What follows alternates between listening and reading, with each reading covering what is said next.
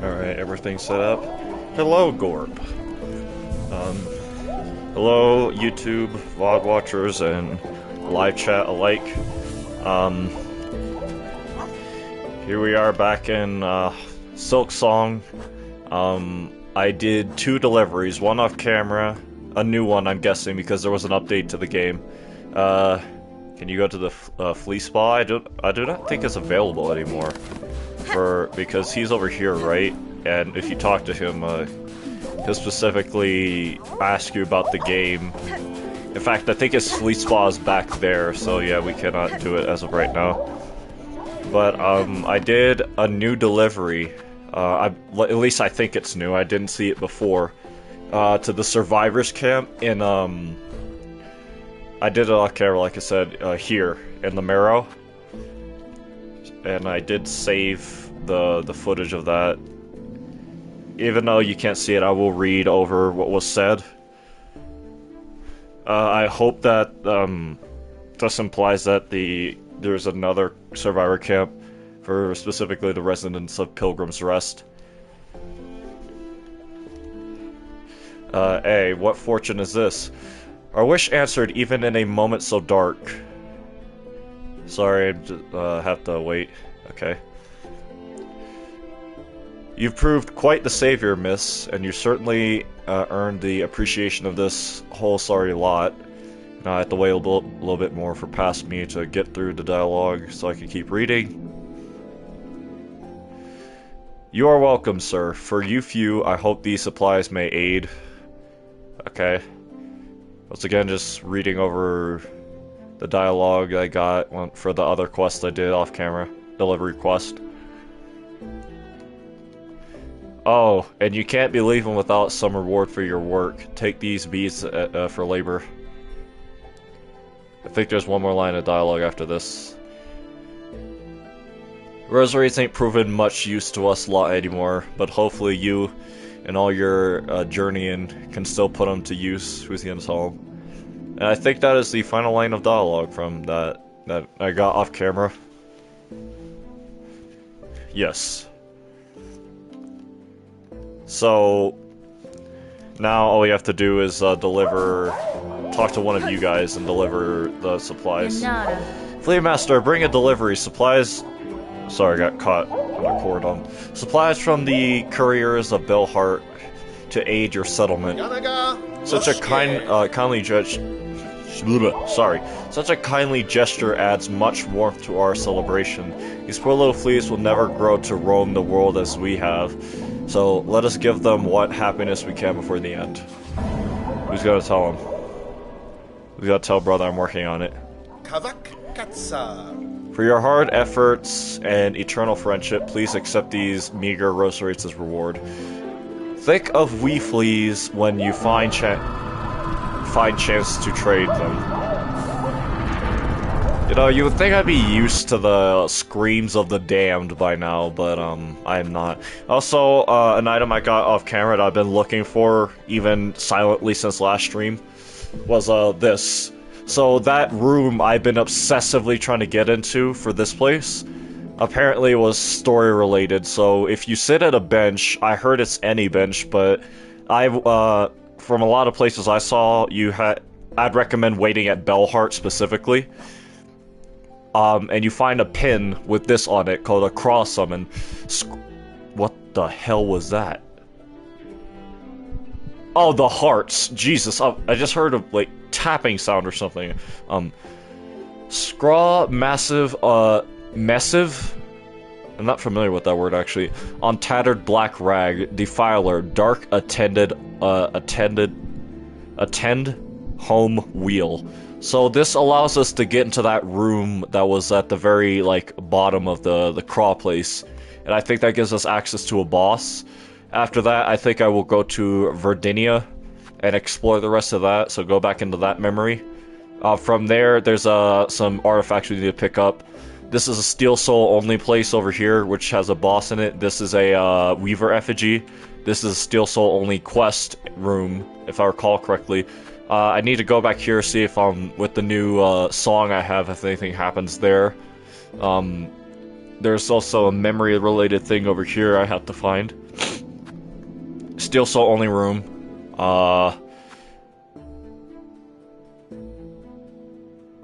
I guess, just in case, there's 3 things with the needle and I have to check out here. There's definitely something with the needle and I have to check out here. I have to check on this NPC when I get the opportunity. I still have not found the body at this point because I'm not very sure he survived. I've not found the body of the fisherman that was a part of the Bellheart community. What else? I need to use my needle in on this with the new song and an amplifier to see if anything changes, but it probably will not. There's a boss over here we need to do. I need to check on the Sprint Master and get the memento from there. And, where's his name? What's his name? Sorry, not where's his name. The boss we fought to gain access to a certain other boss that I did last stream, this guy. Seth. Apparently we can find him around Farloom now, and that gives us access to another memento. So we have to travel to a few different areas to try finding him. I'm not sure where, I might look it up, but either way, that is something we have to do now. Outside of that, almost all the journal entries are done, but that is the itinerary for the most part. Also, we get another heart from doing the memory place for this, obviously, but apparently, if you get the heart from there, you can forego using the coral crust heart, whatever it was called, in the ritual encrusted heart, and you can instead have it as a memento of some kind. But those are just the things off the top of my head that I can remember. We need to go back here, because there was a thing with, like, a lace-related memory there. But with all that being said and done, I think the first thing I'm going to do is the cross summon thing.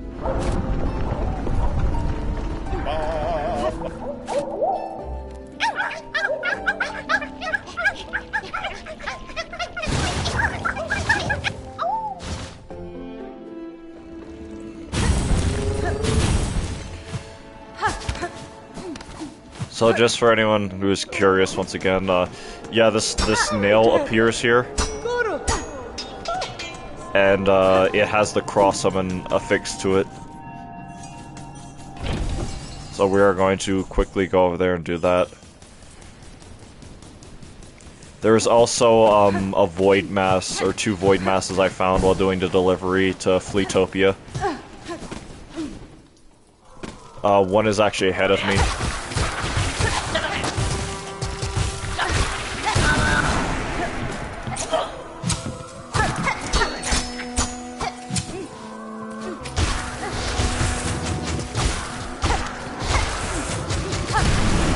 Alright, there's one void mass taken care of. The other one was right here in Biowaters, so I might go back for that later. But not right now because my goals are affixed to other such things.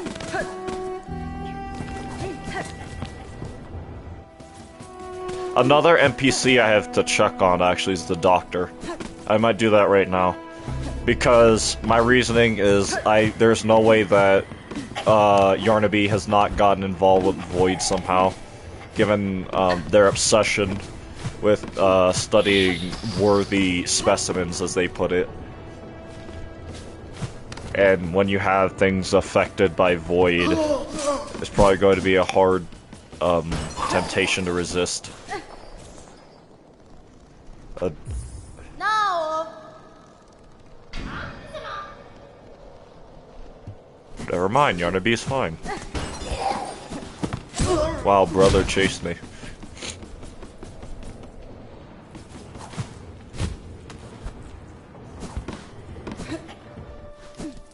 That's where German was.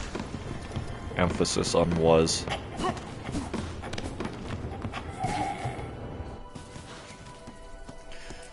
Where was I trying to go? Oh yeah, all the way over to the craw area.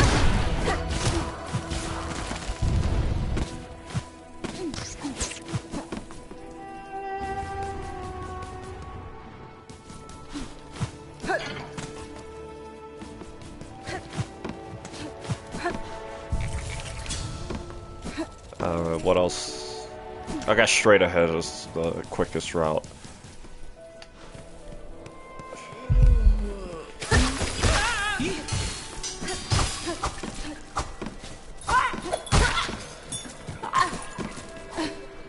Did I need to do that? No. Did I want to do it? Yes. Of course. All the craws, by the way, that are typically around, even the new ones, the craw juniors, I've not seen, and I presume it... Did I just hear a void mass? No.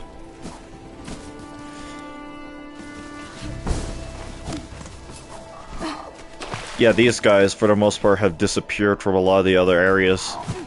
The only ones, or I guess the only craw-related enemies are, that are still around would be, I guess I could get rid of this pin now because I'm working on it.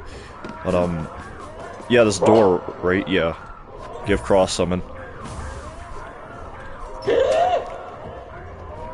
All of them are presumably in here because I can hear them, at the very least.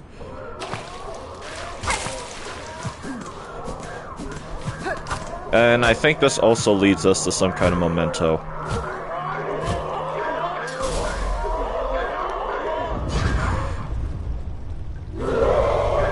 Court of Craws.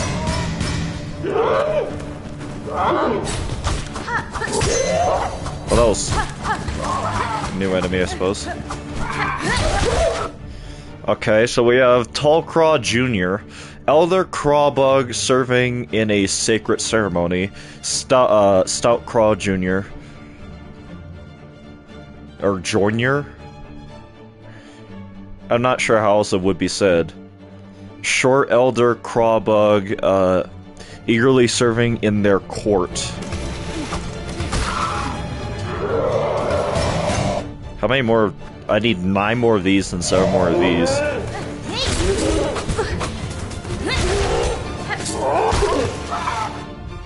Now I need 5 more.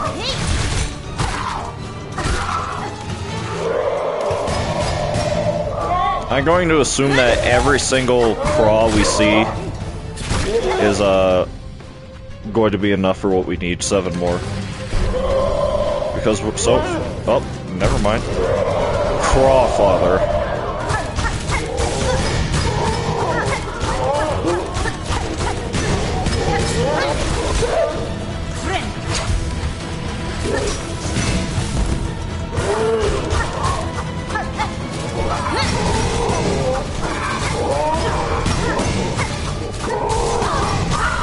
Okay.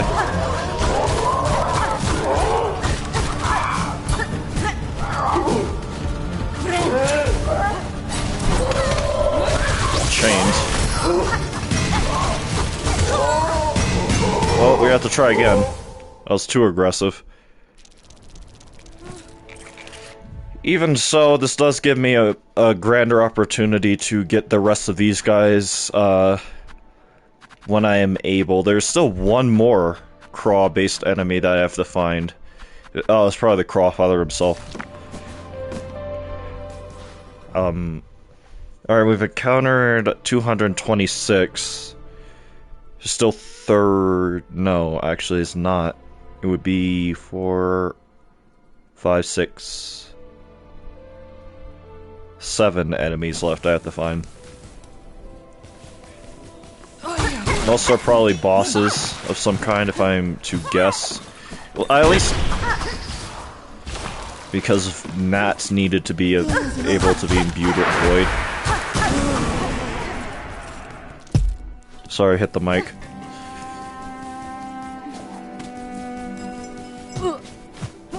Let's forget this there. I guess this is a faster bench, huh? Bell here is utterly destroyed.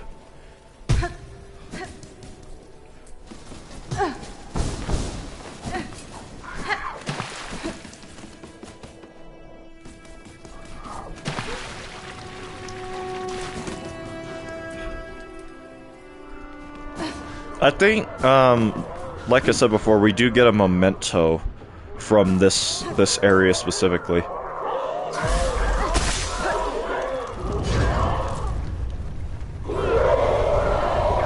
Court of Cross.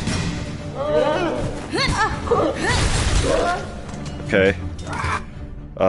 Sorry, I'm just making sure I need 3 more of those guys.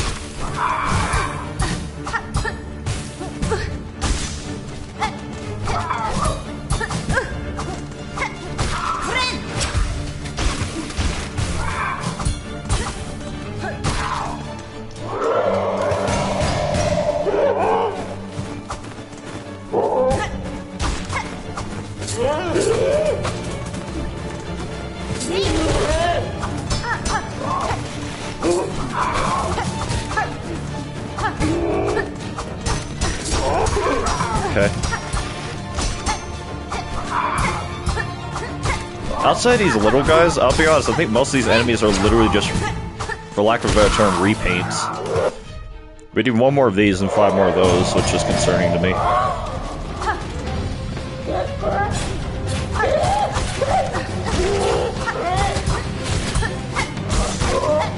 Bro thinks he's lost kin with that attack. Alright, the Crawfather himself.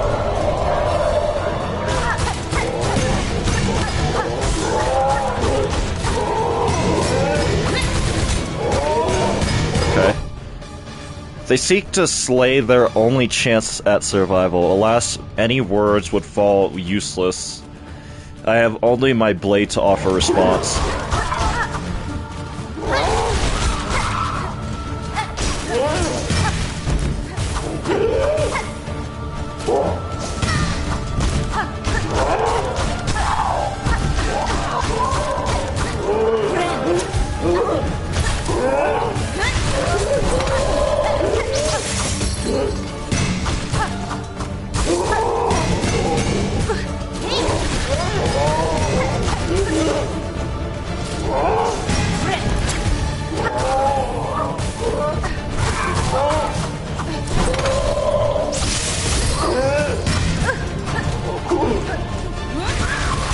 Just to get rid of those guys. Okay. Oh, okay, that's nice. It works the way it did with the guy in the coral area we went to last stream. There's 20 entries completed out of 27 encountered. So we need 6 more, I believe, right? Yeah. So let's read this one. Curiosity saw me answer their summon, but I shall not allow them to stall me long. I must work fast to fix my grand mistake. And then, Crawfather, Lord and Justice of Farloom's Craws, delivers death to condemned bugs with his steel-plated beak. Did he recognize my part played in this land's void-strong state? If so, perhaps his judgment was not unfair. To these bugs, I have brought much destruction. Yeah, unfortunately. So what else would there be? Other than the ants and stuff, right? And then the void enemies, and then, for Verendia, whatever it's called. There's one more thing here. Not sure what that could be, in all honesty. Outside of some form of boss. I think I got past this point up. I think I have... Oh, never mind, there's ants. I think I have every entry for the Hunter's Journal.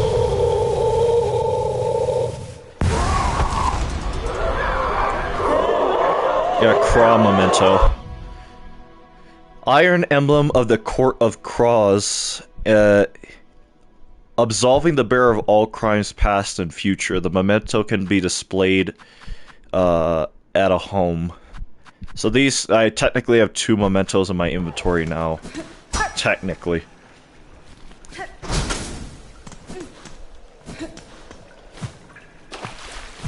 But we did that. And Craw Bell, what's this?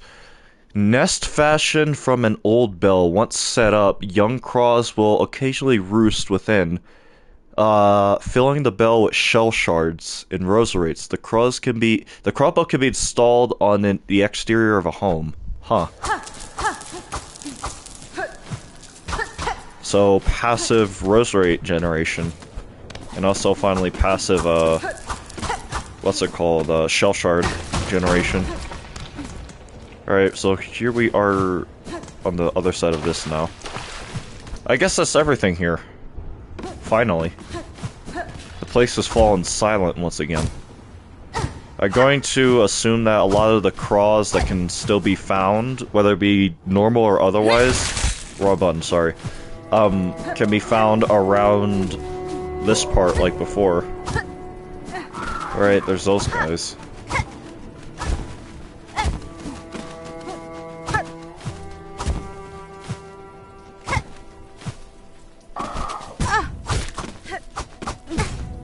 Jesus.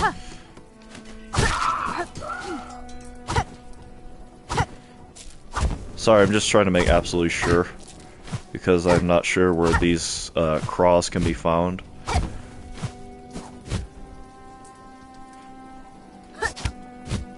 Really. Whatever. Whatever, I lost interest. I got all the craw journal entries anyway.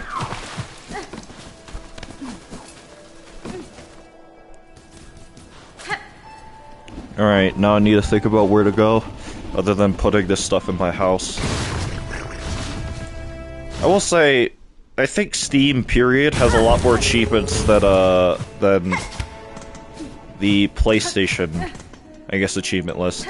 Because I was told that there's an achievement for fully upgrading your house. Like, getting everything for it and making it all nice and fancy, right? But in all honesty, after looking over the list multiple times, unless they add it in the future for the PlayStation version of the game, I have not seen any such things. Alright, we're missing 4 more mementos. In order to get 2 of them, I technically am in possession of 1 of them. Well, I know how to get 3 of them. It's just 1 I'm not so sure of. So, install Crawbell, might as well.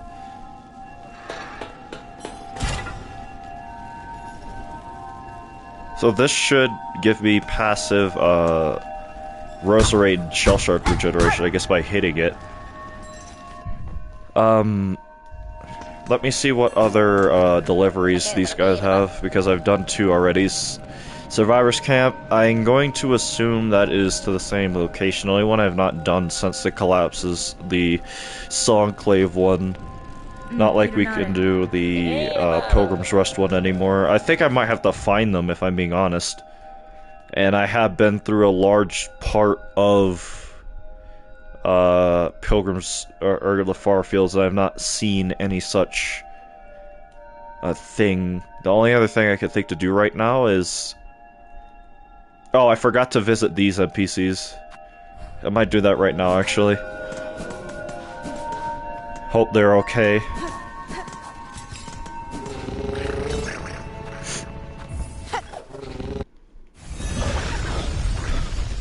"25 minutes, we've already got a lot done.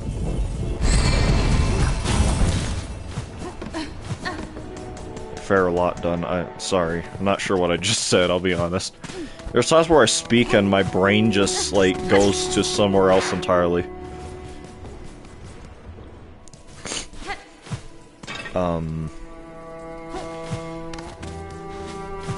Surprised that Scarecrow still works, especially with the void about.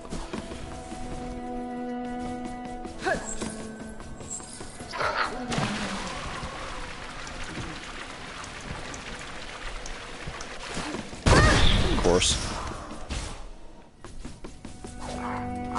Alright, these guys are back. In fact, it's the normal ones. So that means probably in a lot of the other locations as well, the normal craws have returned.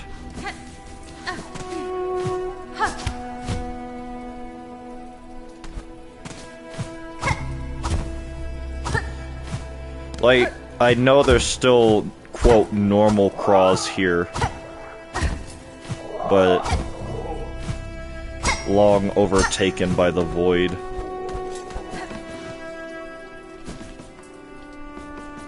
I'm also going this way to see if Styx has made any more silkworms I can pick up. Yes, he has. Just one, though. That's still fine. That's 3 more than I had. 1 more than I had before. And by extension, technically 3, but I like to save 1 just to have it in my inventory. That's 2 cocoons if I lose them that I can get back almost immediately. Where am I? Up here. I've technically gone the worst route I could have taken to get back to Benji and Gruul, I think his name was.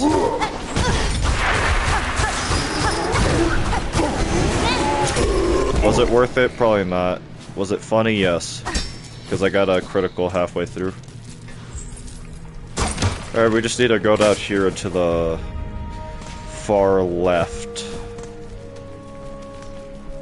Not left, right, Jesus. I don't know why I keep saying that. I know which direction it is, but my mouth always says different.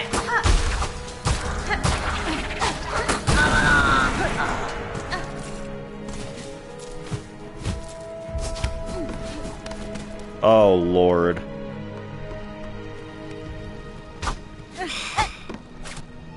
They didn't make it.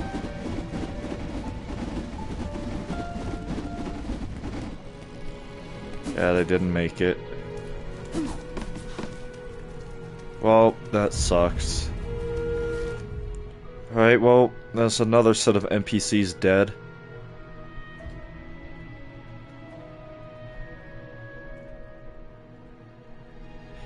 Well, we're already in the area, and I'm not going through, all the way through, what's it called? The other side of Biowaters just to get to that. This is the closest, like, location I have to where I'm trying to get to,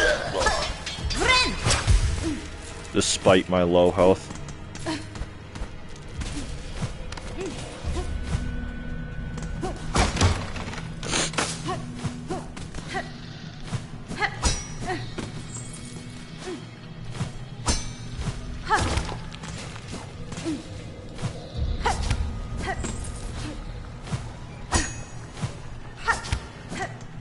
Okay.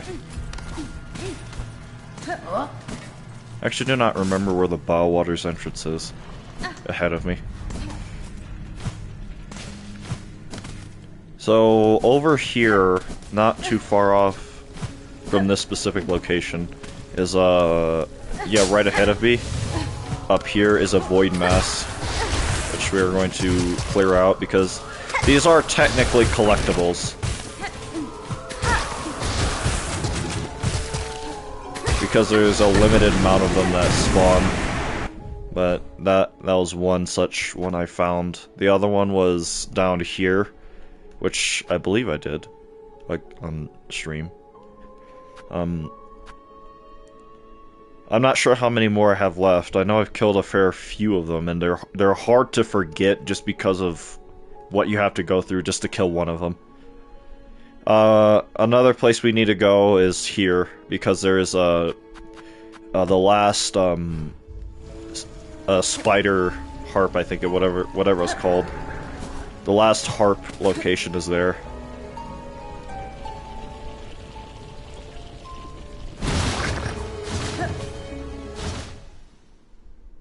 Actually, which would be...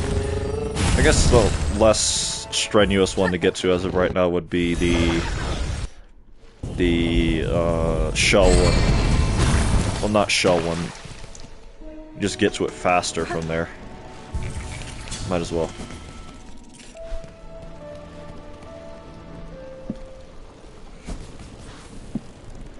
Sorry. I sneezed, but I held it in. That way it wouldn't be heard on stream. There we go.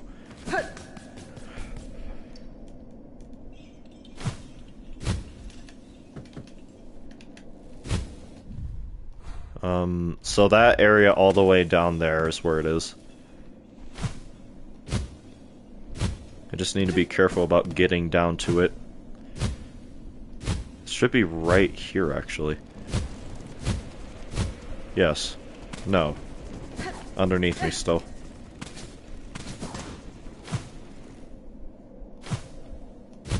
Yeah, right here. There's some rosaries, or rosaries, whatever, and the last Weaver effigy I need.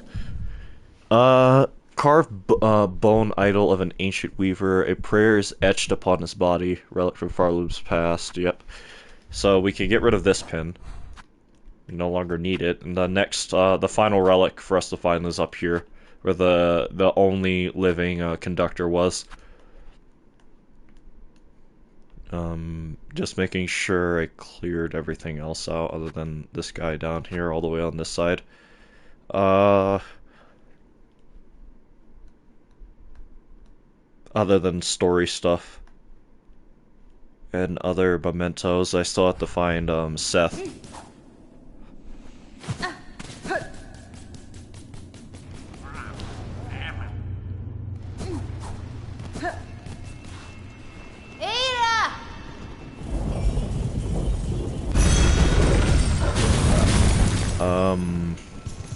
Where was I trying? Oh yeah, Bell. The Grand Bellway.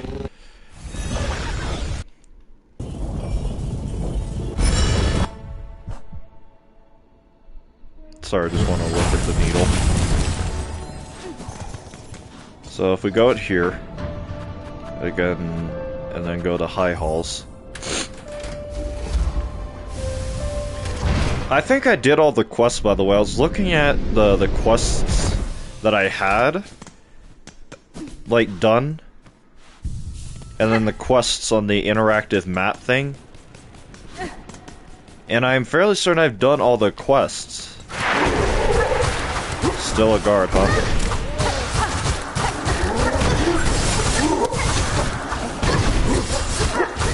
There's no way you're actually that tough. I just refuse to believe it. Brother's just that tough.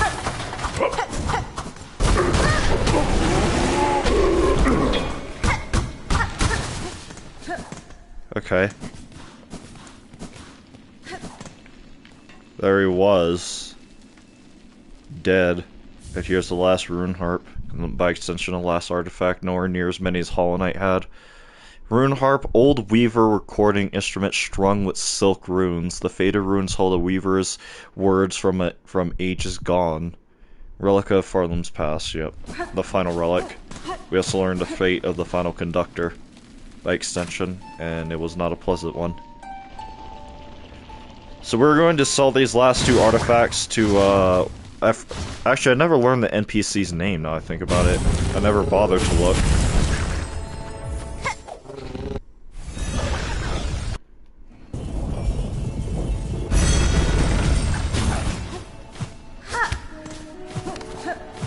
This way.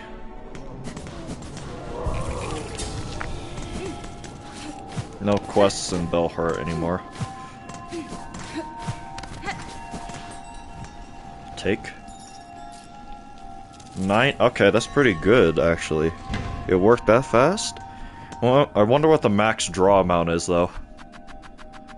Did I get anything new? Oh yeah, I have to turn them in first. I went in the wrong building. Building, quote. What's your name? Relic Seeker Scrounge. Okay. Yep, here's the last two relics. Yes, this fits my collection well. Look then. Look at what I have. And that is all the relics. So let's look at this one. Carving of Camora, weaver of healing. A prayer is etched upon it. Weaver, heal my sons. Their fearful hearts, their limbs that shake at the climb to come. We pray, gift by a glimmer of your strength. Gift but a glimmer of your strength. That when we stand before your divinity, you see bugs shed free of fear. And the last harp. Last words of the weavers. Last words, period? Sisters, spiders, the burden is past. These simple bugs shall bear it full, never to cease, never to silence. We shall die and wait and pray that one may come of our silken strength enough to weave us free. And with that, that is all the artifacts in the game. Yes, yes. This is a mighty collection indeed. So many relics safely piled up here, nice and safe. I've done so well to gather it all up. If your collection pleases you, some acknowledgement of my own contributions to its growth is not undue. Ha! Is it gratitude you seek? I will allow you to keep viewing my collection. That is gratitude enough for what little you've given me. Right. As my calling it is, to gather the relics of the past. Look at my collection if you fancy. Look, look. We've done everything for that. So, we go into our house. It's been upgraded once more. And we're missing half of the relics. Not relics, mementos. Whatever these are, right? Whatever these 4 things are. Everything down in this section right here is done. There's only 4 things missing for the Materium. And, 4 more mementos we have to find, technically 9. If I'm not mistaken. But, yes, the house is almost complete. I'll go here with the rune harp thing. Not rune harp, what's it called again? Spider strings, and see if I can wake up that specific weaver thing underneath, where we got the sprint ability in Deep Docks.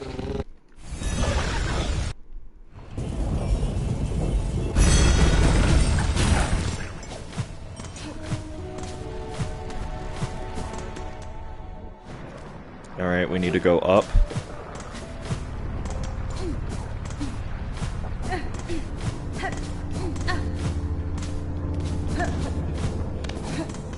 And forward.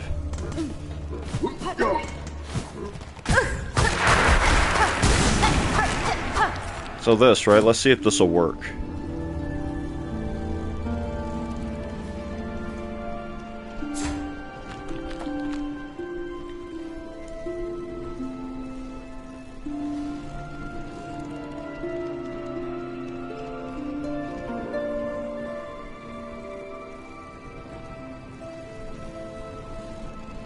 Unfortunately, it does not seem to work. I'm not sure if I'm missing something with that. That is the last thing I'm truly unsure about as to how I would go about, like, its acquisition. Encountered, completed... How am I well, I know I'm missing 2, but how am I missing 7? Who?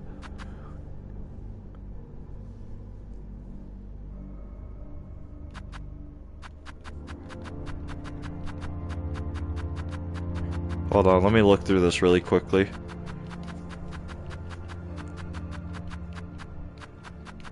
Yeah, I know the ant stuff, but those are to be encountered enemies rather than completed ones. What enemy entries could I be missing to complete?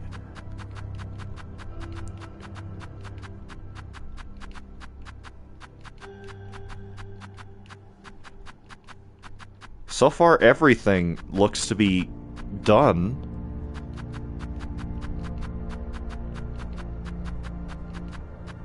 Yeah, clockwork, or cogwork, whatever.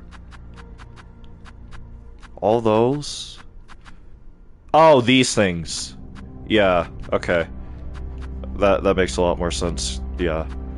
And then the void enemies. all the bosses we fought this far. Where do I need to go now? I guess Farfields if I'm not going to, well, I am, never mind.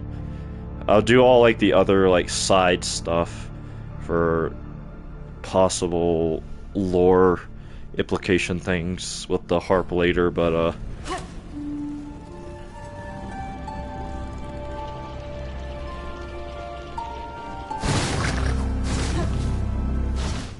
we're going to explore the rest of that area. Actually, what is the fastest way there? Greymore.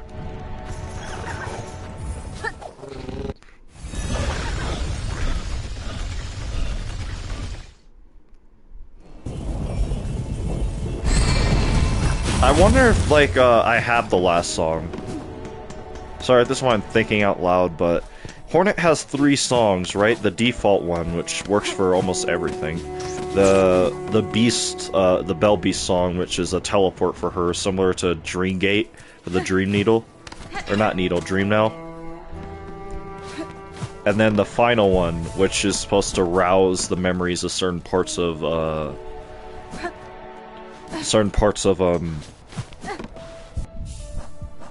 guess the world of, Farloom.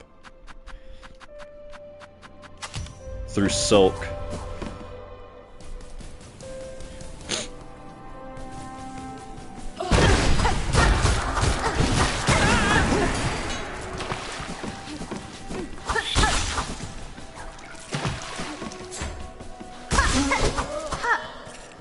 Not sure what happened there, I'll be honest.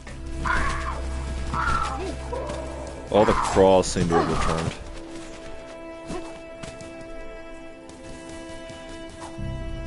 For now, at least.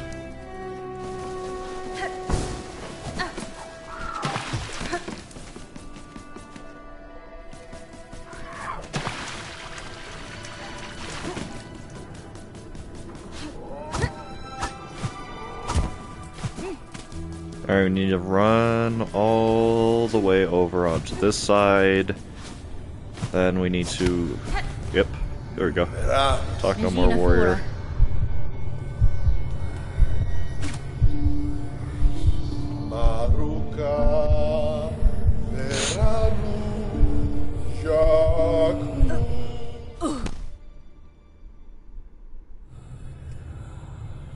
Going back, welcome back, Gorb. We're just going to go about exploring this area that we now have access to. Now that I know I can use my map here as well.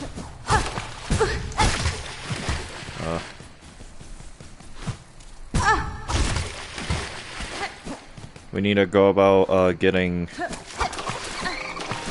those guys their journal entry. Apparently there's a bench all the way over there.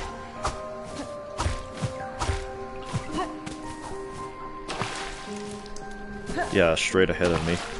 You missed the secret where...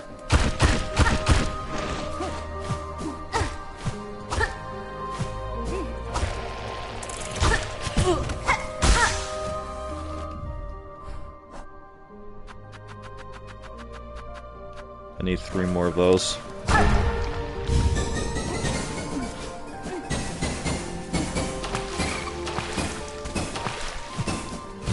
Problem. Big problem.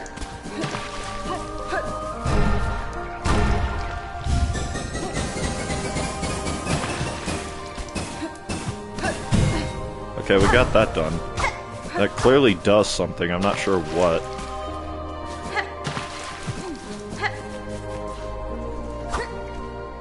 Well, the bench would have been here, but I guess the dream place does not have it.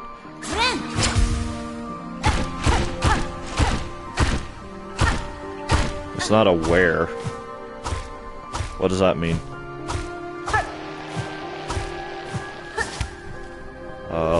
What is over here? Other than... I'll give you a hint. What is it? Fine. Forgot how annoying you were. Wrong button, Hornet.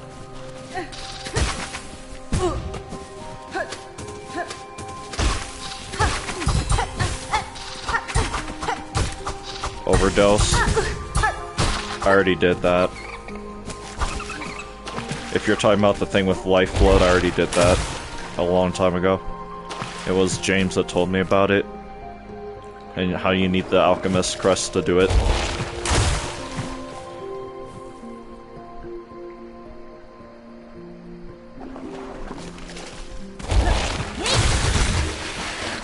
Alright, there's another one of those done.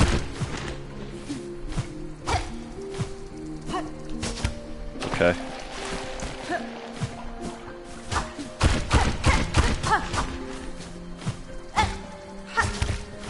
Alchemist? Or not alchemist, architect, sorry.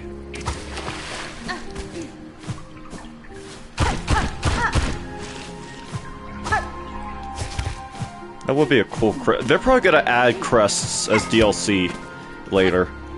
This will kind of update. Alright, that's another journal entry done. Simple, graceful, another bug lost forever from these lands. I still need to do these ones. 4 more of these, and these ones are just annoying to fight, honestly.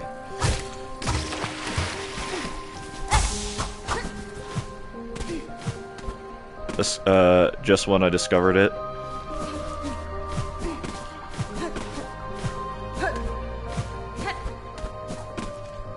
Okay, there's a path up here.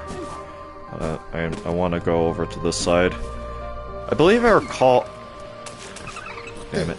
These waters of ages, these waters at land's edge, the shrine atop, their furtive escape, our brief retreat from rule. So many moments spent simple, joyful, free.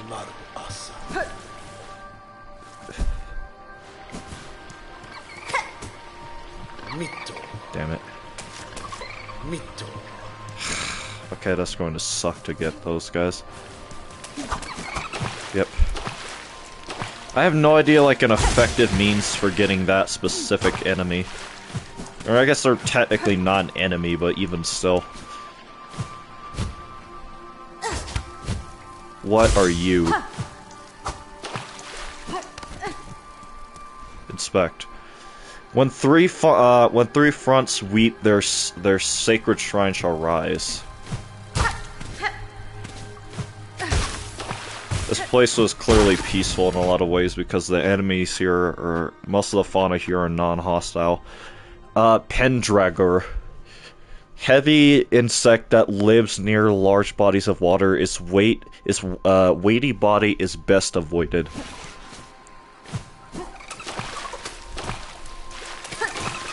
Went straight through them.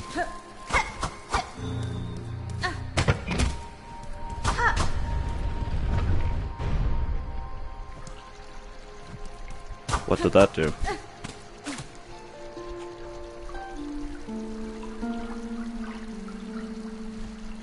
Oh, sprout tall, sprout far.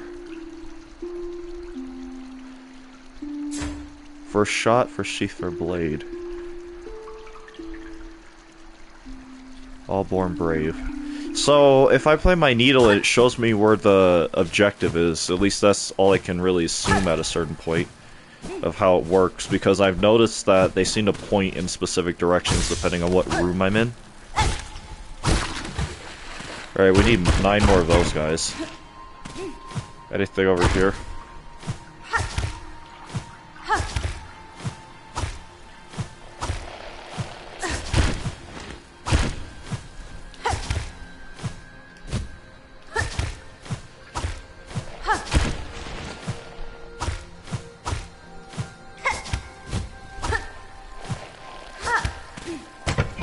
Okay, that's 2.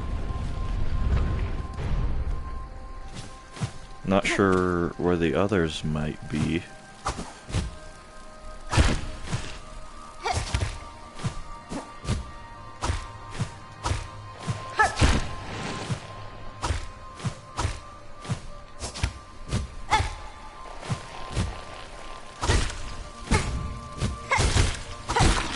Okay, there's another one. Done for that. Oop. So we need to find one more.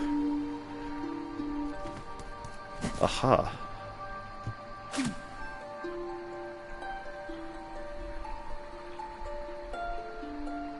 They're pointing upwards.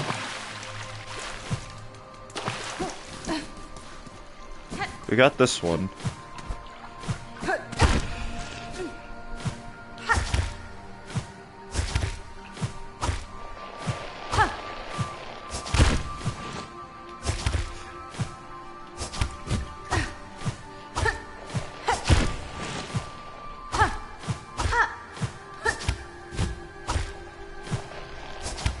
Yeah, we got this one.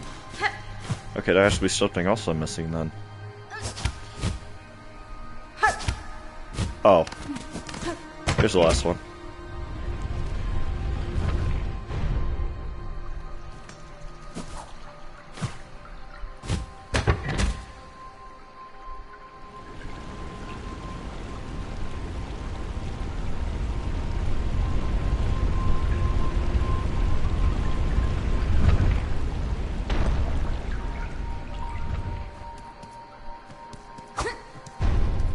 Inspect. Lift your voice, know our grace. A new song?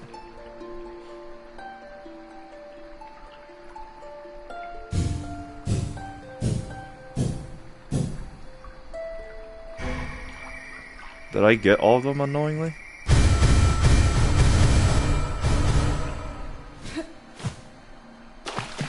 What did that do? Okay.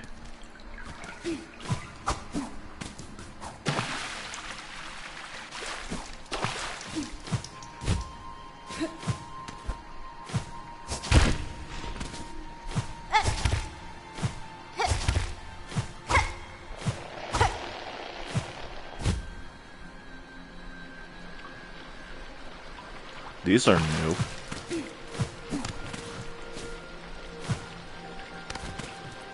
Notelia. Notelia. I do not know how I'm meant to fight those things, if I'm being honest. A lot of the enemies respawn once you leave the room. At least not the smaller ones do. Not so much the big ones. And the more hardy enemies.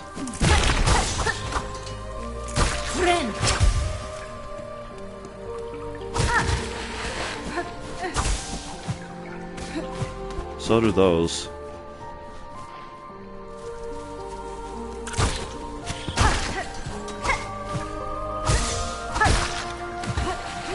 Never mind. Apparently they have a respawn period, perhaps? Still cannot see the map in its totality.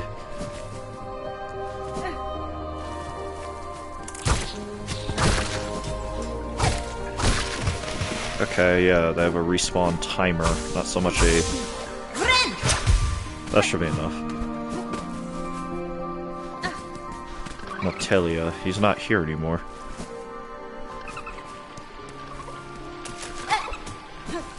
How do I kill you?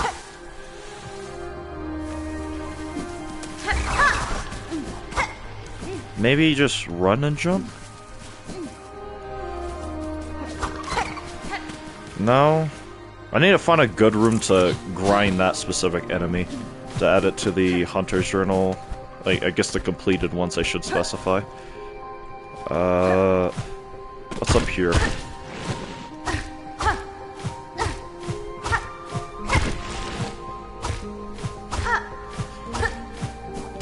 Another one of these. Problem. Have to restart now. Yep. They do seem quite generous with their wait time, though. It's just if I could not suck at pogoing these specific things.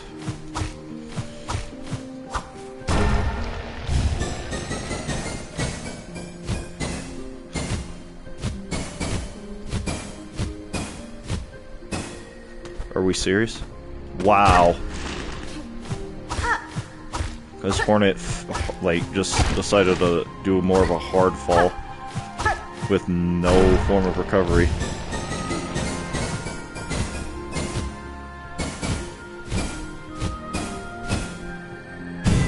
Okay, we got that. I have no idea what all of those are doing, by the way. I have no idea why I'm getting them, or what purpose they serve.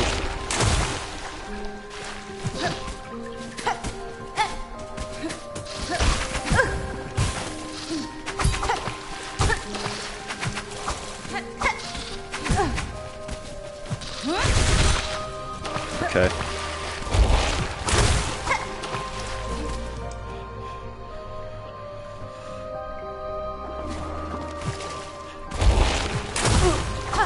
Well, that's the problem. I need to kill these things, but they're really hard, so I need 4 more of them. I think I found like 3? Okay.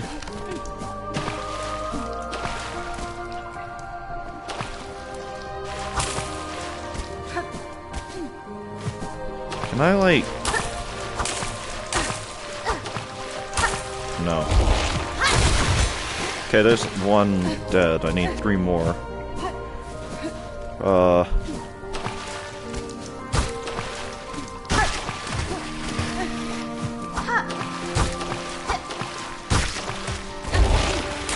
Alright, I'm going to wait till that guy pops back up, then I'm going to Silkstorm it.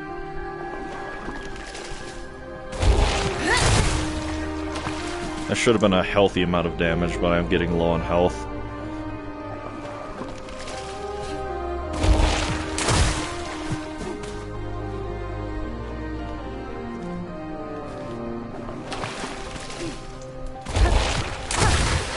Alright, 2 more.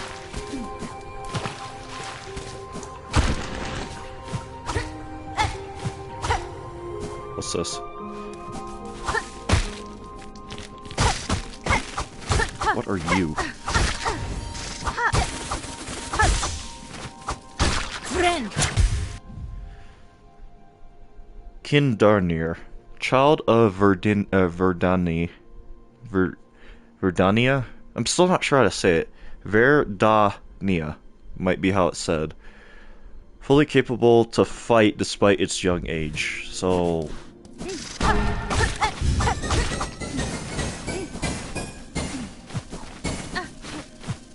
Okay.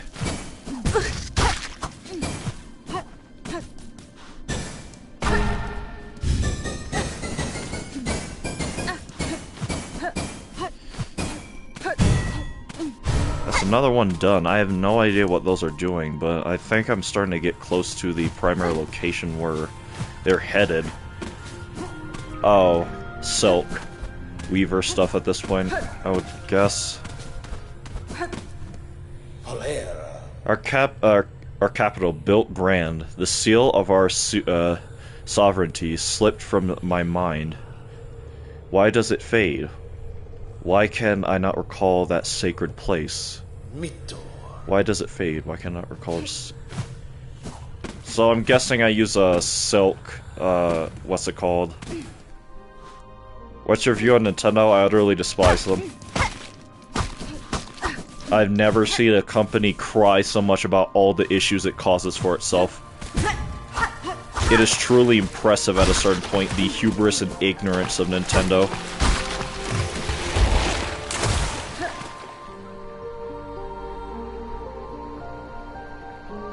If there was... I saw a post summarize the state of a lot of these bigger game corporations as a whole, and it said that PlayStation's lazy, Nintendo's greedy, and Xbox gave up, and Steam did nothing, and they won. And yeah, in Xbox case... Uh-oh. About to get jumped again.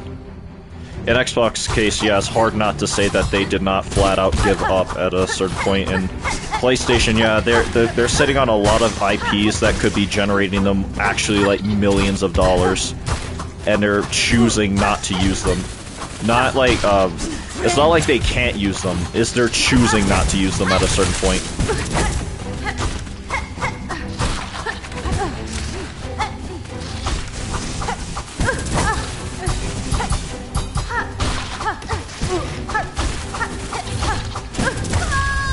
I don't like those enemies. Like Bloodborne, yes. Like, there's nothing holding FromSoft back from using Bloodborne. but they're at a certain point actively choosing not to. They're actively choosing and refusing not to use the Bloodborne IP. FromSoft and Miyazaki himself specifically has said multiple times, "I would love to do something with the Bloodborne IP, but we can't. It's up to Sony." And what else was there? Was something else. All right, we've explored a lot. I think there's that area up there is where the memento is. So if I was to look at, I need 6 more of those, 7 more of those, 11 more of those.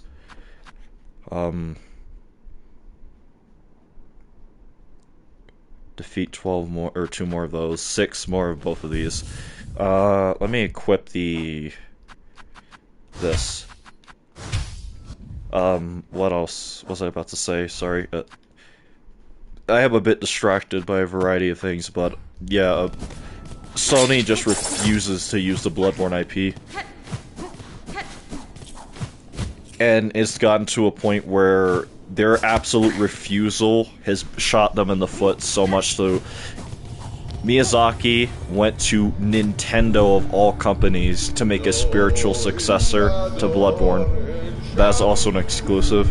And for everyone crying about, oh, Bloodborne is still locked to the PS4, congratulations, now Duskbloods is going to be locked to a Nintendo console, and it is going to run infinitely worse than Bloodborne ever did. So for all your crying in that regard, congratulations, you made it worse for yourself. But I guess at a certain point, that is more of Sony's fault, because they refused to use the Bloodborne IP.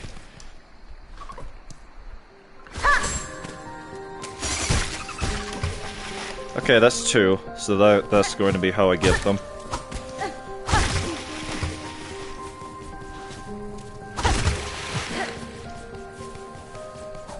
But yeah, I utterly despise Nintendo. And I'm at the very least, furious with Sony because they let Nintendo have Bloodborne 2, basically. Because they were so arrogant and lazy. And they clearly thought highly of themselves in that regard. To think that FromSoft would just wait on them. Which, as it's plain to see, they did not.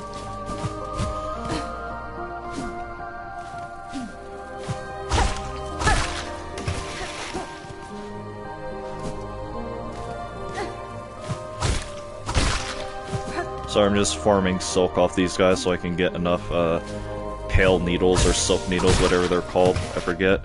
What's this skill called again? Yeah, pale nails. Wait, they're actually called nails? Huh. Isn't that funny? Alright, how many more of them do we need? 6 more.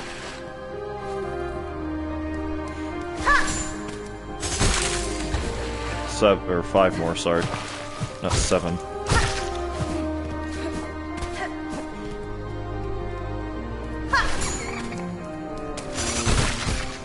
Alright, we need 2 more. And if they pass correctly, if I'm lucky, then...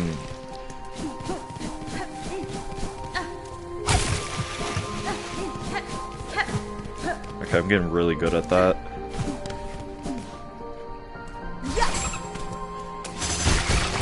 There we go. So light they can rest upon still water surface, an elegant bug indeed. Now we just need 7 more of these and 6 of all the naturally occurring actual threatening enemies.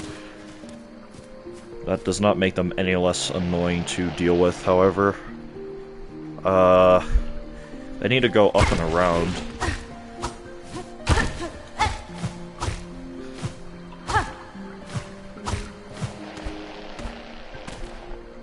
Yeah, through here.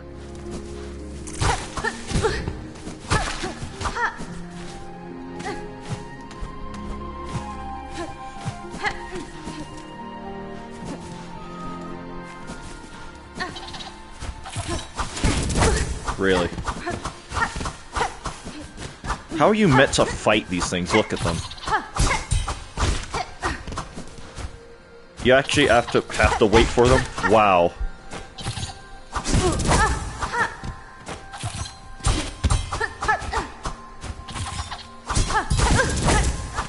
funny. Rats. Lovely.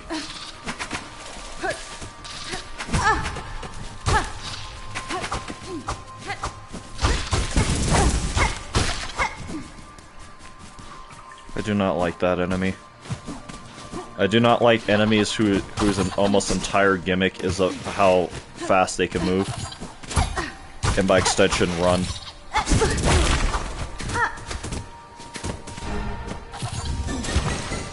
Lovely. Oh, I do not like that. I genuinely do not like that.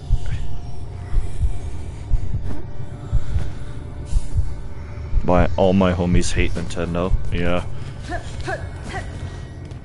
Just the amount of scummy business practices they partake in, like how they're, for example, how bad their online store and just subscription services compared to literally every other form of subscription service that's ever existed.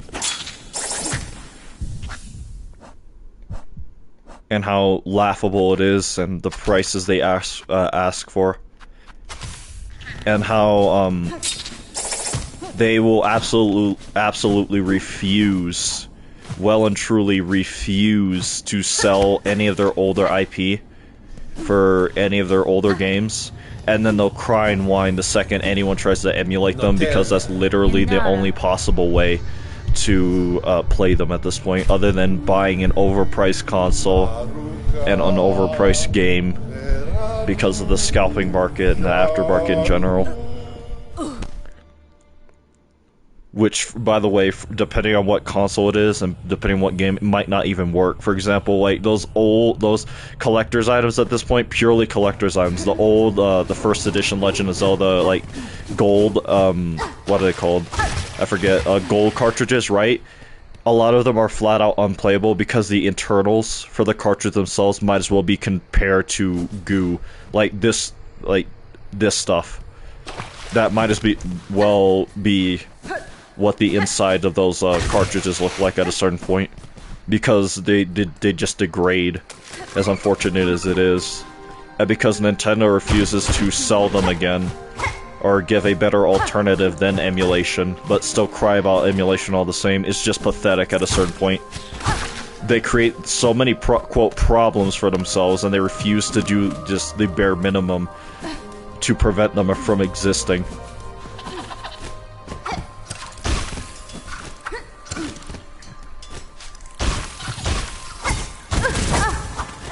What, do you want me to swing up?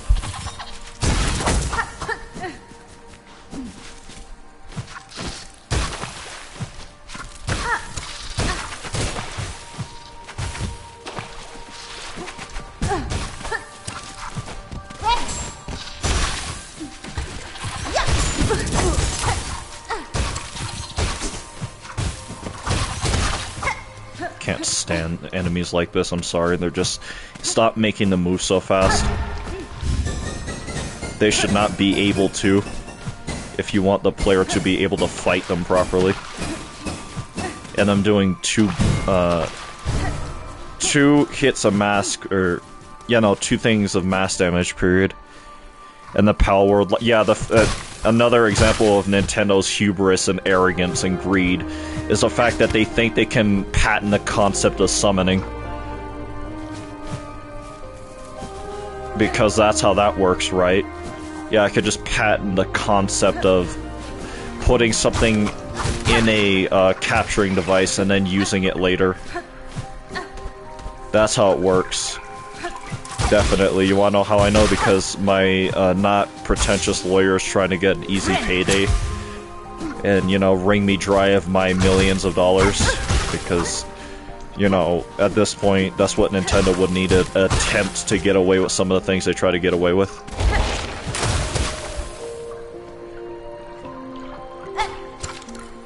Wait, is Skong gonna get sued because of the little robots at this point? Knowing Nintendo, they might try, even though you can't patent a concept. Like, there's someone who literally...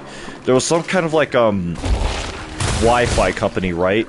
And they literally tried to patent the word sky. They tried to patent the word sky because I guess, brand had the name Sky in it. Of course it didn't work out, but still, that shows like the greed that a lot of these places have. It's just the problem with Nintendo is they're such a big name they can actually get away with it. They're not just some random like internet or flight security thing. They want to patent the. Here's the thing: if you gave Nintendo like the insinuation that they could patent the word Sky, they probably would go for it because they're trying to patent the concept of summoning, right? Like us, I utterly despise Nintendo. They have almost no redeeming qualities. Their products are almost all subpar or barely passable compared to just the average. Like, the average base launch day PlayStation 4 probably runs better than the Nintendo Switch 2 at this point. And a lot of the stuff that Nintendo was bragging about for their Direct when they were showing off the Nintendo Switch 2 is literally barely passable. Like, every other like market and console and game adjacent thing did what the Switch 2 was doing 2 console generations ago. Like, the average PlayStation 3 runs better than just the average Nintendo Switch at this point.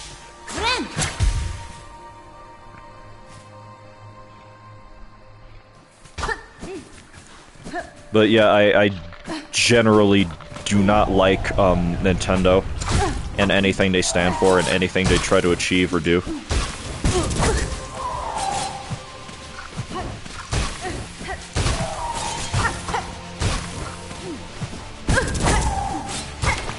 Again, I do not like bosses that run away, or enemies that run away. It's not fun to chase the boss around the arena. It's not fun to have to use summons to barely catch it. And the fact that this boss does too... I can barely hit the thing while trying to run from... They're overpriced games and stuff and consoles. Yeah, the fact that they're asking $90 for a cartridge, by the way. As if they were more of a joke than they ever could be. They found a way to really achieve absolute just joke status in every sense of the word. $90 for a cartridge and $80 per digital game.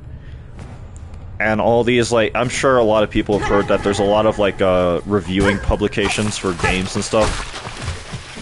And, just some other, like, obviously, like, game publishers and IP, they're complaining that Silksong is as cheap as it is. You want to know why? Because it's an active threat to the predatory business model that they're trying to push. Like, $90 a game, and Silksong sold for $20, and all the DLC is probably the same way it was for Hollow Knight, are most likely going to be free as well. Instead of like an overpriced $30 expansion for probably something that realistically should be like $15 at best, for example, right? The fact that Silksong on Steam had like 500,000 concurrent players on launch day. How many people do you think bought the game day one? I'm one of the people who bought the game. And that's not counting like Xbox, Nintendo.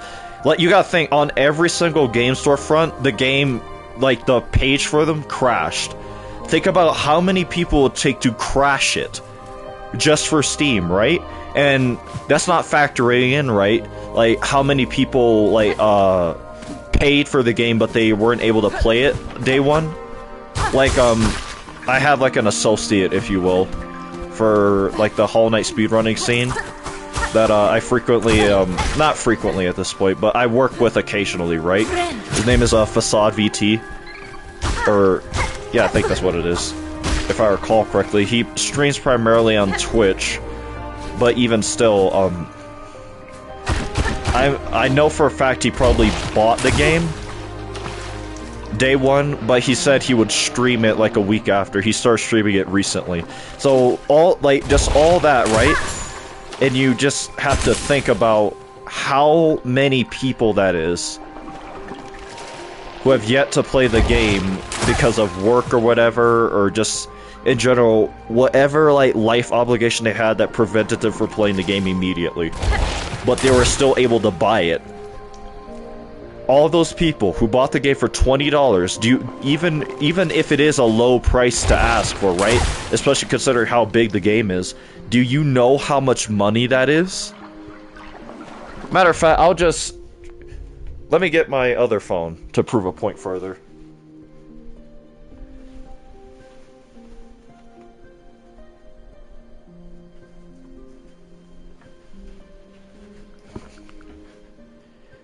Where's the calculator? So let's take 20 and times it by 500,000.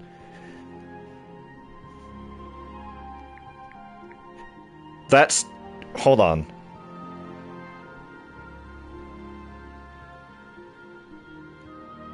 Apparently, unless my math is wrong or this calculator is wrong, yeah, I have a backup phone. My primary one I use for Twitch chat, and I have a backup one for emergencies, but I've been using it when I can't use this phone.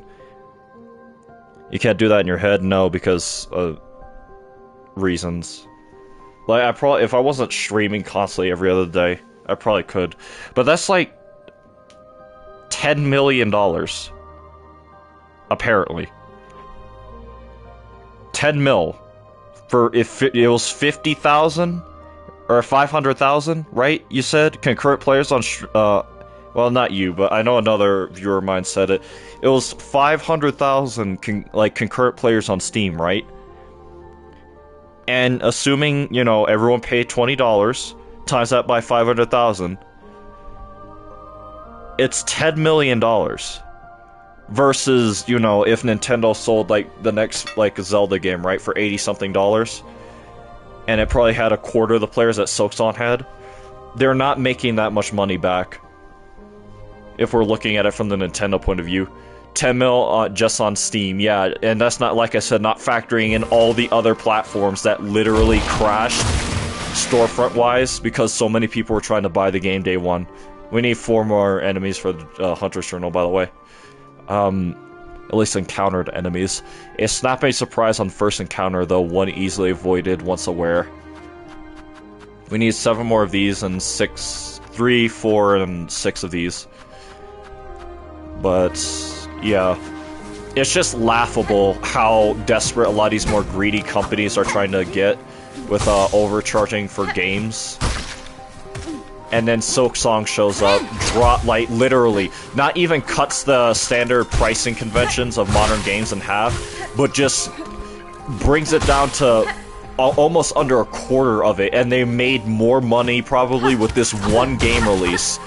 And also Hollow Knight, because a lot of people bought and played Hollow Knight for the first time, in preparation for Silksong. So Lord knows how much money they made with that, too, right? And that game is $15. So, yeah, that Silksong set a good precedent. That overpricing for games is not the path forward if you want to make a lot of money and also make a good product. People pay for a good product for cheap that has love and passion put into it, like this game clearly did, versus an overcharged, overpriced, like low effort, you know, $80-something cash grab that Nintendo would probably come up with, right? Yo, James, we're just talking about how much I hate Nintendo, and how I'm exploring this part of the game. And we're almost done with the Hunter's Journal. We encountered 229 out of 233 enemies, so there's 3 left. And we need, we completed 223, that would be what? Did you beat Khan? Yes. I hate that, I hate on that area too much. I actually enjoyed the fight. That was one of my more preferred boss fights in the entire game. The Khan one. I liked how fast it was. Yeah, its moveset was very simple, but the way the amount of, I guess, forms of variations of attacks it had with just the one, I really liked the fight. 7. We need 10 more journal entries to complete for the Hunter's Mark. And I think we're about to get one. The Pale Stag.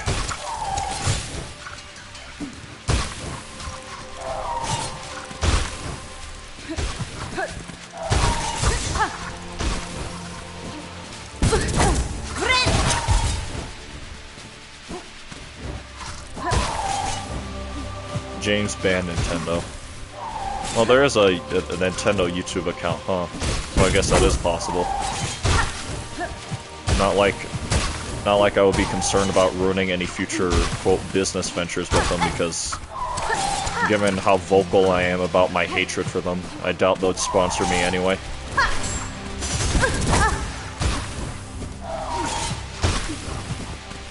How much health do you have at this point, man?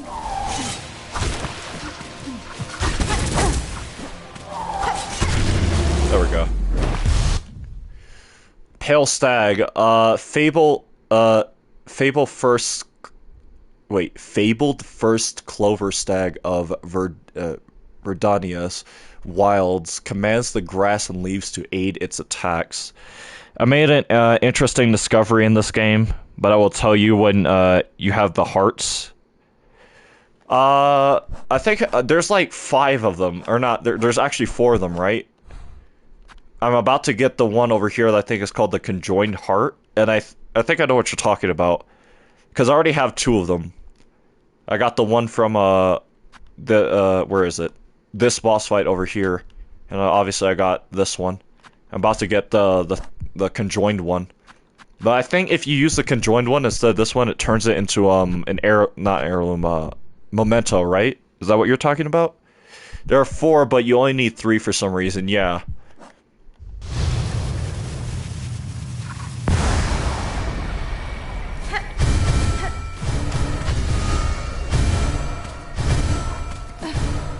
Okay. I think that unlocked that memory area. If I was to get up. Well, I need to be careful now.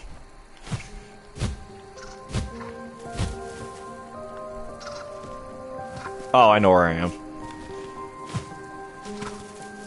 Can't go on that side just yet. The 4 hearts become an item if you place, the 4th heart becomes an item if you place it in your home. Yeah, I knew that much.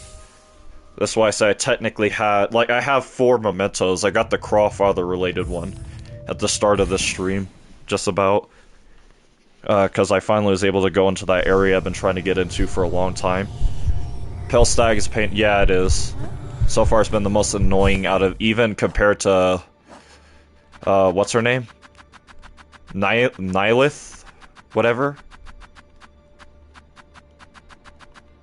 Yeah, Nihilith. Yeah, her fight was kind of annoying just because how it worked.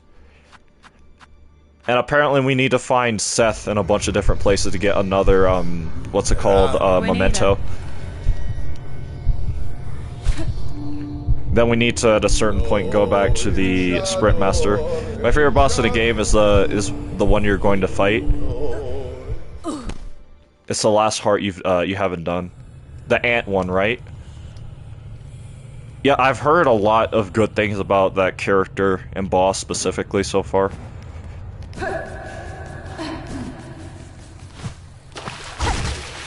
I think it's dumb that you can't heal in this area, really, though. Like, there's no benches or anything like that.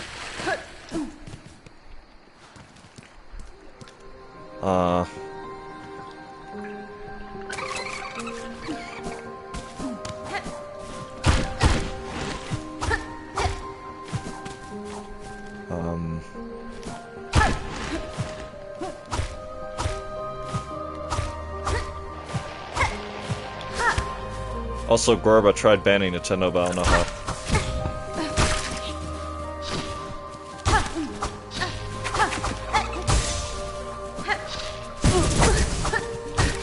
Thing attacks too fast.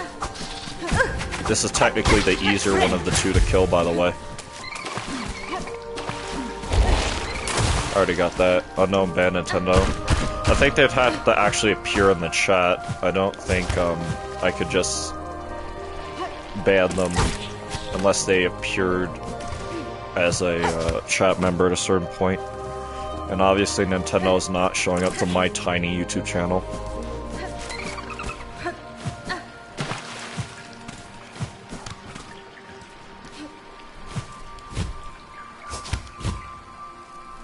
Okay.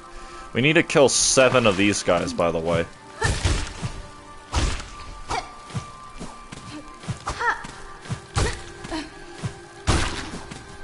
Well, there's 6 more we need.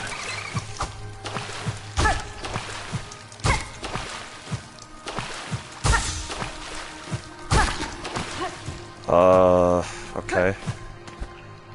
I know I already got the thing for this area to progress it further, but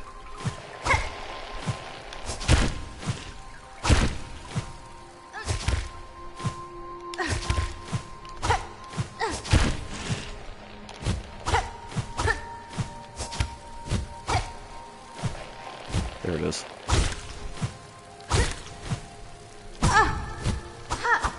Damn it. Could I get ChatGPT to hack in your chat? Wait, what? To hack in a chat in your stream, JK. Oh.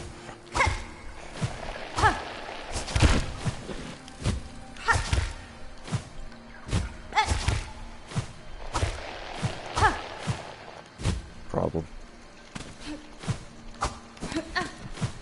That sucks.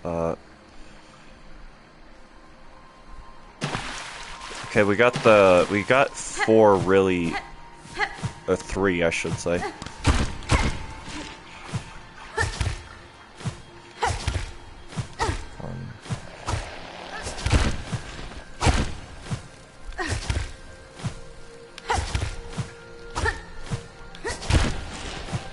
That was close.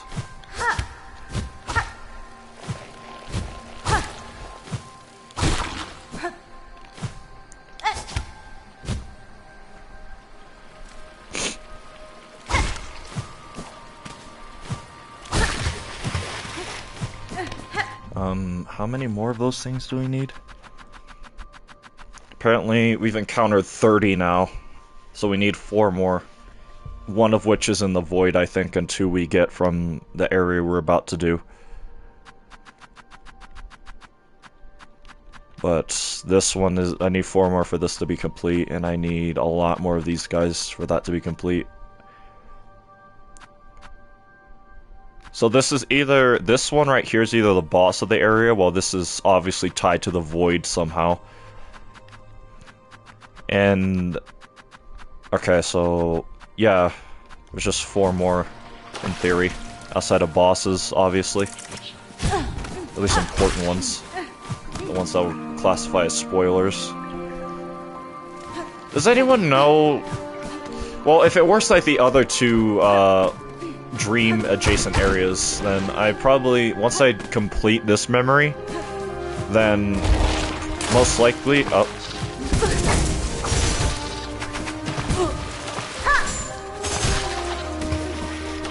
Well, that's that nuisance done. I just need 2 more of those, but I'm looking worse off in all honesty. Oh yeah, I need to open up this place.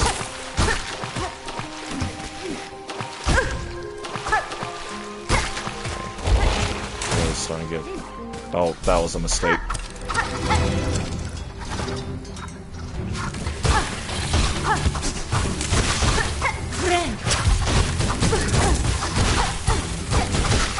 Okay.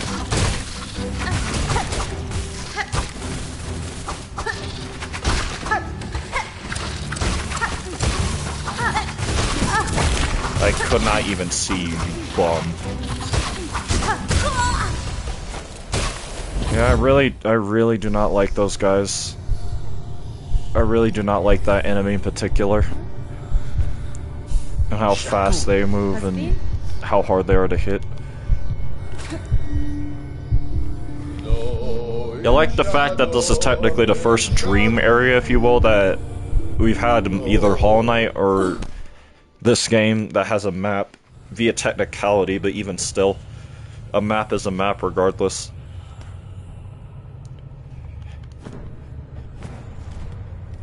We've explored the full reach of this area. At least on this... Oh my. How many more? One more, 4. Well, I know where 4 of you guys appear, so what I'm going to do actually is bench warp, just because I'm unsure. I will, use whatever extra things I need for the shell shards to get.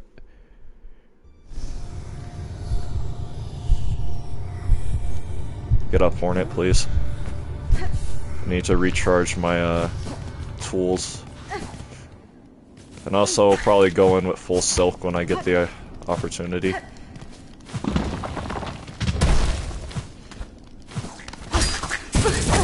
think you're funny.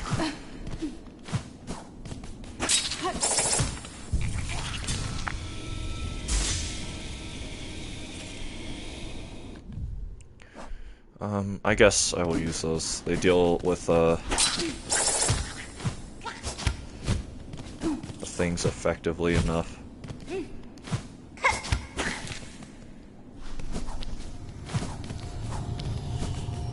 I just need to be careful. Notelia. Notelia. No, in shadow, in shadow. No.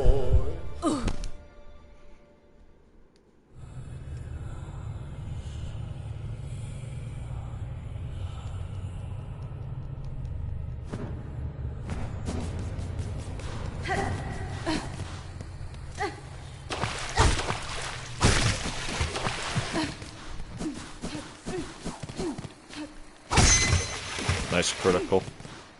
As if I needed it on that specific enemy.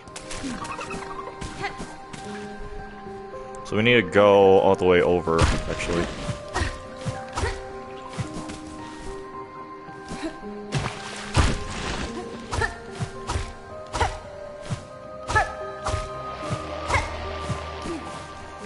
And first, well, I guess we will be heading in that direction.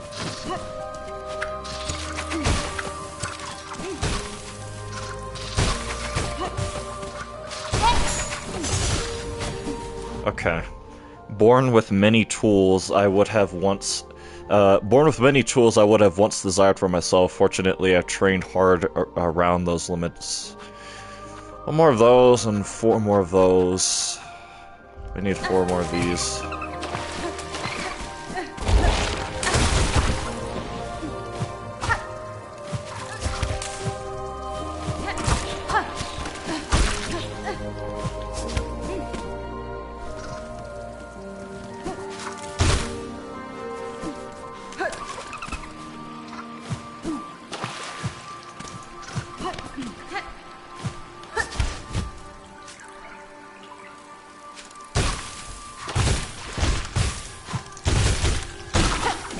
Alright.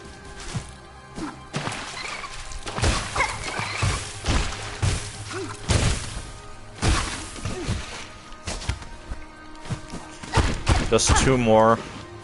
I think I will just bench warp one more time and then get the final one I need when I can.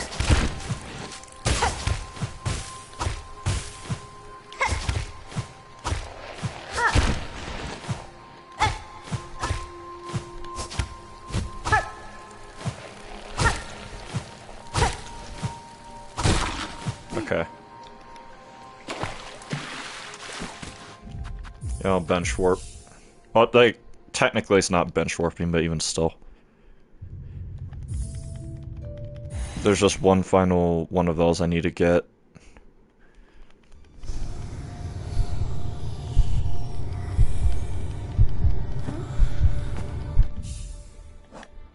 Um, 25 out of 30 for completed entries. Further, further, and further down still. One more, that's done, that's done, that's done, that's done. These 2 are the only ones left, and then whatever presumably the boss of the area is, the true boss of the area. Yanara.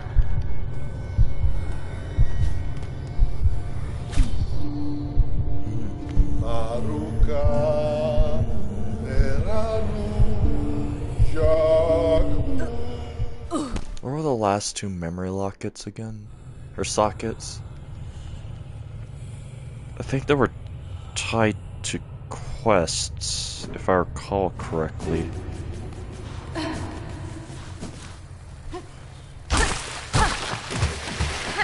Oh, by the way, James, I figured out how the thing to gauge whether or not Eva upgrades Hornet's crests. It's tied to how many memory lockets you used for some of the individual like crestings, right? So for some, in order to get some of these, you need you need to use 2 memory lockets to unlock like 4, for example, blue ones, or like 4 yellow ones, and then you get them. And I think it also works similarly to gauge how you upgrade the Hunter's Crest. I do not remember the specific numbers it said, but it's tied to how many memory lockets you use. Not so much of like Weaver abilities like I once thought. Well, I guess, to be fair, I'll go as far as say it's common sense to think like they would tie it to like specific Weaver abilities. But I have to look it up again to see how it works. But for me, I'm just I got 100% completion on the game today, final boss. Nice. I'm going to still be working on that even still. Even if I do reach 100% right, I'll still be working on it because I have a bunch of extra stuff I need to get.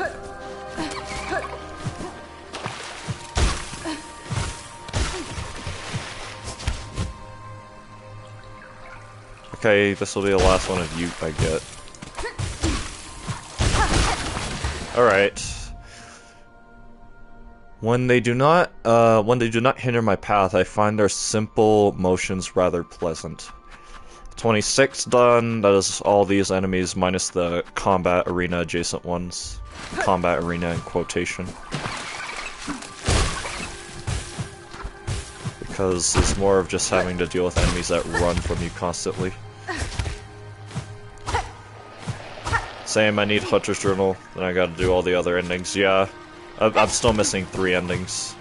And also, technically, I have to start a whole nother... Well, I have to start 2 whole other playthroughs, one of which I was going to do anyway, but... I guess both of which.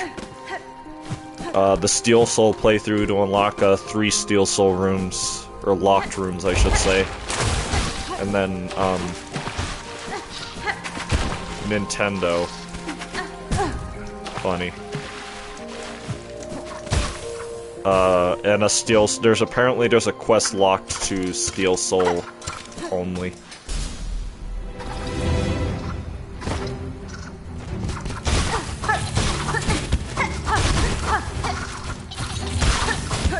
Alright, that's that enemy. Ban them.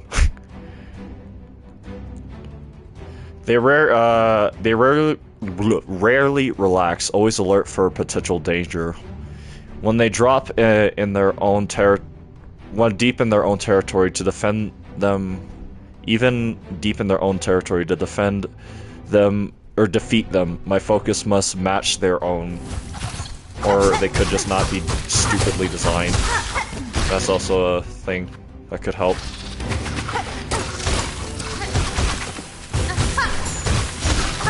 Alright.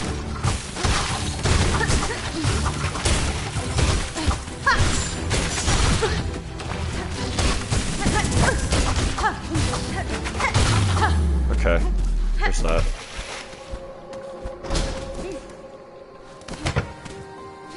We have this open now, so I can just go straight through because I can only mute him.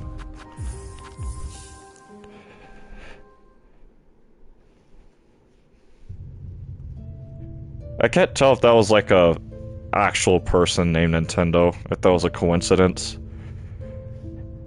or not.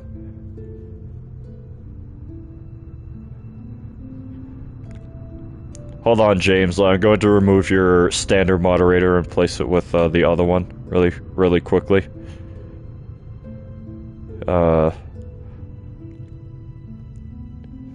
Alright, now you should have a lot more privileges in that regard. No, it was an alt of mine.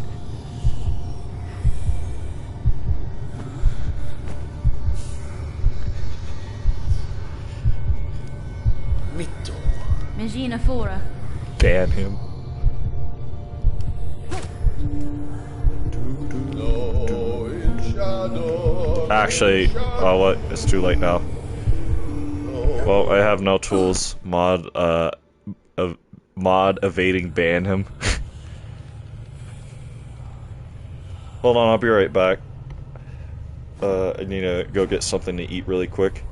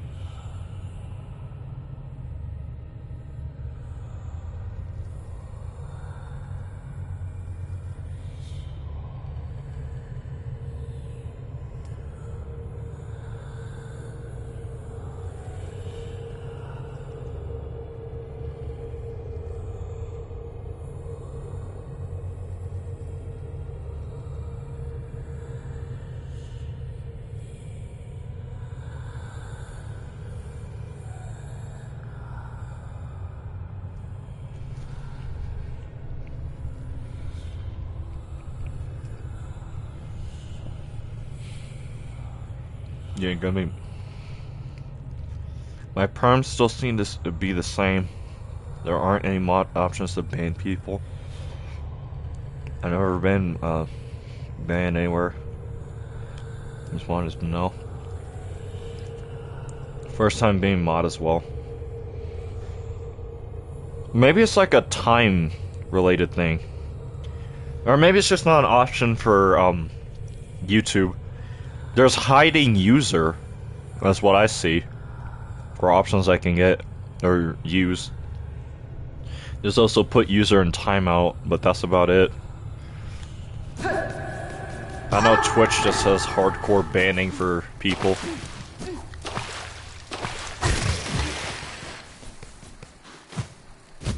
But the only thing I can think is, you know, hide user. That's probably the ban option. Banish them to the Shadow Realm.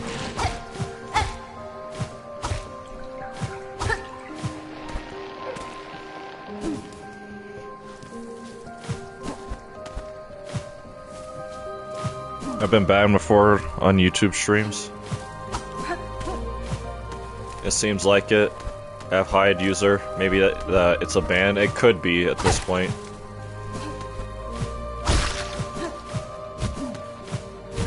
Jesus, Hornet.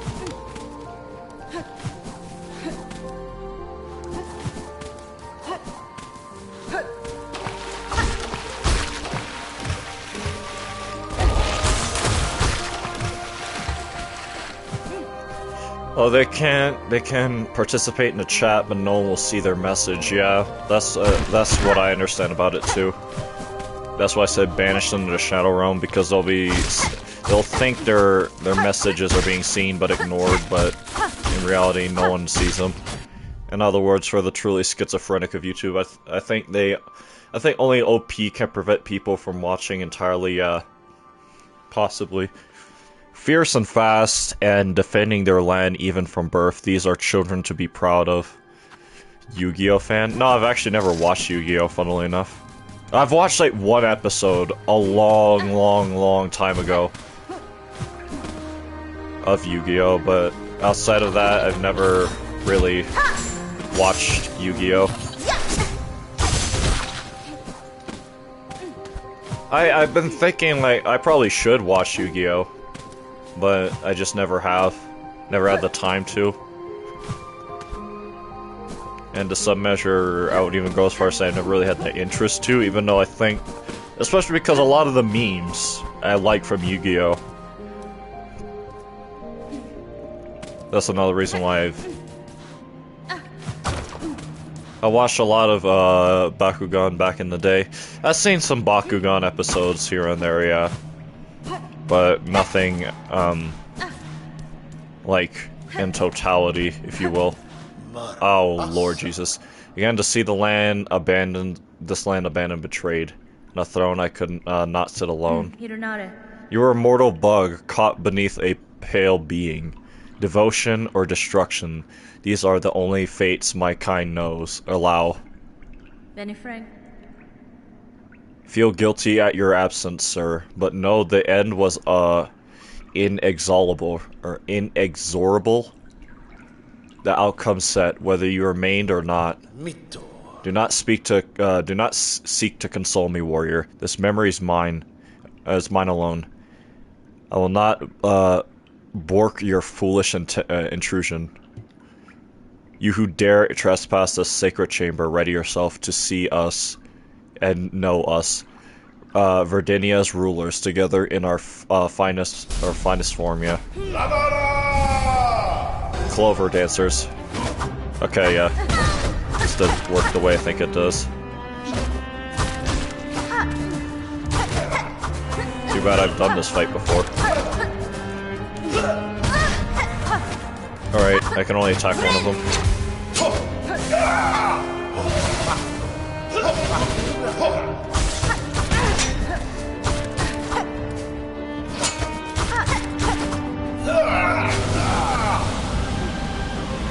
Oh, that's a sick attack, I'm not even gonna lie.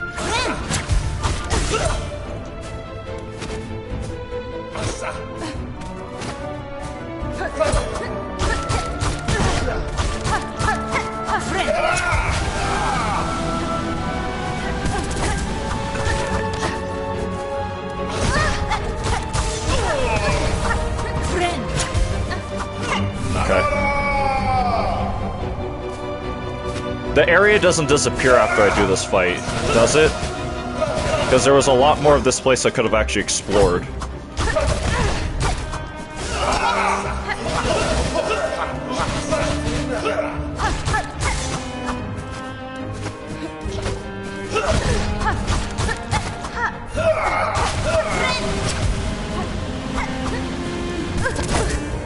Oh shit.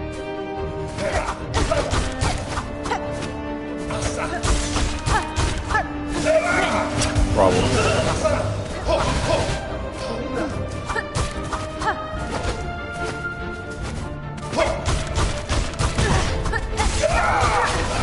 It does, but all journal entries exist, max outside. It does, but all journal entries exist out by default.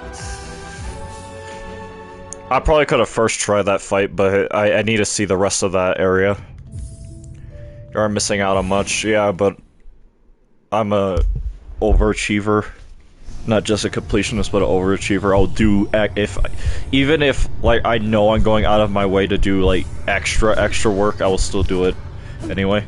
Also, I needed to recharge my tools anyway. I don't even know where I got all this silk from.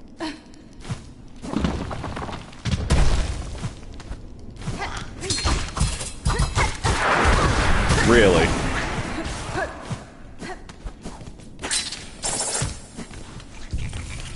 Okay. Super salad. Soup.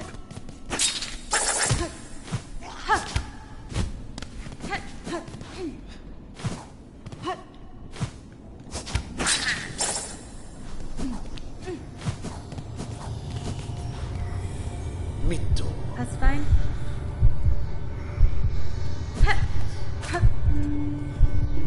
No, in shadow,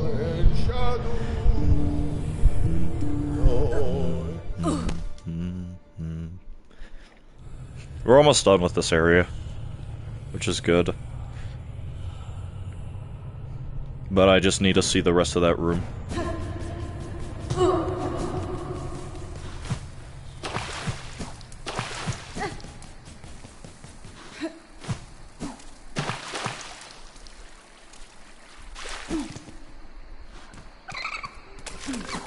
At least we got all the journal entries for this place. Super Arby's. I've never had Arby's, so probably soup.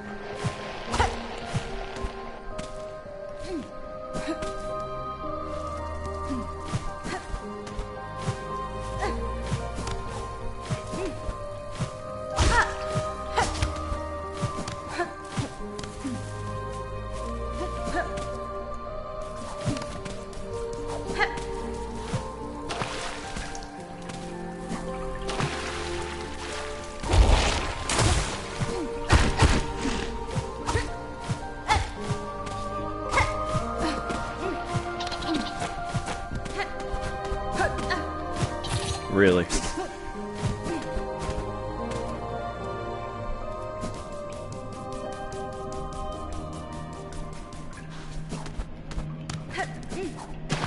Okay. That room over there seems to be the boss room.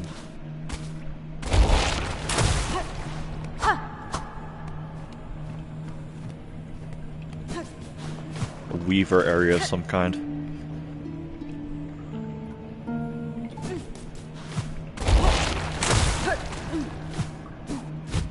Okay.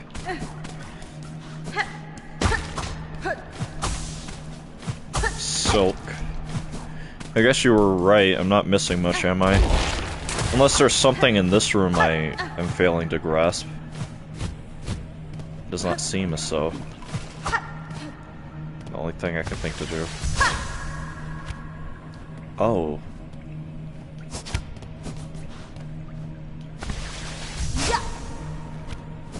Nothing.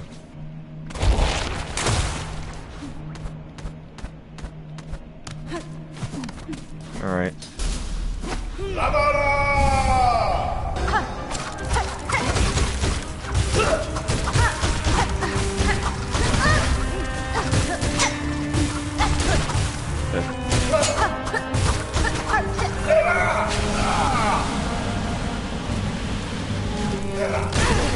Really?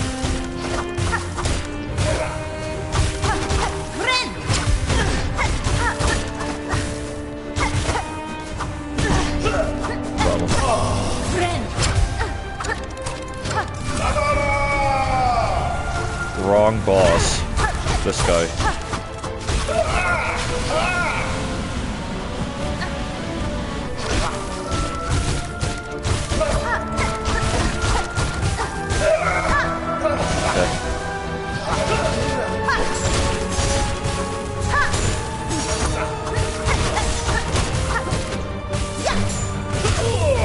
Oh, there we go.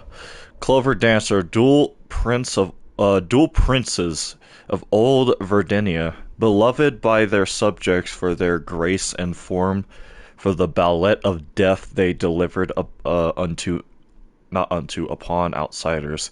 For one to love another so similar to themselves, is that selflessness or vain?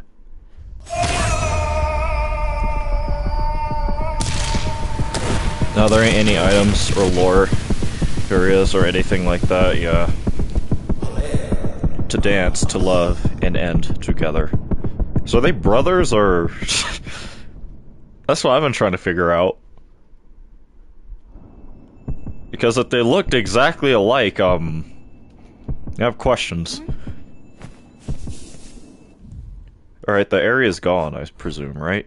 Yeah, all this is grayed out now. We got the heart.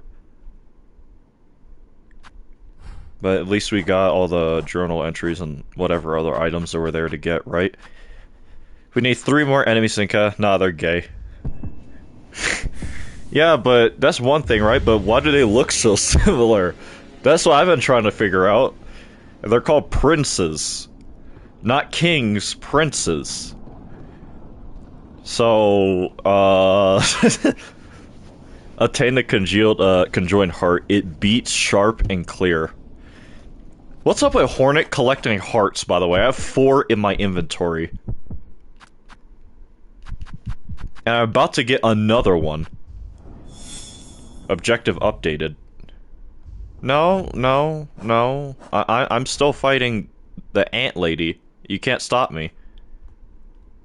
I'm still going here and doing this. So what you're saying is no, that's what I'm trying to figure out. Oh, you're right. Maybe they are siblings. I mean, I hope to God not. Based off a lot of the language they're using.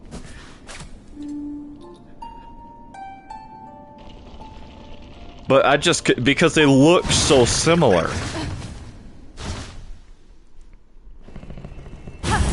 However, Greed Prince refers to him and his partner. Yeah, I suppose. It's just, like Hornet said, to love one that looks so similar to yourself, is that selfless or vain? Partners in battle? I'm not sure. What was I gonna do? Farfields. Sorry, I hit the mic.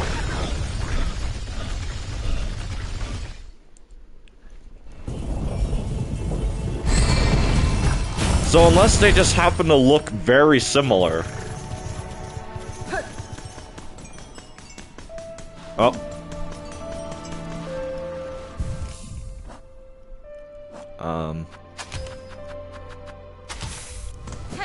There we go.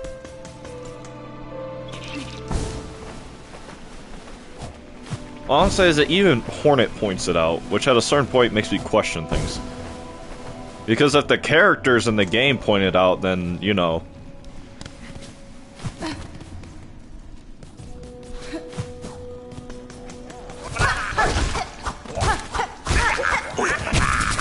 Is that right?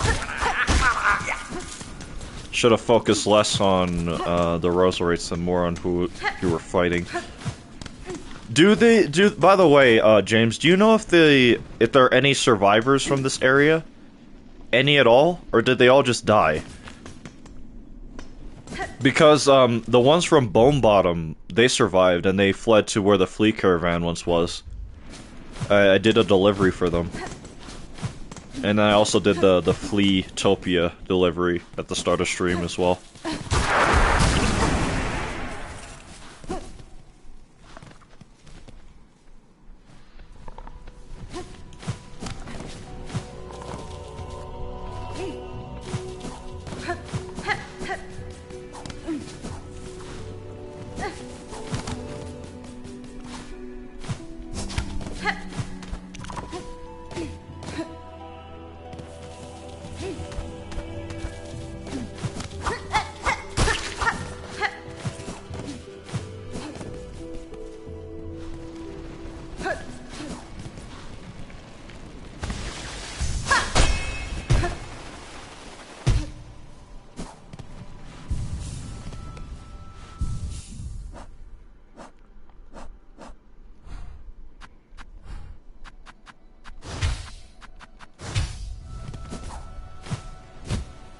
I know where, one locket is. You get it from this area. It's right in here. I don't remember where the other is. I don't think it's in Verdinia. At least I don't remember it being there.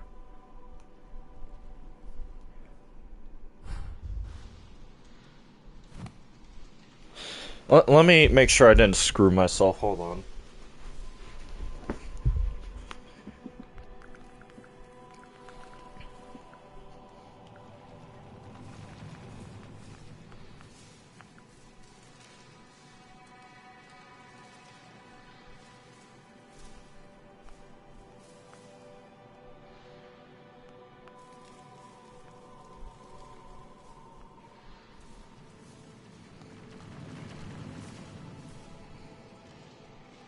Alright, where are the lockets, memory lockets, and then I also need, mementos.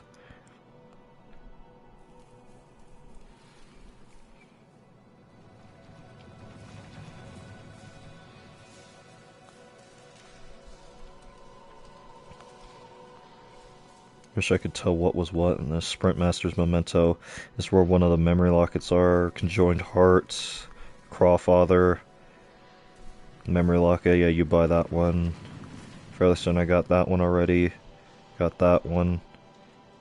Got that one. Hunter's Memento, yeah. I'm fairly certain I got that one. I know I got that one. Yeah, you buy that one from there.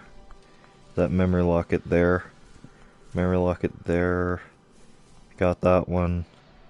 Got that one. Memento.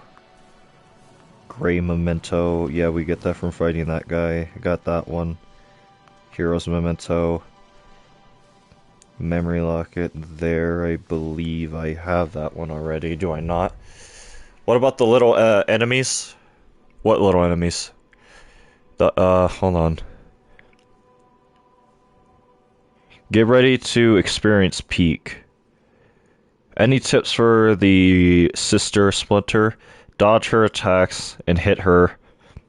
You break the vines she throws into the arena. I can actually, I think I could give you some advice. The way I beat her, I used the sting traps, and threw them at the enemies, and it dealt with them very quickly. Jesus Christ, I got that memory locket. Got that one. Surface Memento. Got that memory locket. Got that one, I'm fairly certain. I know I got that one. Got that one, definitely. Just Seth's Memento.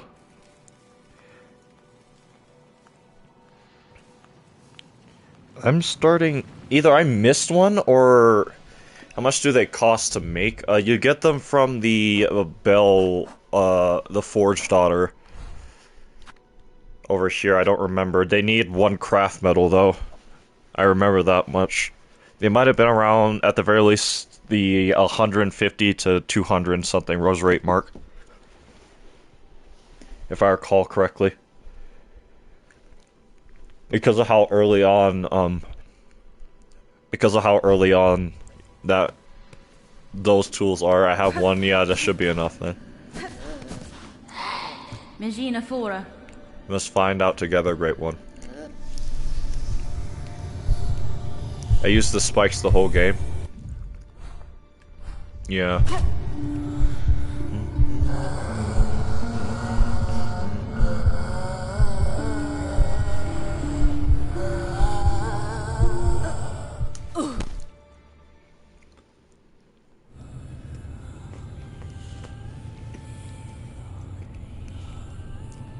No map for this area, right? Can make them myself. In what way? Because you have to buy, at the very least, a recipe for them. From the Forged Daughter. Before you can, you know, craft them at a bench every time you bench with shell shards after that.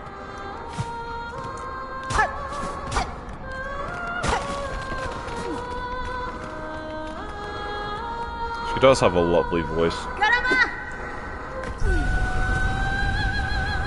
Ooh, a really nice voice.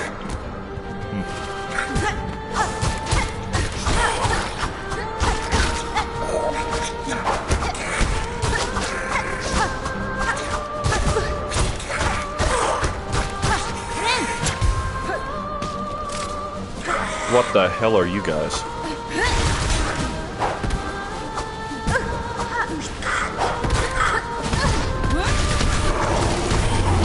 Okay. Last Claw, elite former hunter, acting as the final line of defense before their mother.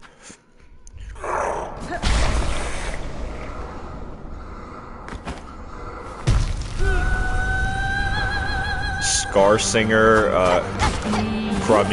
Letta.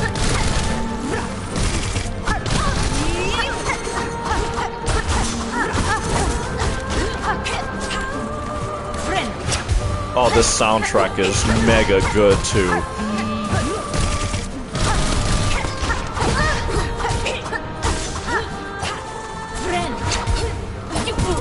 Problem.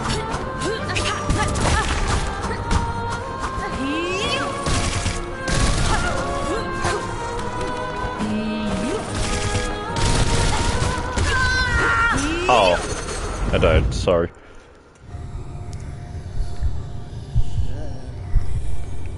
Those guys are free silk?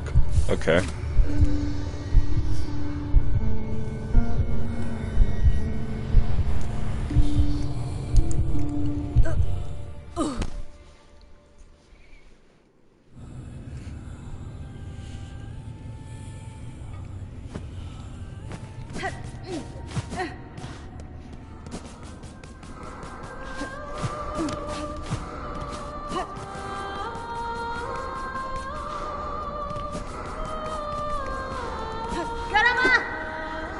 She said the line.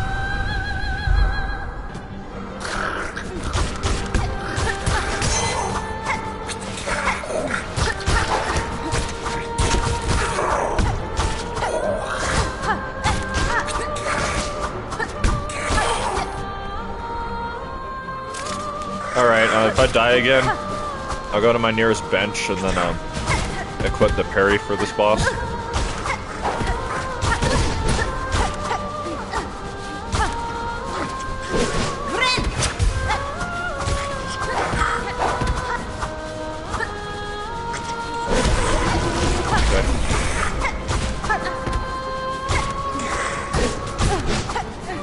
Sorry, I parried you.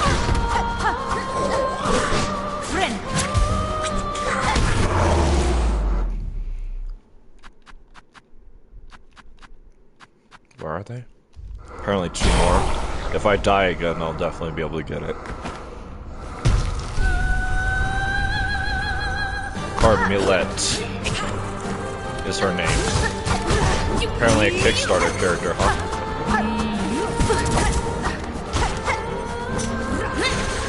Wrong button. Start healing.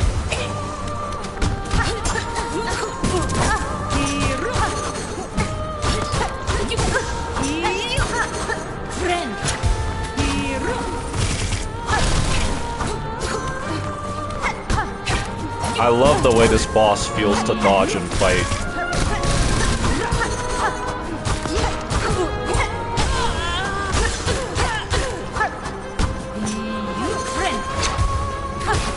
I use attacks for this fight. Yeah, I can see that being like the preferred. God damn, okay. Oh, she means business.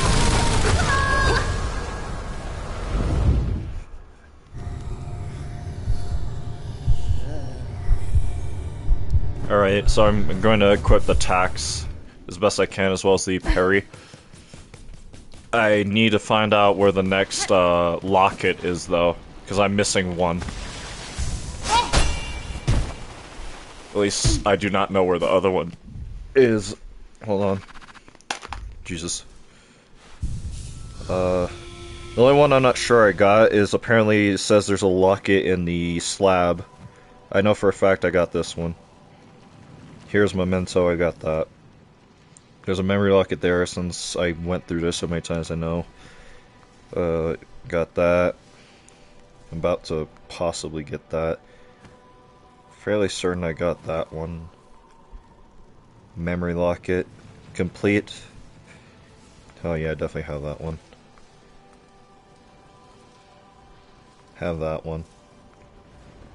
Buy that one.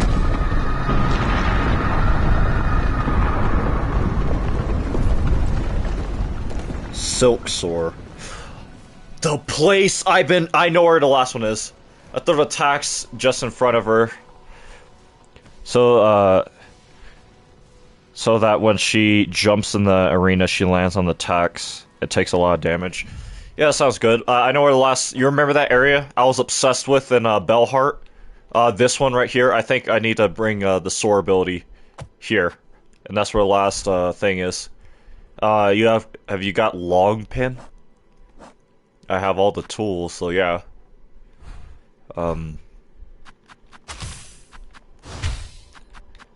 It's parry time. Do do do do do do do do do do. I love the music for this fight.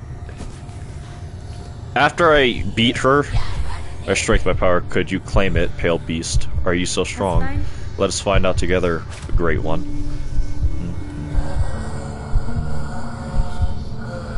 I'm the worst at Silk. Bruh.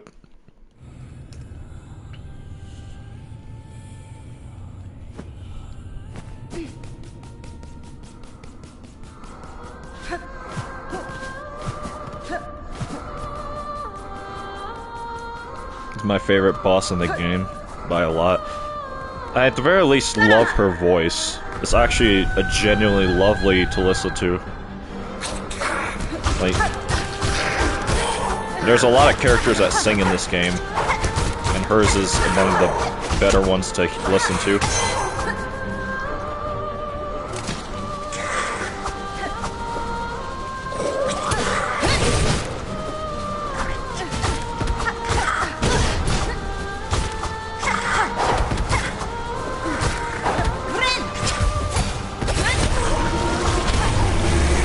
That was easy.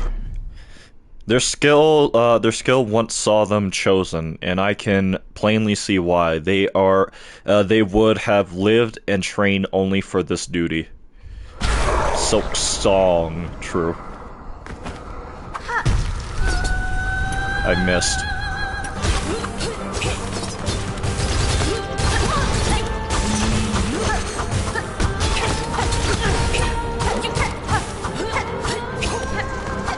Oh, do not ask me how I lived. Try text.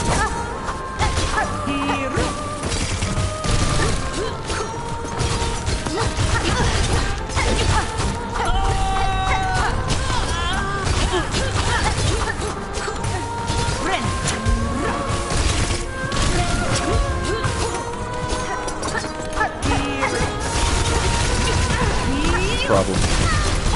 Big problem. Massive problem.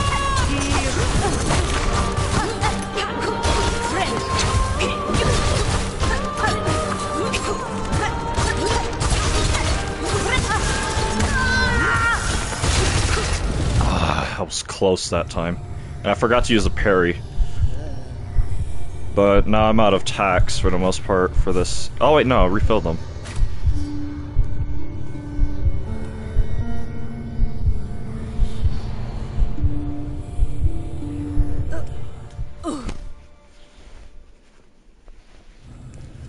I think I still slightly prefer Phantom to this boss, but I think she might be a second so far in terms of like bosses I fought. Made to phase 3, yeah, I could tell that much. To rename Hornet to John Shawnet Silksong. True.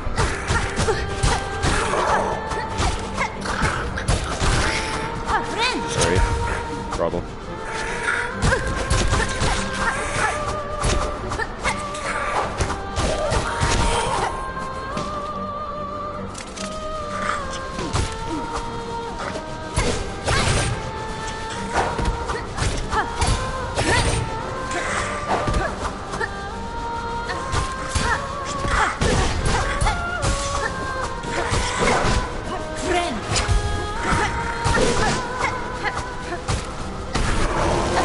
Just has a lovely to listen to voice.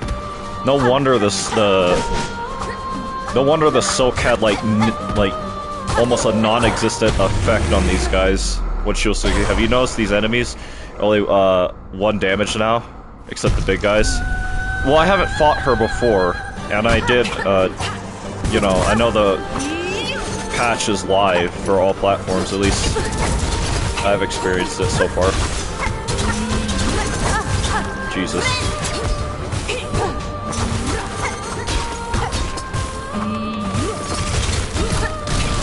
You can parry that on the way up?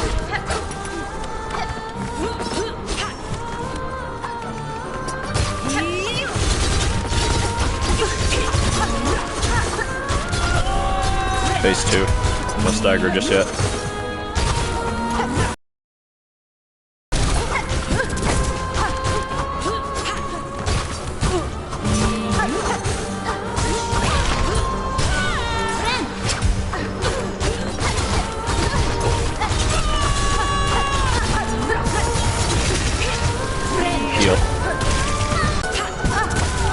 She caught me on the way back.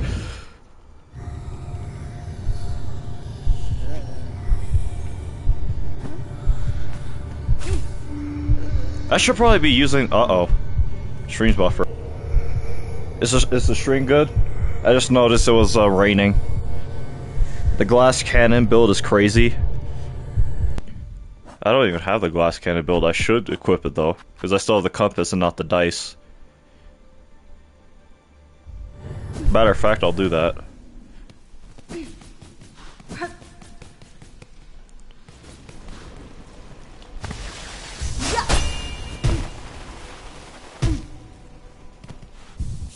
Sure he's okay? Okay.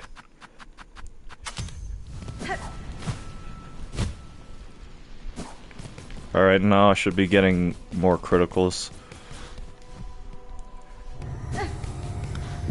Now imagine if I had the charm, or the tool that made it, the bar brace that made it to where I do more damage.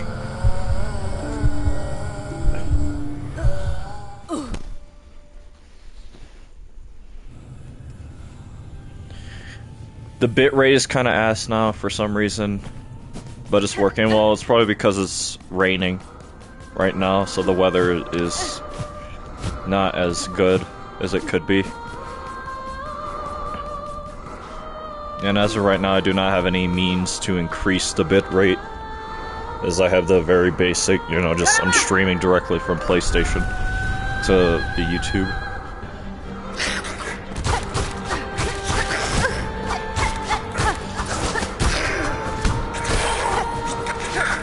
What is this quality? It's raining, I'm doing the best I can. This is bad. Well, there's not much I can do about it, so you're probably gonna have to deal with it.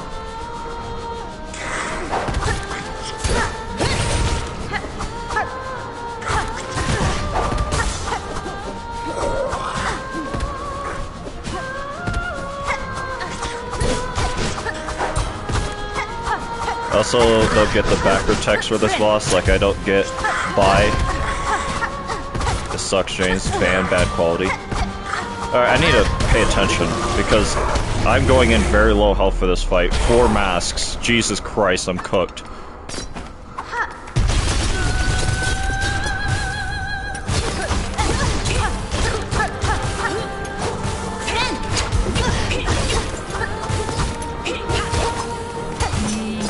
Problem.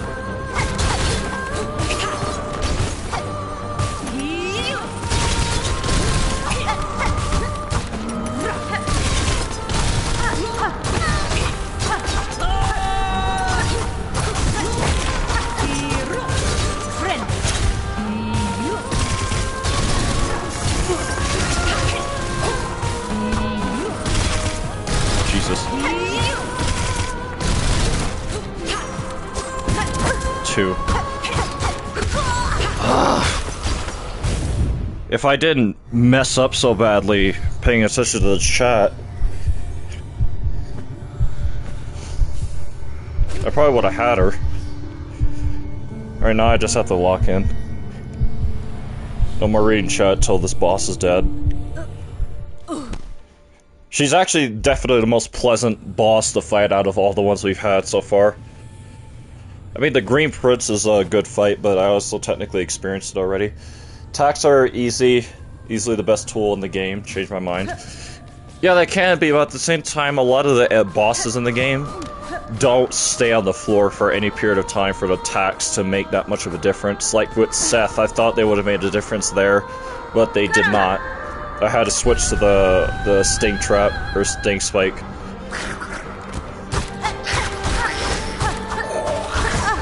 For Seth, and then I also had to use the bees.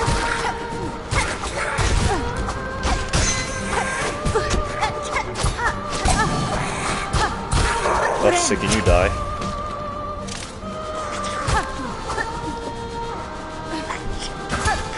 Problem.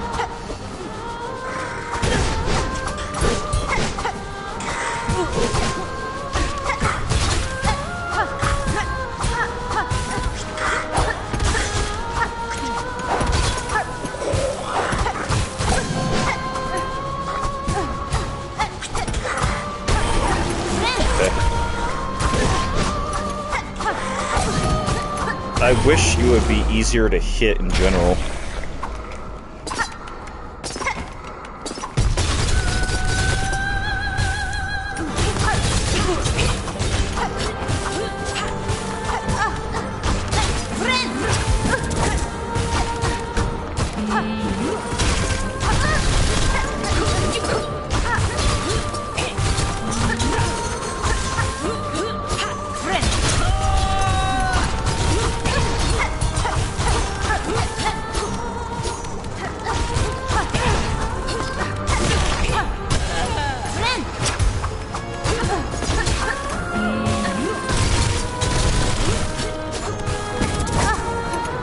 So much track your location.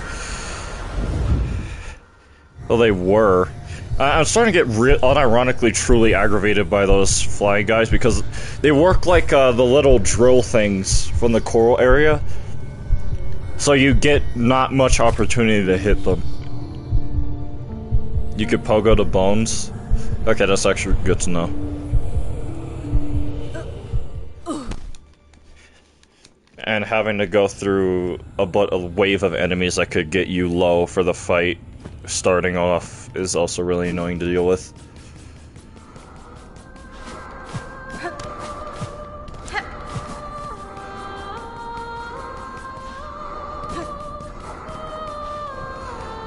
I use the Reaper Crest to farm silk for those fly guys.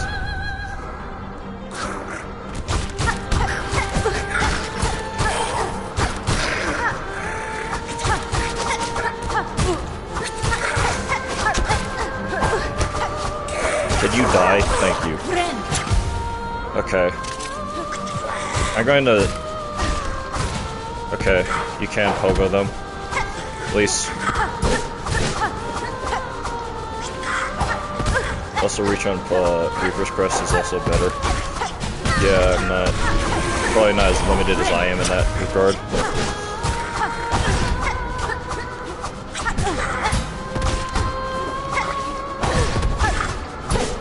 Oh, you actual rat.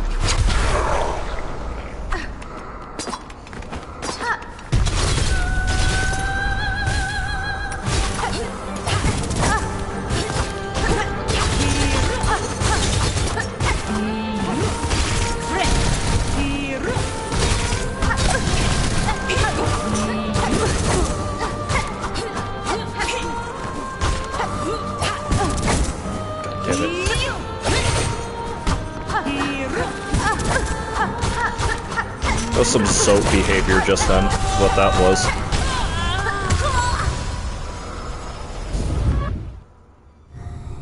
I just felt a primordial rage surface from lost kin. From all my Radiant attempts, because I lost a lot of very good runs to lost kin due to the contact damage of his head, or I guess their head, similarly to what just happened. I'm sorry, I don't like when stuff like that happens. Oh yeah, you staggered the boss, but guess what? You're on 1 health. She's punishing you for the aggressive playstyle. No, it's not even that. I'm playing stupid. There's aggressive playstyle, and then there's playing stupid. That's the difference.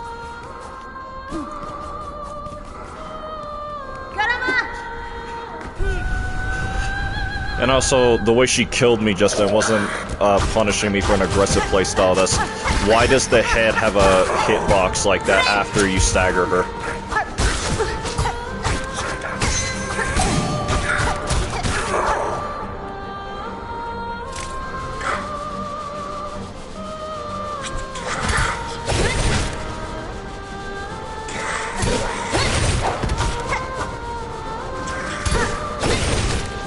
You're still both alive.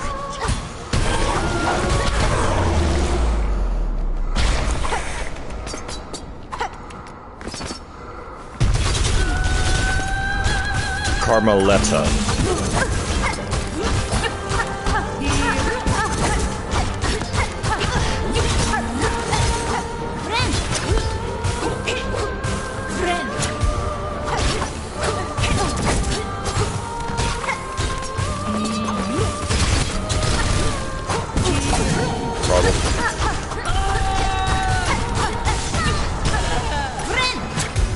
But it doesn't do it there, see? And there's a inconsistency I don't like in a lot of fights.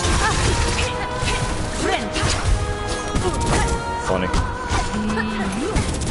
Even funnier.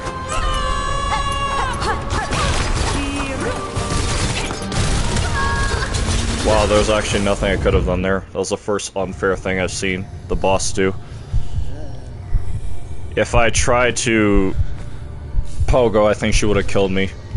If I tried to dodge up over her, I wouldn't have the time to anyway. I didn't have the resources, I used my double jump. Just realized she uses the curved sickles, yeah.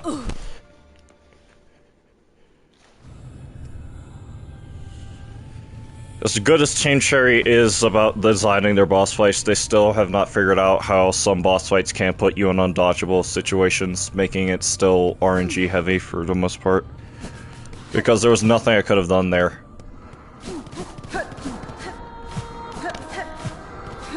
And once again, having to go through this starting wave of enemies each time is really aggravating.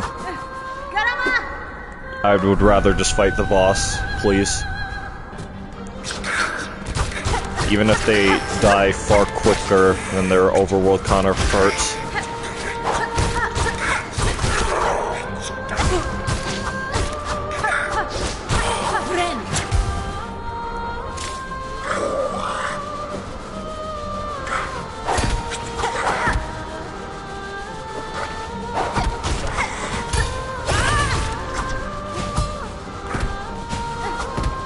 Whatever.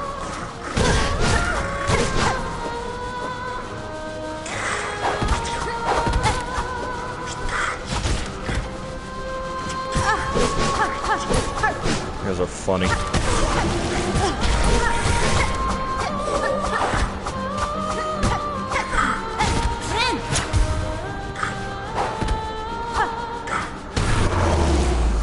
Try play her fight slower.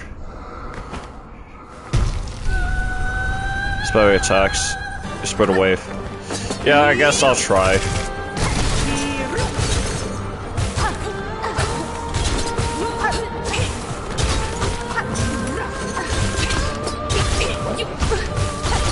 Take damage.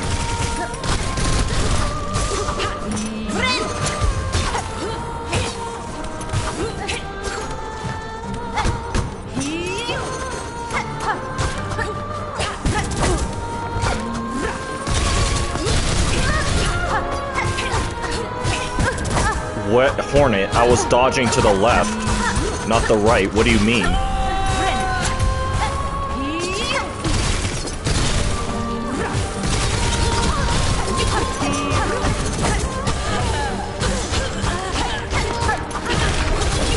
was trying to run, but it apparently wasn't enough.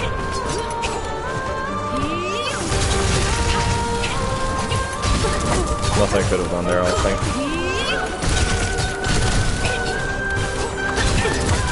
God damn it. Yeah, I guess I did better there in theory, but at the same time I think I could have just out-DPS'd her during the second scream. And got her to phase 3 quicker.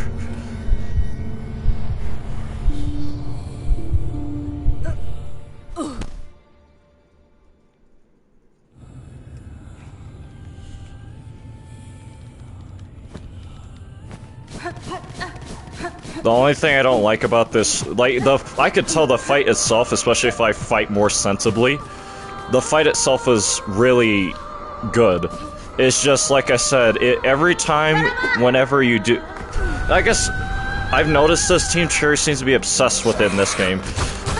Every time you want to fight a boss outside of, like, the Khan, right? The Crag Khan, whatever his name was.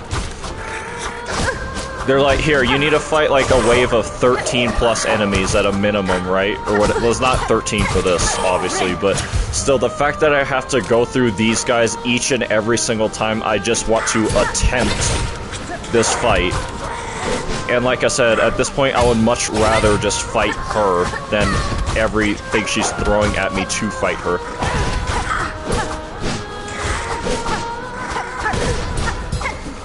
And then the fact that these guys do 2 massive damage and are literally...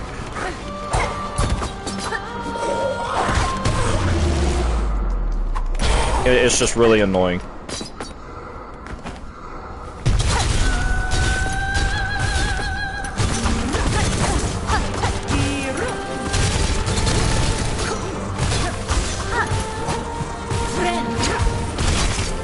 The wall saved me. Wow.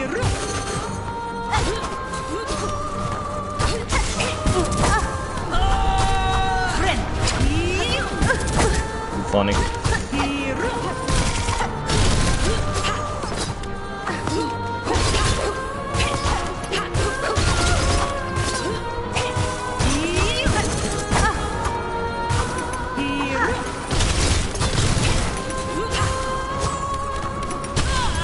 Okay.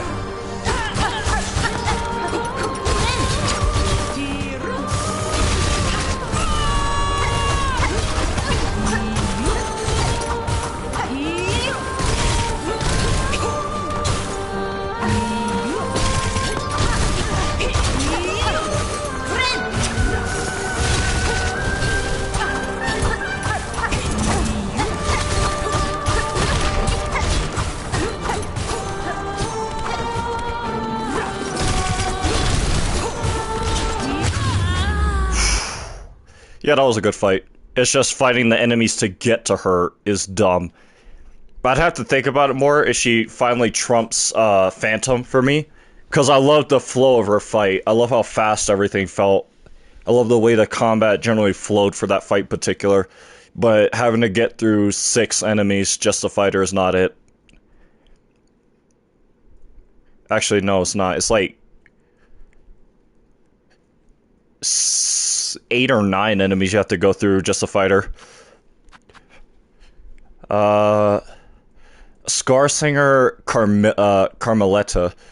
Song Queen of the Scar and their most talented warriors. This graceful ruler once possessed skill to rival my own. At her youthful peak, her voice united all Scar in her service.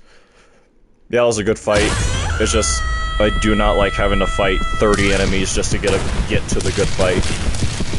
That's the weakest part of the fight for me, and it's not even a part of the fight. Now, how we hunt, how we sang, my children. I saw you glorious.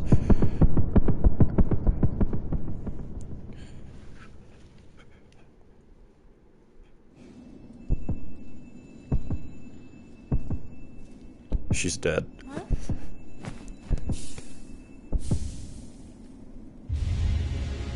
Obtain the hunter's heart. It beats strong, steady and strong.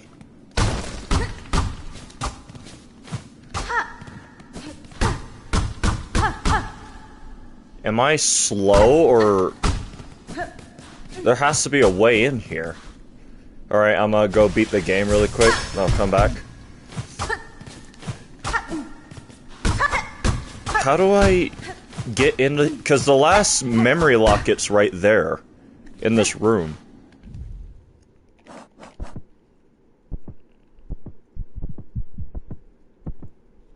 Enliven heart of Scar Singer Carmeletta, it beats steady and strong. Enliven heart of the Green Prince, it beats steady and sharp. Enliven heart of Crust King Khan, it beats steady. It beats deep and slow. Enliven heart of Nilith, it beats faint and fast. I have 5 hearts in my inventory because of course. Alright, I'm looking up how to open this thing up, because I thought if I beat her it would've, but apparently not. Where is it? Memory locket, used to, yeah, how do I get it? Do I have to go up above from somewhere somehow? Wrong. It's clearly not it. There we go. Okay, I was thinking of the wrong area, I think.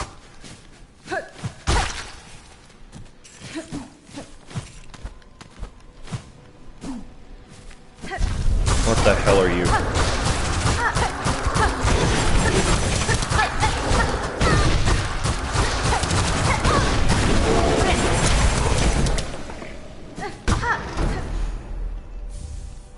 memory locket.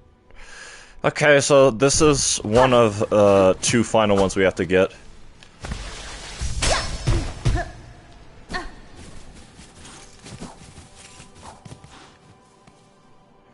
What's in here, though? Just in case there's still somehow something left in here, right?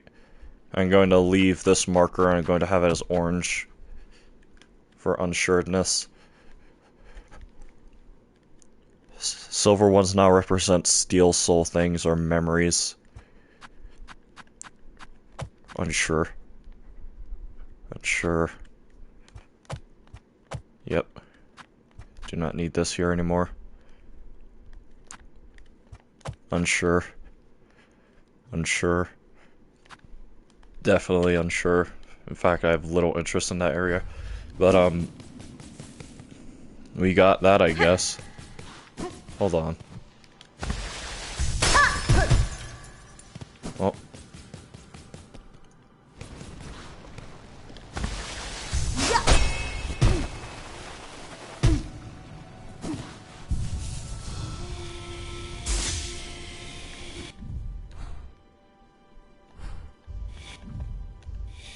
What was I about to... oh, yeah.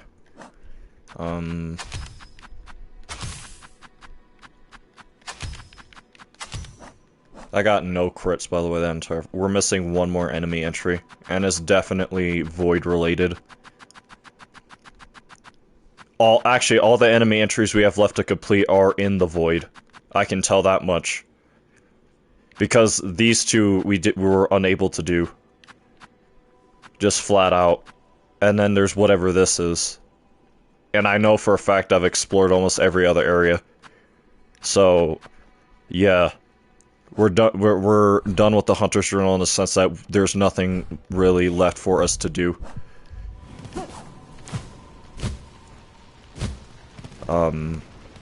We need to go over to the Sprint Master, though.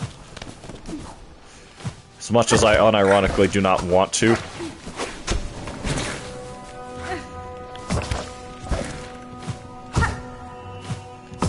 Just because I, shockingly enough, do not like the character. This has so far been the only character I do not like.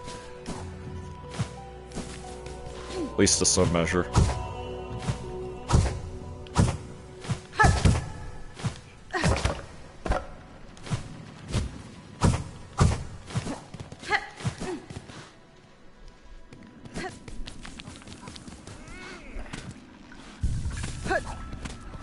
Oh, Fayoma! Friend!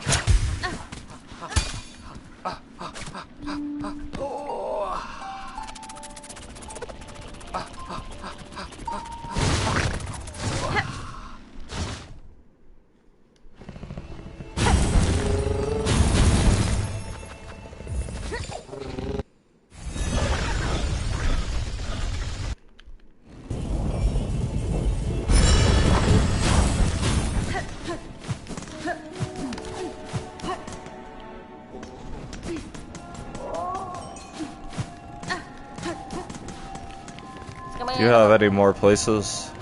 Enclave, Survivors Camp.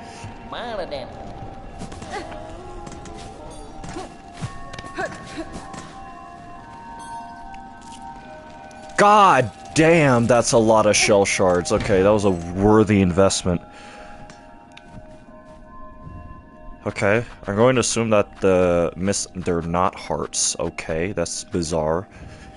Why did I... oh.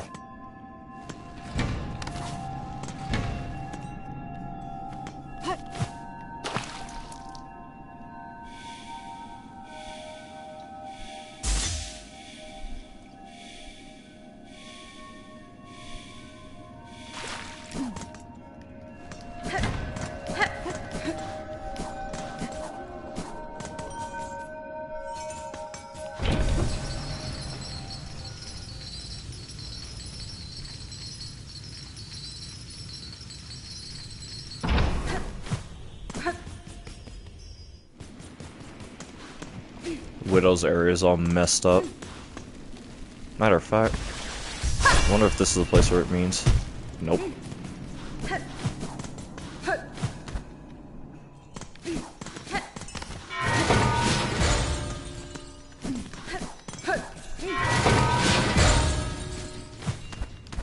Wonder if you can get true ending while cursed. That's a good question.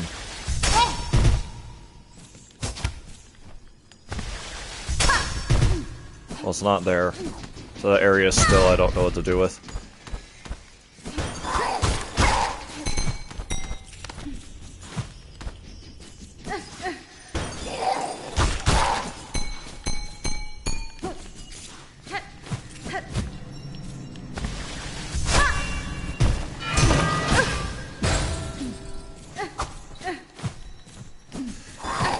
They said it was... I need... Lovely. Because why wouldn't you be able to be affected by the void?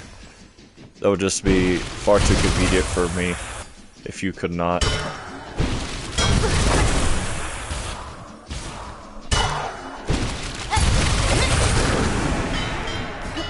Jesus. Where would this thing be?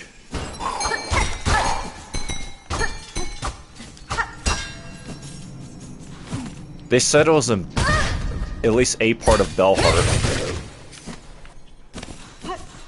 It's not here. Oh my.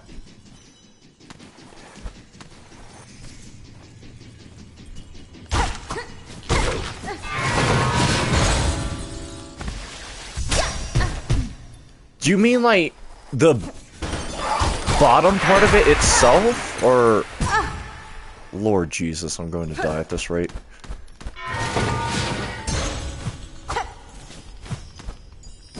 They said I need Silksong for it.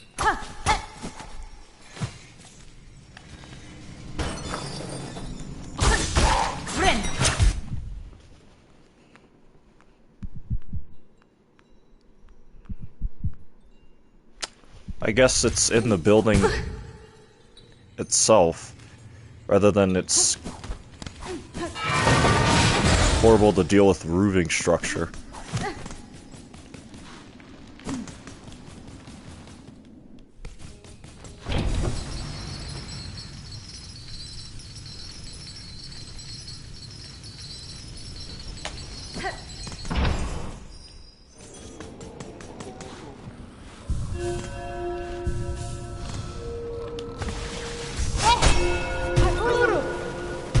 There it is.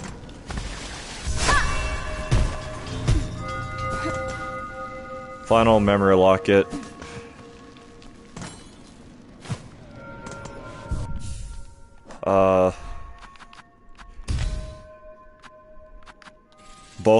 They're both blue crests, it seems. Wrong, nope.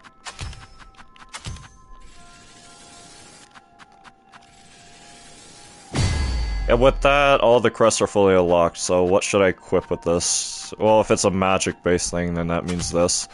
Silk regeneration. Decreases silk skills. The cost it with health, what health is full.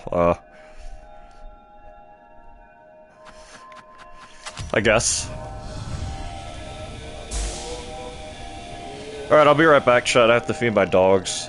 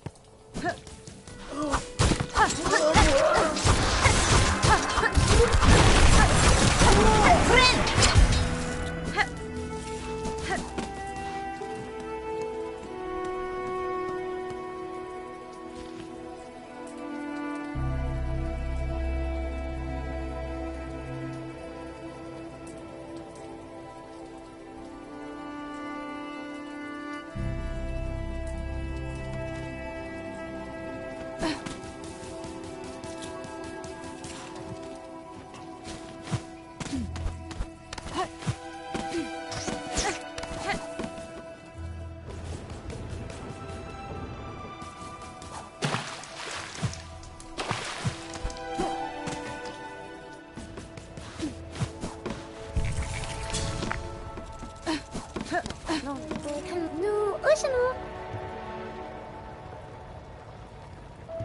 Ulamu.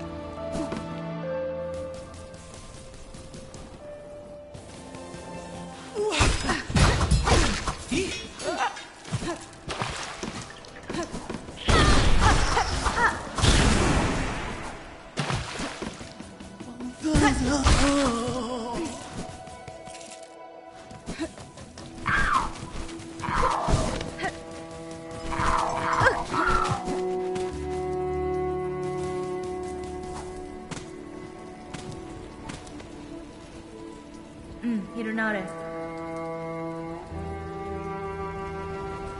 Bina, Seru?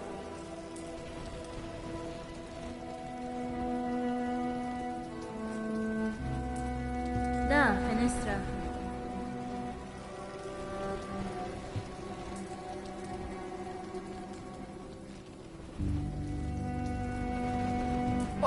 Sakura Sila.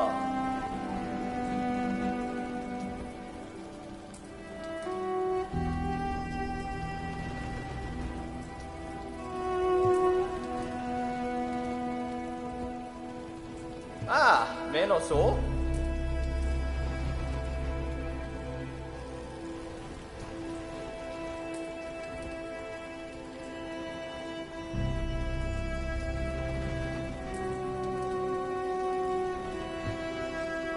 Hehe, Tosco Kel.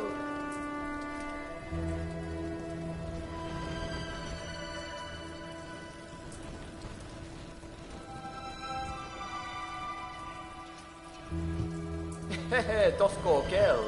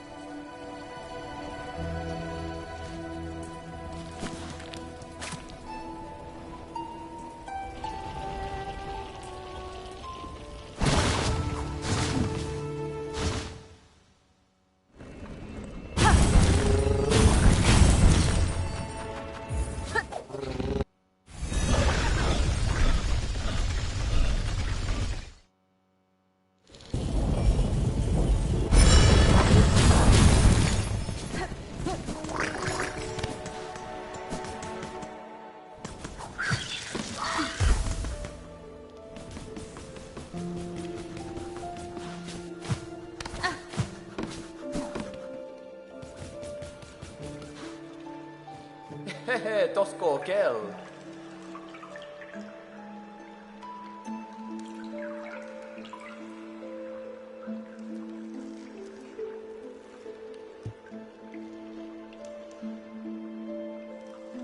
Catestre.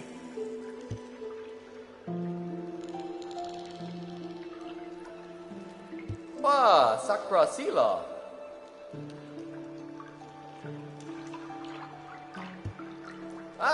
Menos so?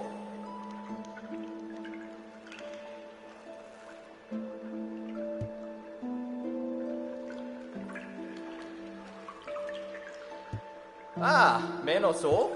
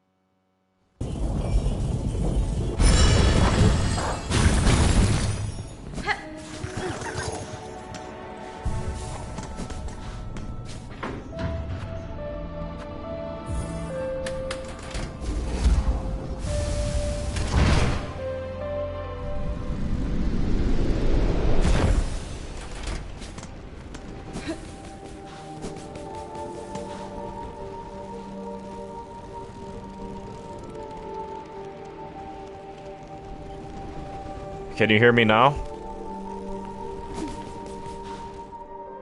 Apparently I was muted for a good long while.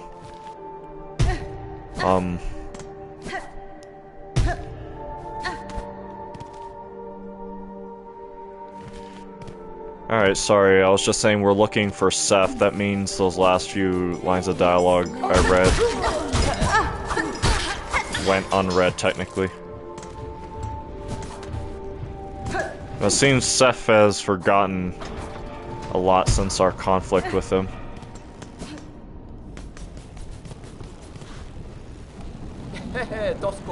This great structure, it would have taken the lifetimes of so many bugs to build it. Now its wounds run deep and I can hear the groaning of its final breaths. Every time that growl must... Wait, what? Everything that grows must pass, I suppose. Still, to witness even its current state is a privilege. I'll not squander. Yeah, after we fight him, he lost his memory apparently, and he's now a traveler. And what of you, friend Hornet? Were you, where are your travels taking you? Mio fene? They have taken me deep, and will take me, yet deeper still. I have a responsibility to cut this land free of its dark fate. That is no concern of yours, though, sir. You should continue your own journey, albeit with a claw on your weapon at all times. Okay. These black threads, they reach upwards with such a powerful longing. No wonder they could force themselves through even mighty stone. No, that's because they're imbued with void. Alright, what's the next Seth location? Fleetopia, apparently. Subnautica playthrough when? I have to buy the game first. To begin. Oh, yeah, different dialogue. That's bad. Oh, it is what it is.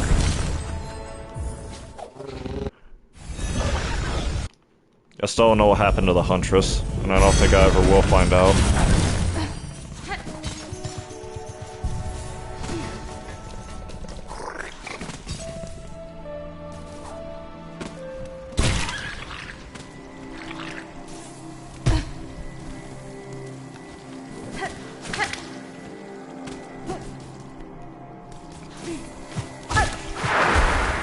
Of course you get enveloped by void.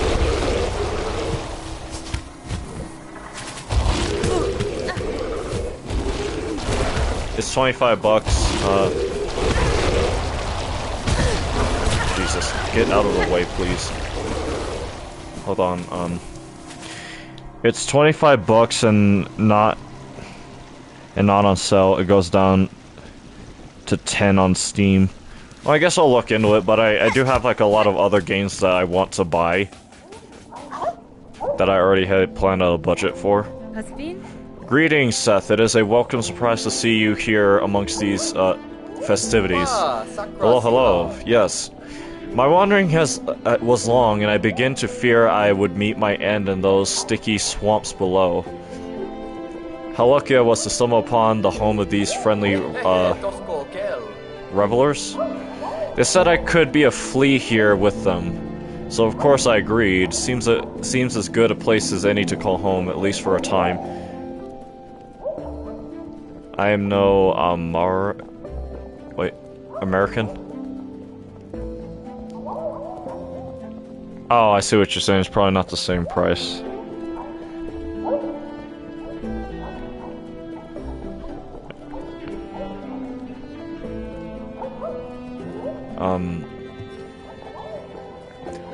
Now I just need to grow a little fur and sprout some wings, eh?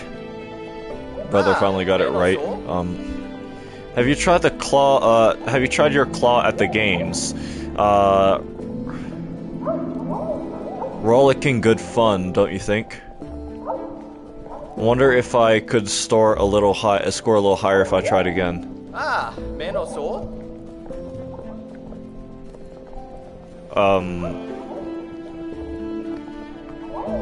Okay. Beat Seth's high score in all minigames in the cavern.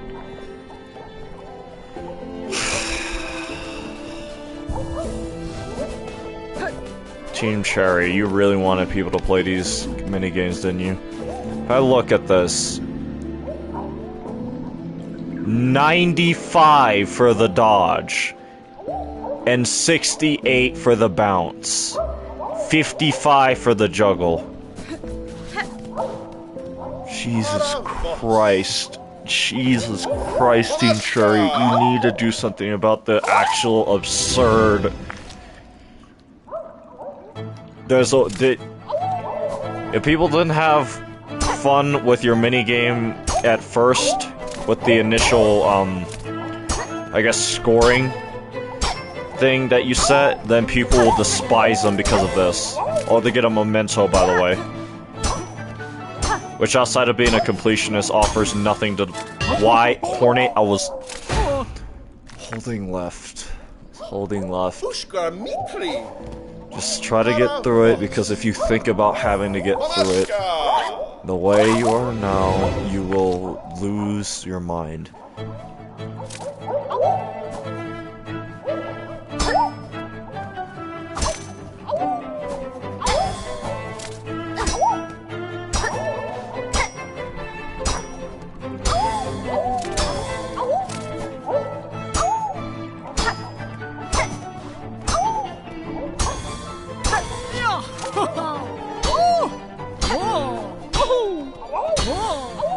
Still no double points, by the way.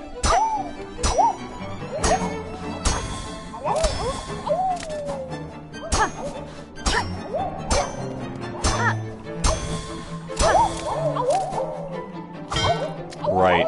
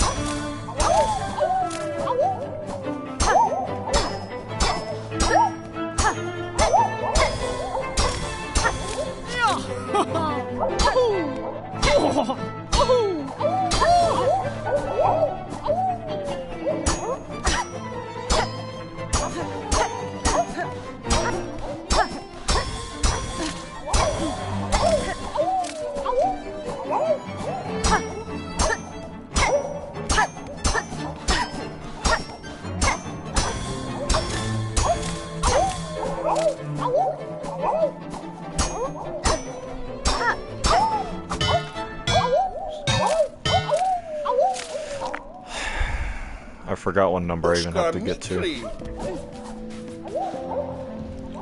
55, fuck off. Paravos. Monashka!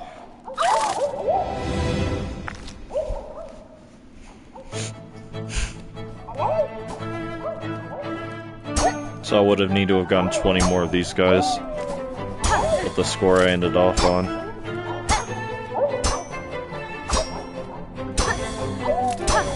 Well, not my original high score, but the one I just lost on.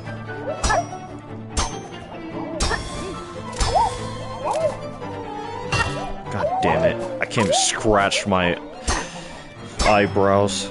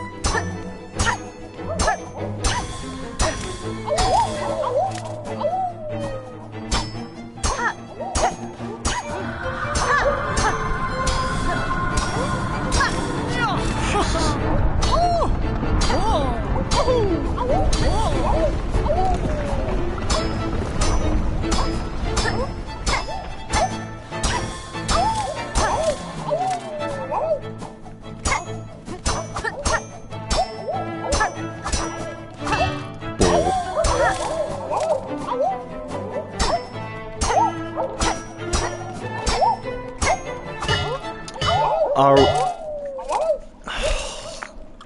55 times. 55 times, Team Share, you're asking me to do this. After I already had to go through it once before. Either you drop the score requirements by a lot, for not even just getting the pale ore, but for this, memento. I get you probably had fun designing this minigame, but even if you specifically liked it, there's going to be a lot of people who would not. I don't mind them.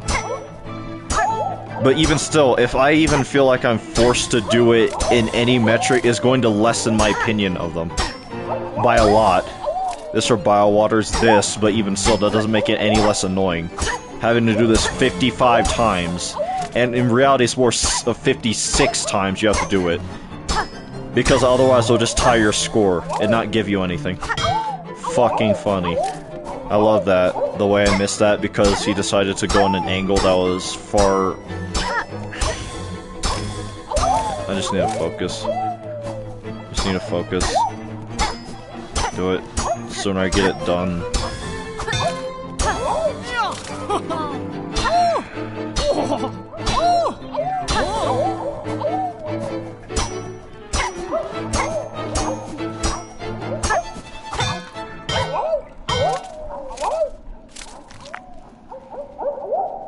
Ushka Mikri.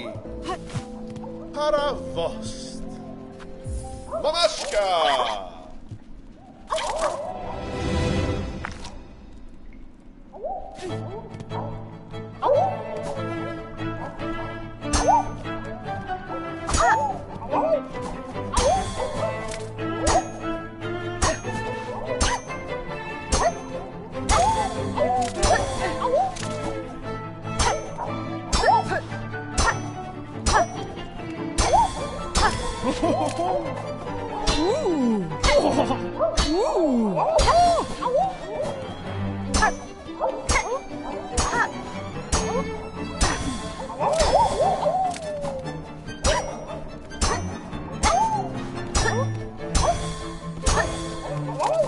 Once again, Team Cherry, just because you make me do a challenge or a minigame a lot, that does not mean I'm going to like it more the more I do it.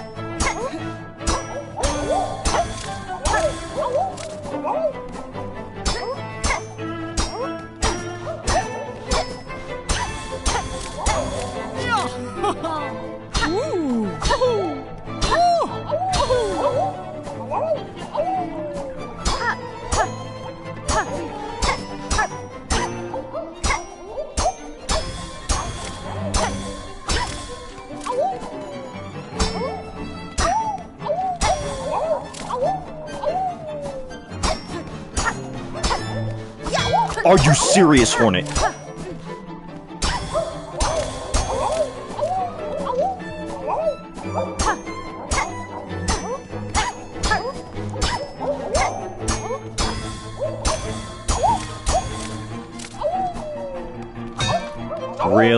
Really funny.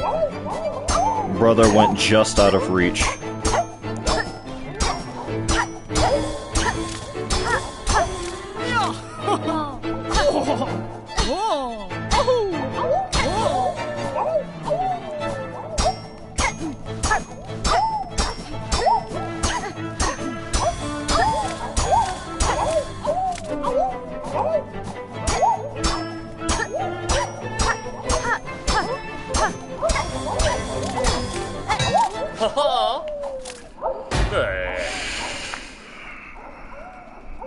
Barishkava. Three more. Really funny. Hilarious even.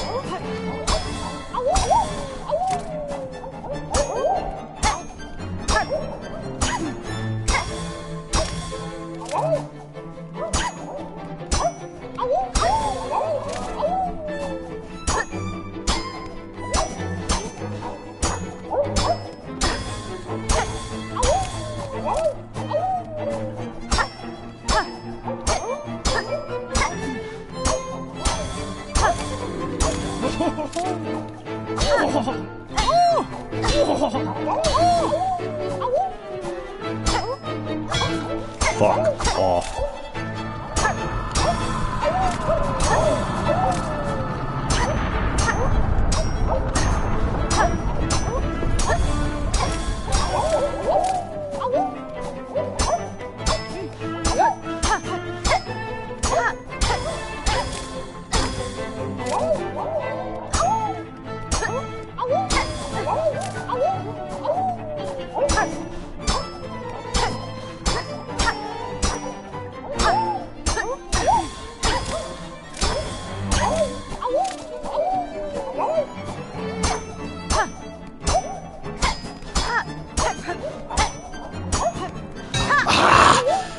Wow, a literal unwinnable. Ushka Mikri. Let me remind you how close I was, by the way. Paravost. Team Cherry, either you nerf the amount of ones you need, because I'm running out of patience to do this. And I was running out of patience to do it despite how good the final reward it gave you for beating the high scores to be a pale oil. Now, depending on who you ask, the fact that they locked the final pale oil behind this just to upgrade your weapon fully is dumb. I'm okay with it. But even still, for a memento, something that other than making your house look slightly nicer, either you drop the number of things needed for it, or you don't implement it at all. Walaska. Because like I said, making the player do the same minigame again, but slightly more difficult, because the increased amount you need is not going to make players like the minigame more, it's going to make them hate it. And I'm starting to lose my patience for doing this. It's not like I'm having a hard time with this challenge either, it's just... all the times I failed is literal RNG stuff. Like, the flea is just drifting too far apart, or them going more off to the side of the arena. Just a variety of things like that that make it very much so unenjoyable. Insinuating that no matter how good I am, if some of the fleas drift too far apart, then you can literally have a chain of fleas that hit the ground in quick succession, instantly failing you.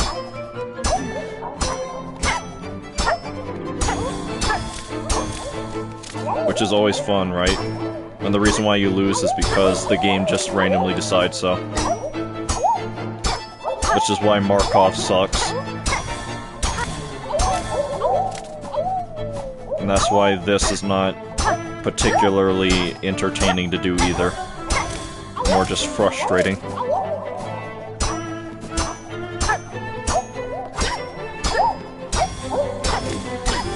What are you trying to do now? Apparently there's a memento locked behind beating Seth's high scores for these, which increases this one to 55, and I was 52 away. Or no, I was at 52. 3 away. And then I have to do the dodge one 90 times. And the bounce one, I think it was 60.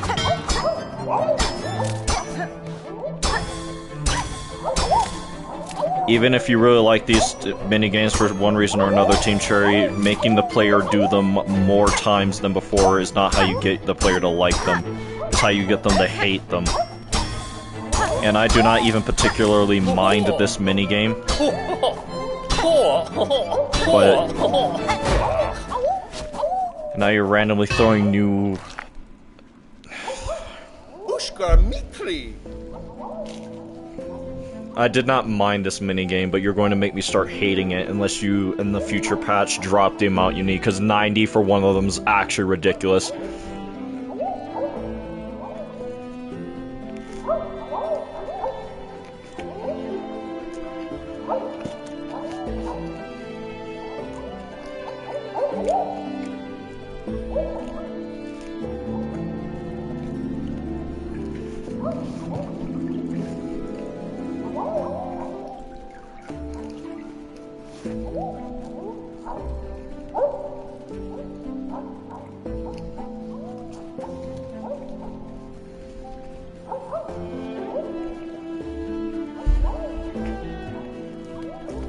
Paravost. Sorry if you hear me chewing. Oscar.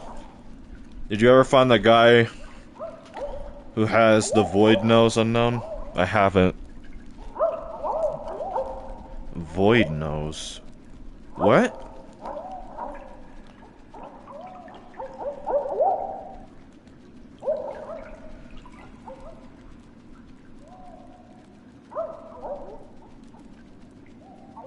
For you know, spike trap. Oh. No, did you ever find the guy who has the void note? No, I didn't. The assassins, right? That was supposed to be a thing, right? So I can fight the wood boss. He was he was in so much potential promotional material. Maybe he's a part of Steel Soul. I wouldn't be surprised, because I know there's Steel Soul exclusive bosses. I never saw them.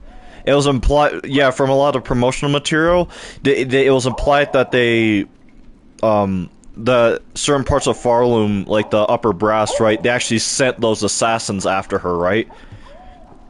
But in all my travels, everything, I've never seen even like a monochrome of a mention of them. So it's probably a Steel Soul thing.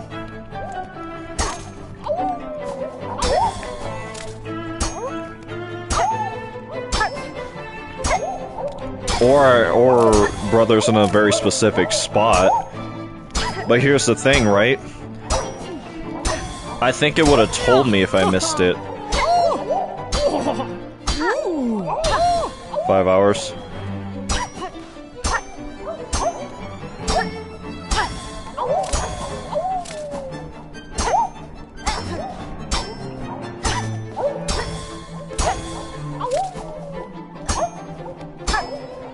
Barely scratched my eye.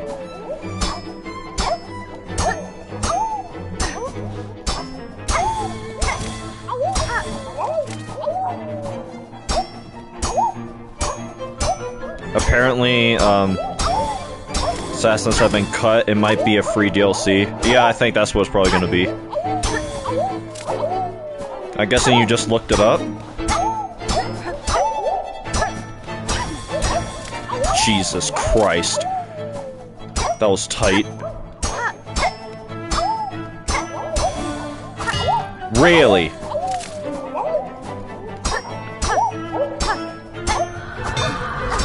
Oh! Yeah, I did look it up.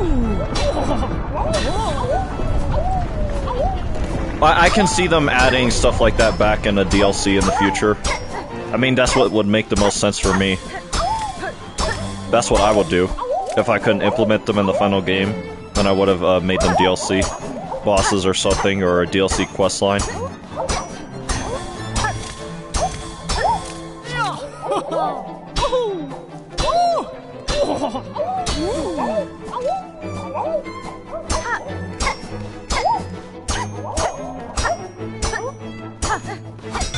Bullshit.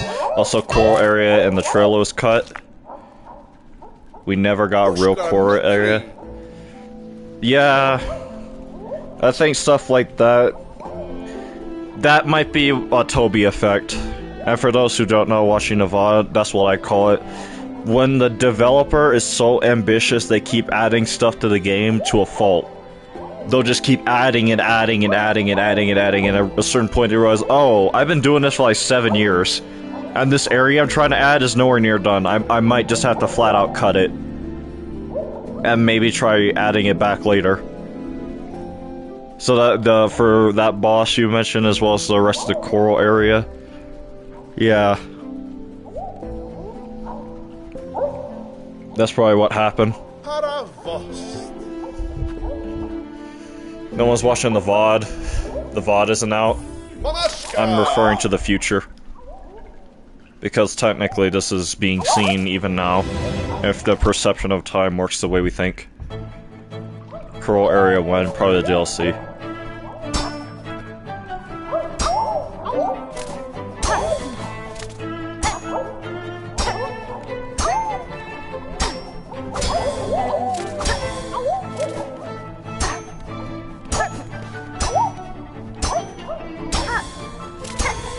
Not gonna lie, I'm thinking Hollow Knight all over has been, overall has better bosses. The world is more memorable. Let's just wait for the DLC, though. Yeah, and also Hollow Knight's had a lot more time to truly refine itself after release than this game has. I mean, the game's barely been out for a week. So give it, like, at the very least a few months, and I see a lot of the problem areas that this game has now being ironed out and fixed. Similar to how Hollow Knight had it. Really? I've stopped playing. Okay, chat's now starting to get distracting. Ushkar Mikri. Para vos. Monaska.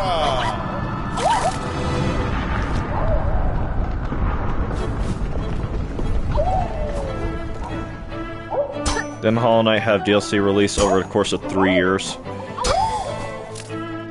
I actually don't remember.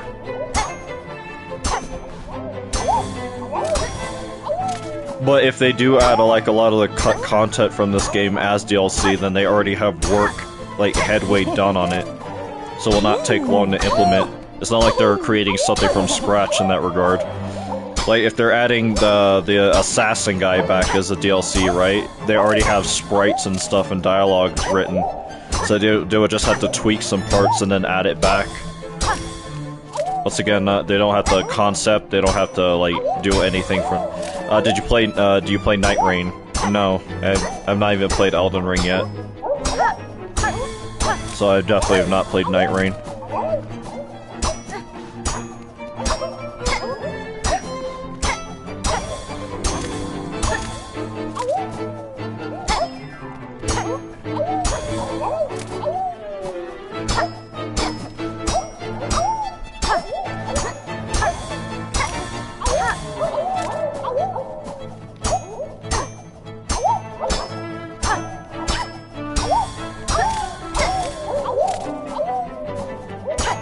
Damn, you're missing out.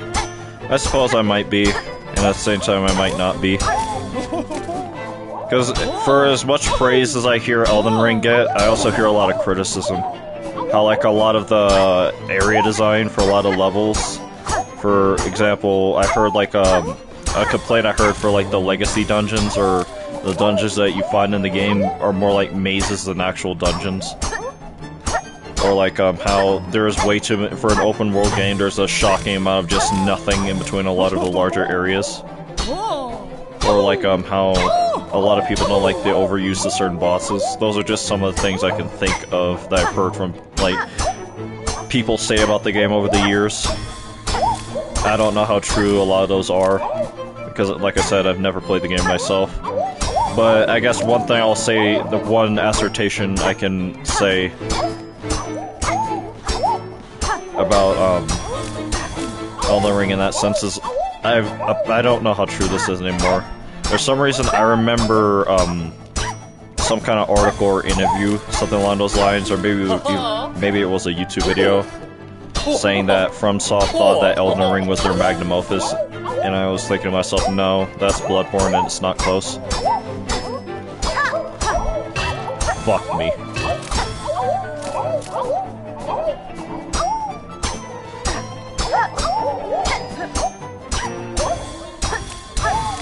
There we go, finally did it.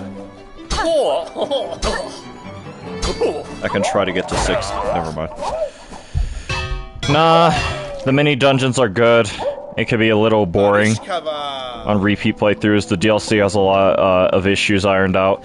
Yeah, but that's why I specifically said Elden Ring and not Shadow of the Erdtree. Because even Shadow of the Erdtree got some, quote, negative press when it first came out because of how hard it was. Yeah, as I understand it, a lot of issues that base Elden Ring had, Shadow of the Erdtree fixed. But as far as I'm aware, I'm not sure if they ever really fixed a lot of those base issues after adding Shadow of the Erdtree, right?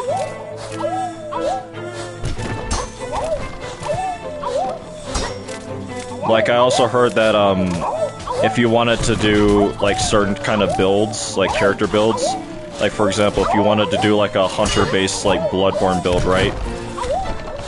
You would have to fight Melania, and she's a late game boss, and you do not get to keep Great Runes on New Game Plus playthroughs, as I understand it. How many times do I have to do this? Fucking 95. You're hilarious. Well, to be honest, I think Elden Ring is better than Bloodborne because the build variety is insane. There's over 150 weapons. Yeah, but at a certain point you have to be realistic. Over all those 150 weapons, how many of those are actual unique weapons that don't have any kind of similar movesets? And even though Bloodborne has a limited amount of weapons compared to the other Souls games, each of them doubles as a weapon of its own, each with an entirely unique moveset from each other. The only two weapons in the entire game that I can think of as of right now that have similar movesets are the Saw Spear and the Saw Cleaver. And even then, once you transform them, their movesets become entirely different. So 150 weapons over a game that big that I also know has a lot of complaints about repeat content or reused animations or reused bosses or things of that such. At a certain point I had to ask, how much variety is there really?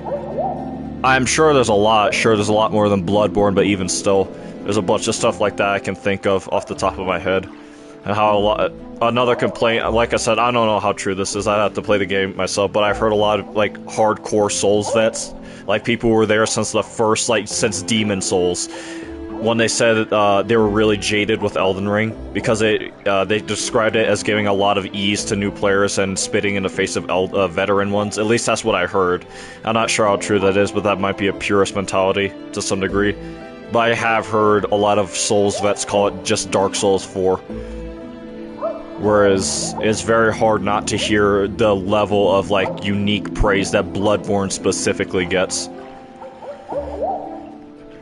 It's a Soulsborne or something, it was supposed to be hard. The main issue people have with the DLC is that it was too hard, and they forgot what the game they're playing. Yeah, that's another thing I heard, that the criticism that even without playing it, I can tell you they're just being stupid. Like, I know respecking is the easiest it's ever been in Elden Ring.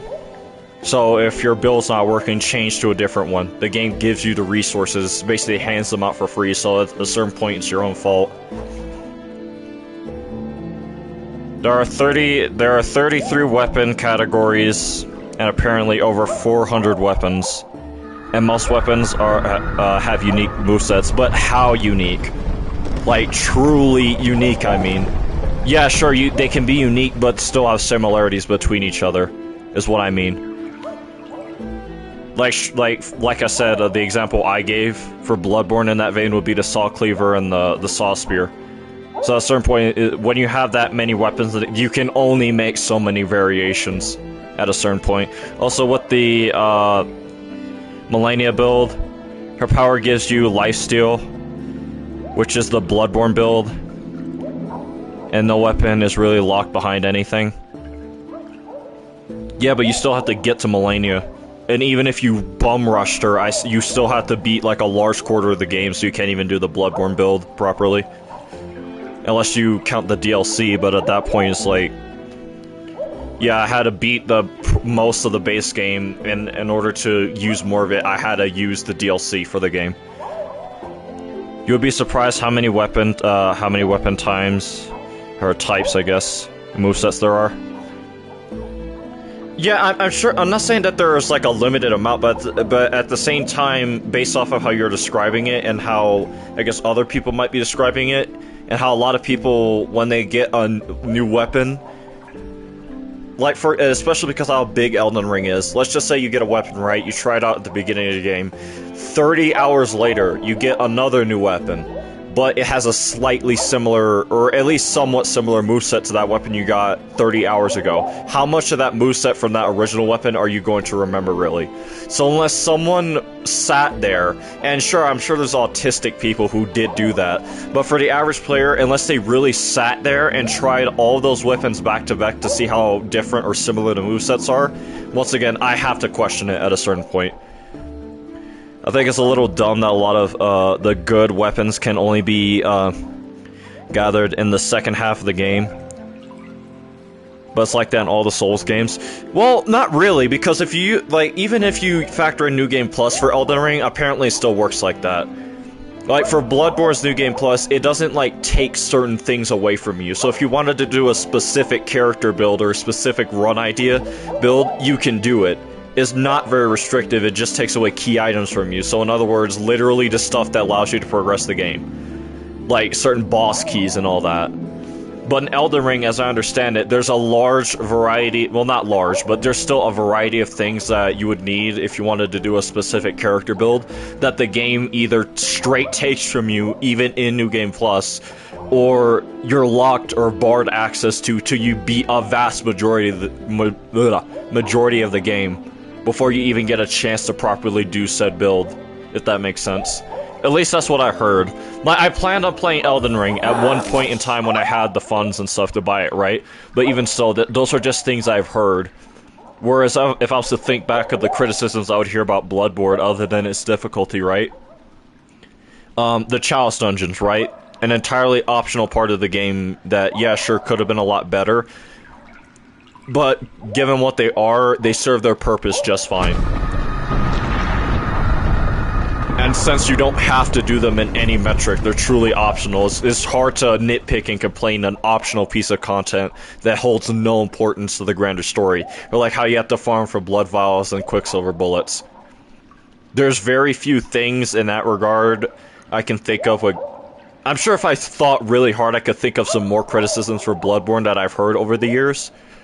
But compared to Elden Ring, where I've heard a fair few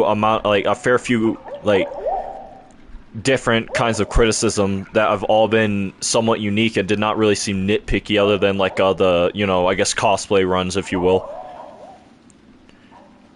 Every single somber weapon has a unique moveset.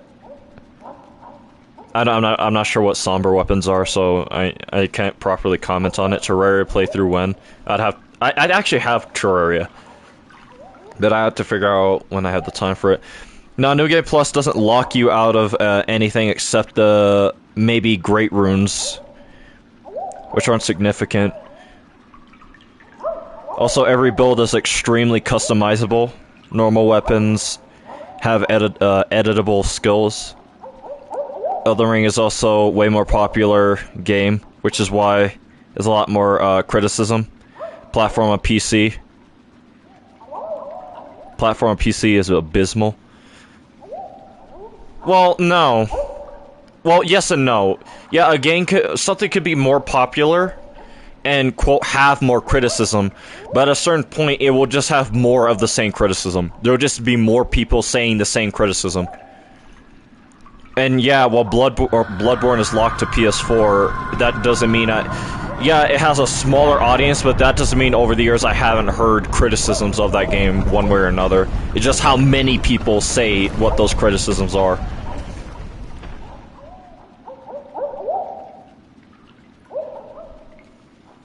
And I guess when you factor in that, yeah, you can... Yeah, sure, there's probably more build variety, I can't concede that. But at the same time, based off of what I heard a lot of people describe for, like, how many different ways you can play the game, at a certain point, I do have to think to myself, how many truly unique different playstyles are there, like, truly? Because people are making it sound like there's 1,000 and different, like, I'm sure that there's at least like 1,000 different playstyles you can do in Elden Ring based off of everything that there is in the game. But people make it sound like it's borderline endless how many different playstyles there are in Elden Ring. And when I know for a fact that there's, and this is inarguable, that I've seen it, from what little Elden Ring playthroughs I've seen over the years, even though I've never fully played the game myself, so I'm missing some parts and criticism for, I guess, some parts to be able to fully criticize in that regard.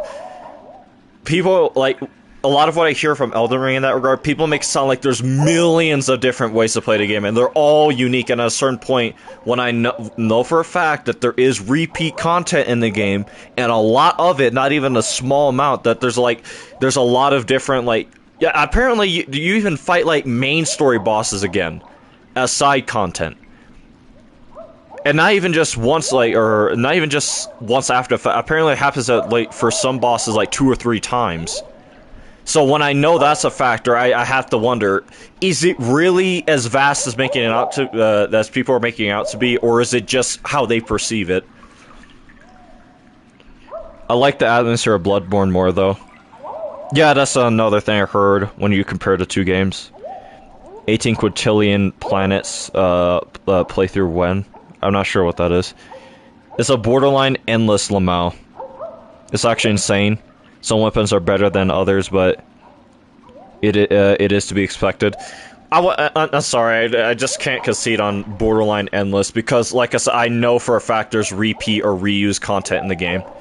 And for me not, for whatever reason, to then extend that same line of thought for some of the stuff that they give the players, I don't find it realistic. And especially because that was FromSoft's first attempt at an open world game, when usually their games are very linear or closed off. Bloodborne was one of the more open games they've made, and even then it gets very linear at parts. So I just cannot concede on it being borderline endless. Yeah, sure, there's a lot, but the way people describe it, just for some reason I severely doubt it. And once again, that was FromSoft's first attempt at an open world game, so they were going to miss a lot on the mark. And there are certain parts, even for what I've seen, there's certain parts of Elden Ring where I can tell it's like they got overtly ambitious. They thought themselves capable in areas where they just were not. And that's why, like I said, from what I heard, there's just large portions at the very least the base Elden Ring map that are literally large swaths of nothing. There's just nothing there, even though something I've heard from a lot of people say when they run through those specific parts of the game, they're like, I feel like something should be here, but it's just not. Yeah, there are repeat bosses, and that's expected when there are over 150 unique bosses. Yeah, but if there's some repeat, how unique are they? Well, you know what I mean by that. I would not affix the word unique. 100. Well, I guess I see what you're saying on that. Even so, there are repeat bosses in the group. And even Bloodborne only, unless you count the Chalice Dungeons, base game Bloodborne with its DLC only has one repeat boss, and they make it infinitely more unique than it was before in Phase 2. That's Lawrence. He's my favorite fight in the entire game, so that should speak volumes to how much they changed it. Also, for the repeat bosses, the only example I could think of is when you fight the enhanced version of Godric. Don't you fight Moog twice, though? Or something like that? Well, for the story at least.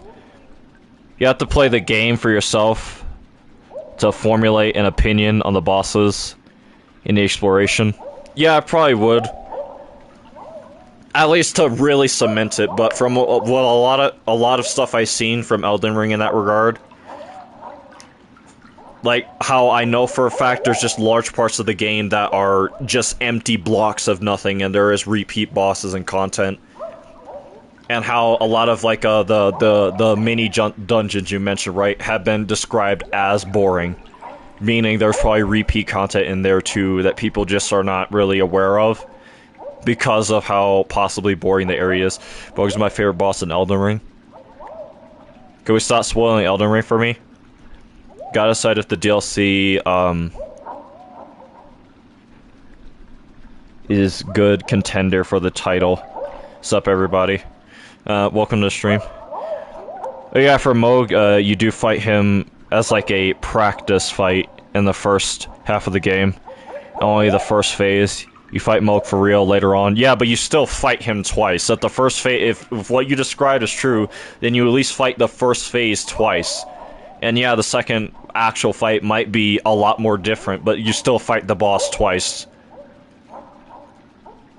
And that's a criticism that applies for even my favorite Bloodborne. That applies to Lawrence. You fight at... Yeah, there's slight differences for Lawrence in that regard compared...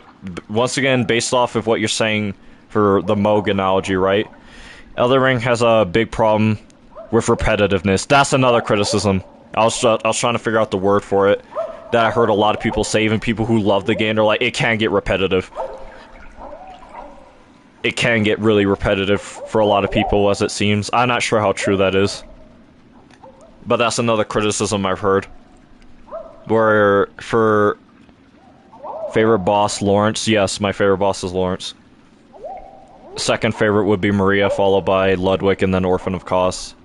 If I was to go by their themes... If I was to go by the fight themselves, Lawrence, Ludwig, Orphan of Kos... No. Lawrence, Ludwig, Maria, Orphan of... I love how hard Orphan of Kos is... I had to think before I ranked them properly. But if I'm going off boss themes, then Lawrence is just... No, Lawrence is just objectively my favorite boss in the game. All the spoilers for Elden Ring. Still... But I don't think it's a big problem, lol. There's a bit of repetitiveness for the first playthrough. Doesn't feel that way as someone who's beaten the game like 15 times. The DLC is the best part of the game by far. Ludwig's obviously the best boss.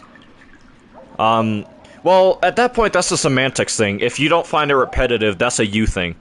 But there's other people who clearly do. So there's not much I can really say on that front. I'd have to see how true that statement is myself in terms of, like, the, quote, repetitiveness that I've heard a lot of people talk about.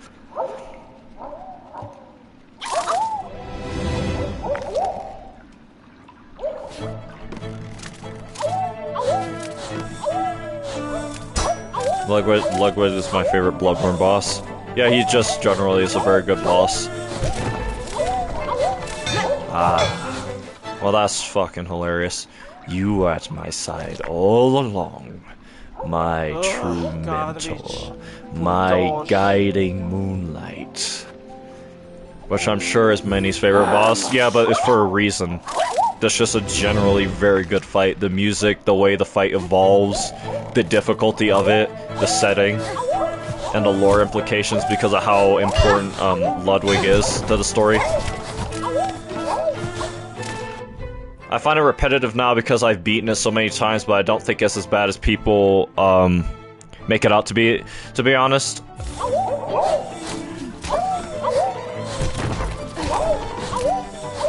Well, the way I've always viewed stuff like that is that, for example, I can say that the grinding for blood vials in Bloodborne is not as bad as people make it out to be, especially after multiple playthroughs of me knowing how to grind them more effectively.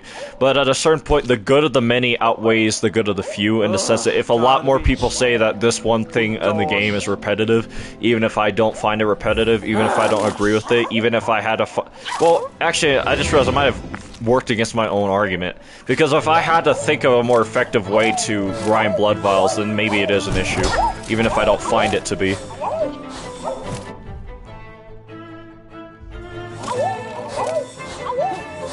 But yeah, once again, when it comes to certain things like that, it does become more semantics than actual fact and reasoning. Like, if we were to go by statistics, the volume of people saying that the game might be more repetitive versus the people saying it's not, then, you know. I haven't done all the dungeons in Elden Ring, but I heard a lot of people complain that it's fucking annoying because that's where there are a lot of repeat bosses. Well then, I guess at that point I have to ask, like, what I'm about to say to some people might be seen as gatekeeping, but how much of the game have you truly 100%ed? Like, or I guess overachiever percent, like, have you beaten every single boss possible in the game? Have you done all the dungeons? Have you got all the weapons, all the Ashes of War, all the Great Runes, all that stuff, right? Just everything. If you got everything, like, if you've done literally every single thing possible for the game, and if you say you still don't find it to be as repetitive as people describe, then it might just be a skill issue on a lot of other people's behalves. Or, you might have a skewed opinion without realizing it. Damn it. Night Ring is an amazing reuse asset in bosses. Are really fun to replay in bosses of Night Ring. I will grant you, it's definitely one of the more creative ones that I've seen and heard of. And I haven't seen much of Night Rain, but at the same time, I think most people can acknowledge, even hardcore fans of the game, that it's an asset flip.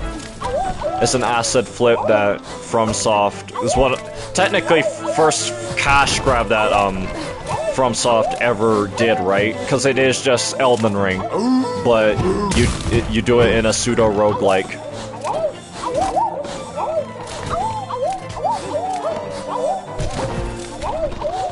And another criticism I heard from a streamer I actually really like, and he has a generally very like unbiased, unskewed opinions for a lot of things of that nature. Once again, he did bring up the fact that if you look at it objectively, it is just an asset flip. But also, if that's like your first exposure to anything Elden Ring, right? Then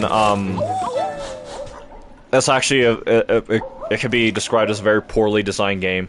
Because a lot of the stuff you find in Night Ring, as I understand it, unless you know Elden Ring inside and out, you're probably screwed. You'll probably have no idea what you're doing. You'll probably have no idea what half the stuff you get does. Elden Ring felt like they were still trying to figure out the new style. That's what I said objectively. Objectively, because that was their first time ever doing an open world game, and you can tell in parts. Like I said, a criticism that I know for a fact is true because I've seen it, and I've looked into it to some degree, is that there's large swaths of the map that are fucking empty, and there's nothing in them. And a lot of people, as I understand, a lot of people said that when they go through those specific areas, it felt like something was supposed to be there, but there just wasn't. So there's parts of the game where it objectively shows that they had no idea what they were doing in that regard. And they were trying to figure it out, which no fault to FromSoft. It was their first open world game, right? So there obviously is going to be like failings here and there. And the fact that they did as good as they did on their first ever, open world game, but it still shows that that was their first ever open world game. There's times, even from what I've seen, where you could tell FromSoft thought that they could get away with or do a lot more than they actually could. God damn it. And it shows that they were like, no, we can do this. And then once the game got closer to release, there was, oh, we can't. So they just started cutting things left, right, and center and just copy-pasting bosses where they might have wanted to design new ones. Have gotten the platinum and 100% on 2 platforms. To be honest, I haven't done every cave, but I've killed every enemy and boss a few times. For repeat playthroughs, I've done maybe 95% of content. I feel left out. I don't think Elden Ring is perfect, but I think it's a step up. A step in the right direction. It definitely is in a lot of ways, but also it can be seen as a step back. Because it is objectively the one FromSoft game that has the most reused content. Even in its DLC, technically. And even in its spin-off Night Ring, it's an asset flip, objectively. Whereas every other FromSoft game just about, outside of, like the Dark Souls trilogy, where you would expect stuff from the older games to show up, because it's the same story. Outside of that, right, it's the only real, like, FromSoft game that has repeat content everywhere, or reused content at the very least. I played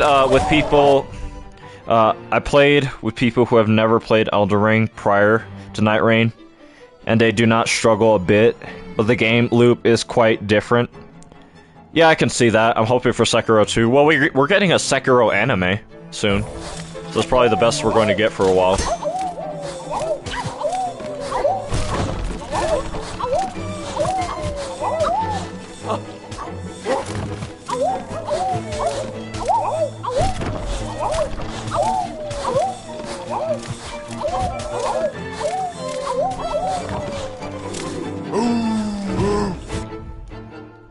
I know the anime is coming out next year, and it'd be a great way to do a sequel. I wonder how. Wow, there was actually nothing I could have done there. Wow, Garnevich, Pundosh. 90, Teen Sherry, 90. To be honest, the Dark Souls games are really easy after Elden Ring. The movesets are extremely complex and interesting out of any of the Souls games I've seen. I mean, just Rodan and Melania. Yeah, those, but there's also a lot of overtly unnecessarily long, like, charge attacks that they've done. That even, like, the longest charge attacks I can think of in some of the other Souls games, at a certain point, even though I never played the game, I can tell that some of them would genuinely aggravate me, and I would find them to be just too much. But I know they're very common in Elden Ring. So even if a lot more of the movesets are more complex, there's also a lot of overtly long charge attacks that probably shouldn't be there, and are just there to make the boss harder than it actually is.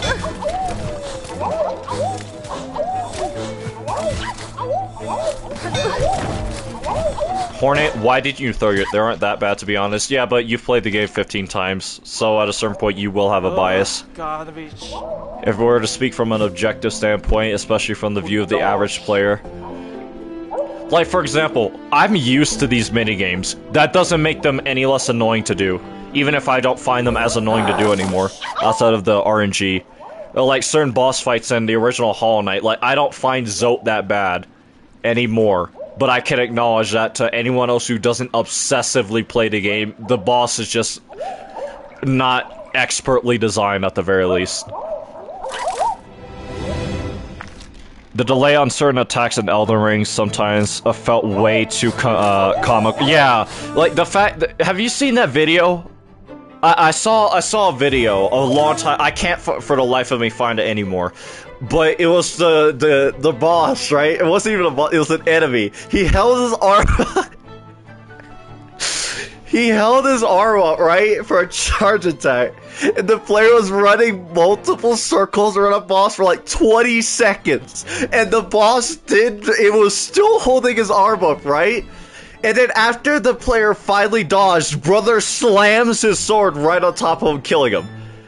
The fact that that meme was even made shows that it might be a problem, whether a lot of like people who play the game a lot realize it or not. That's also true.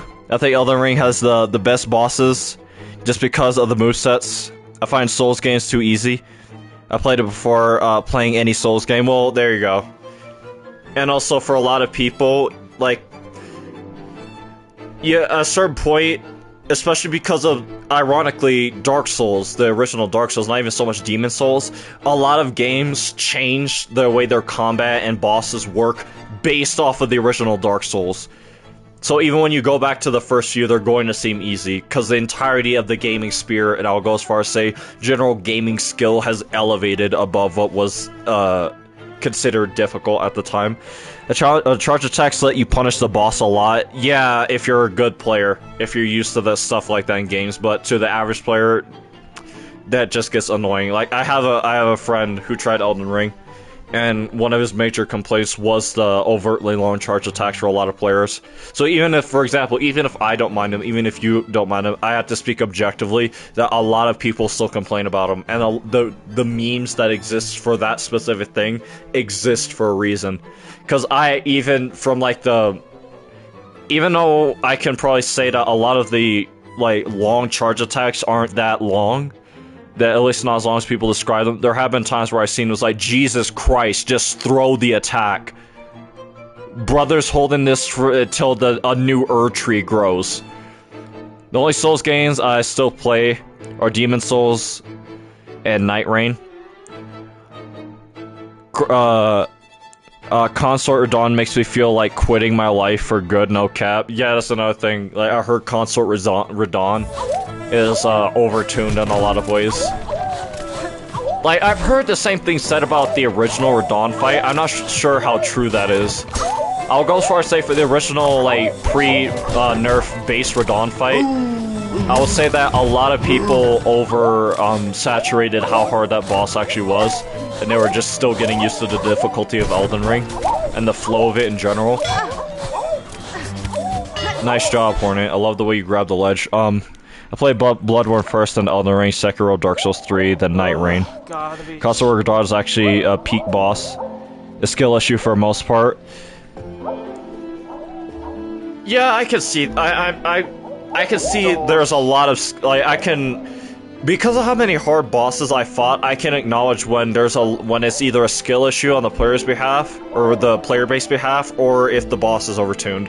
Consort Radon, prior to his nerf, I would say it was flat-out overtuned. After the nerf they gave him, it's flat-out a skill issue for the most part, from what I've seen, if I remember how the fight goes. I don't know for a fact once I fight him myself, but yeah. Consort Radon is fast, it makes my brain go slow.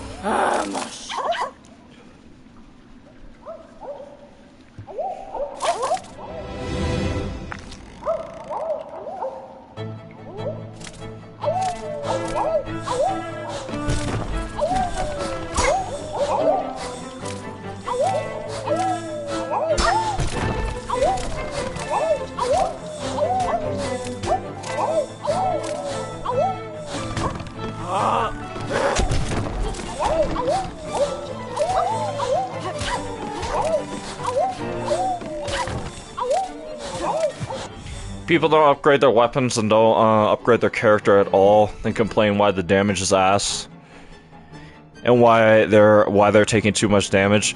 But also you have to factor in weapon type, because there are times where if you like a certain type of playstyle or specific weapon, even in Bloodborne, and from my experience, this exists in every single FromSoft game, there are certain bosses that are just going to be more apt and resistant to whatever it is the player is using at the time.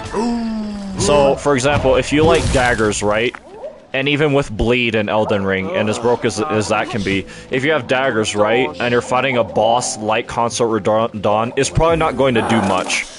And based off of how often Consort Radon jumps away from you, building up that bleed to do that massive proc of damage can be difficult for a lot of people. And also, have you played Sekiro? No. I really want to, though. And given my title of parry guy, I think it'd be a disservice if I did not play it. But yeah, depending on what weapon type you like to use, right? Fucking stupid. Like, there's just going to be times where objectively, whatever weapon you have might not be as suited. Or whatever playstyle you like might not be as suited for that boss to deal damage and also not get trounced. Peak game 10 out of 10. What was that? What was what?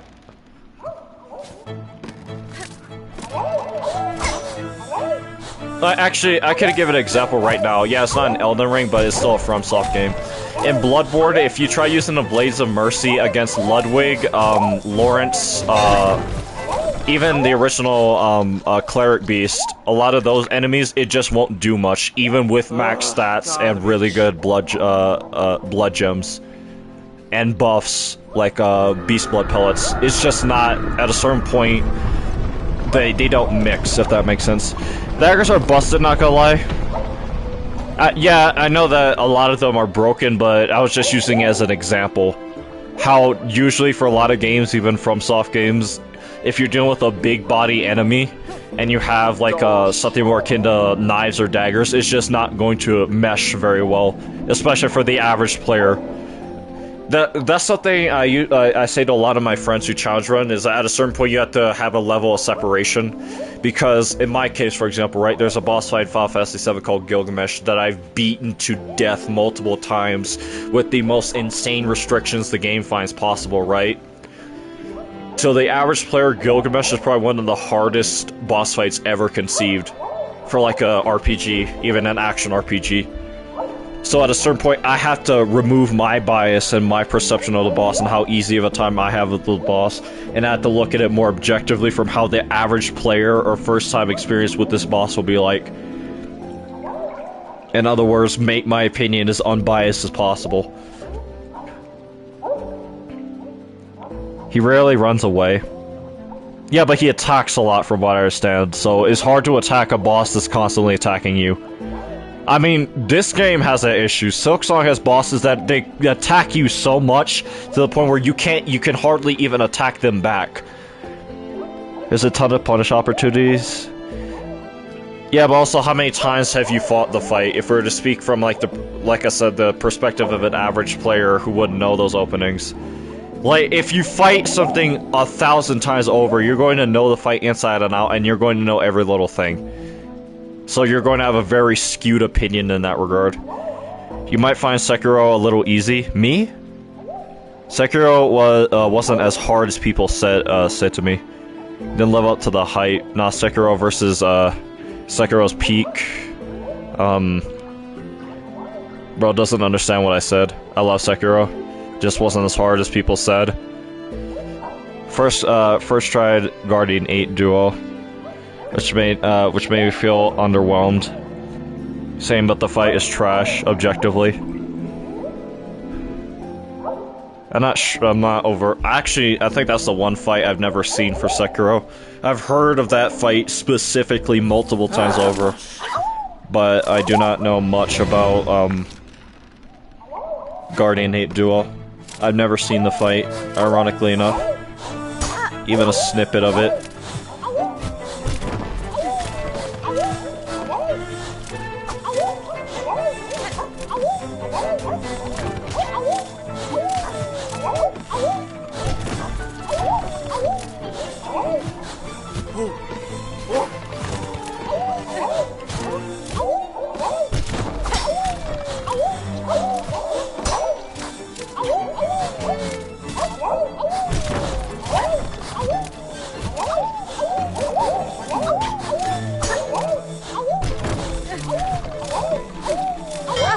Are we see? Oh my! 90 times, by the way. Ugh, garbage. Puntosh. Vamos. I might take a break to eat, just so I can refresh my bait. When I first beat, PCR, it took me 4 hours. I'm not sure what PCR is. Promise Concert Dawn, sorry. 4 hours. He stands still for so long after he does the comment. The fight is pre-nerf, he was hard, to be honest. Like, there was an undodgeable attacks, but still fixed. Fair. That Guardian 8 Duel is cool. Promise Casa Radon. Okay. I think for the Guardian 8 thing, I'm starting to think James has a very, like, biased perspective when it comes to a lot of bosses you're talking about.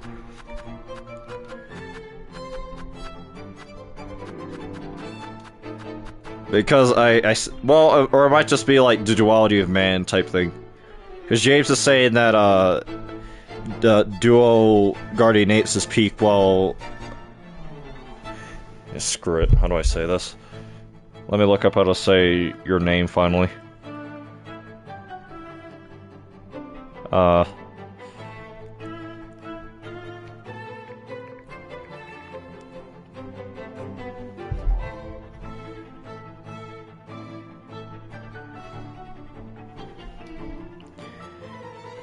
I'm masochist as well. That's probably why I'm by it. Oh, there you go. Your brain is already wired to like things that are displeasurable the most. So, yeah.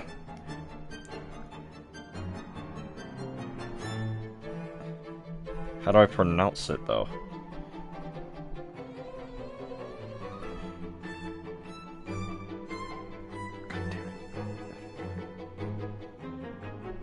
I swear to God.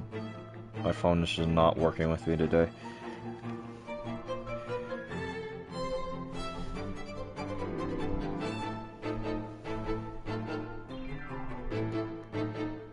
Can I hear it?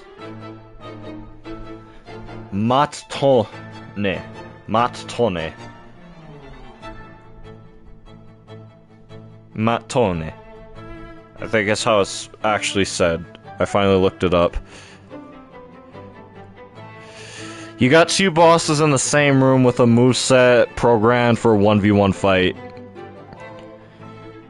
You need an unbiased mod that knows nothing about being a mod. Leaves you no room to breathe. Nah, they do back off the Guardian Ape Duo is gang.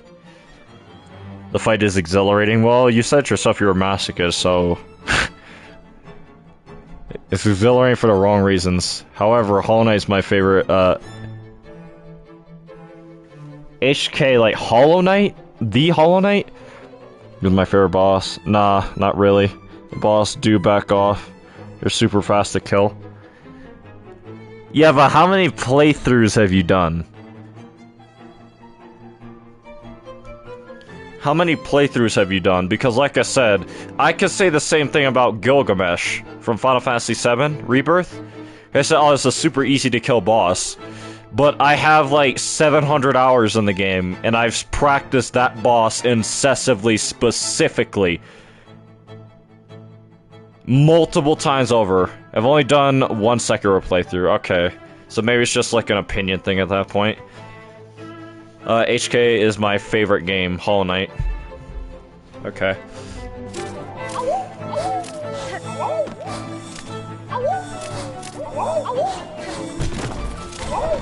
I've done 3 playthroughs of Sekiro. Then it might be a semantics thing. And platinum for it.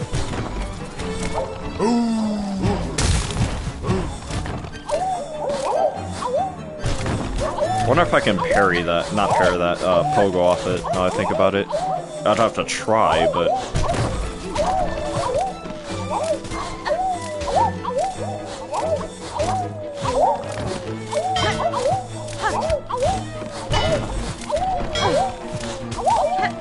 Jesus.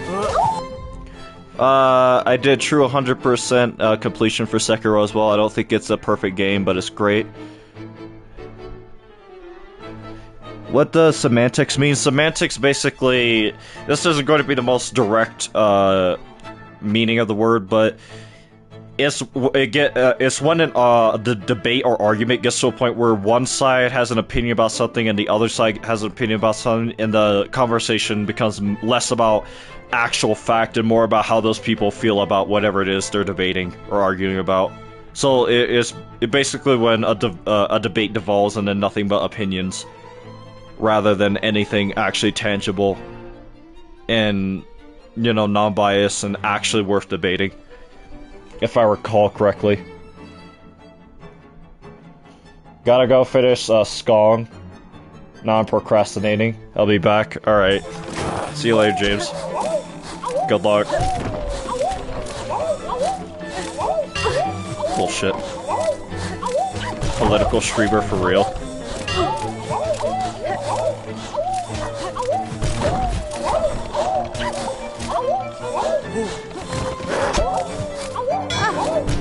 God damn it. How do you not know what semantics means? Who, me or Matone? Matone.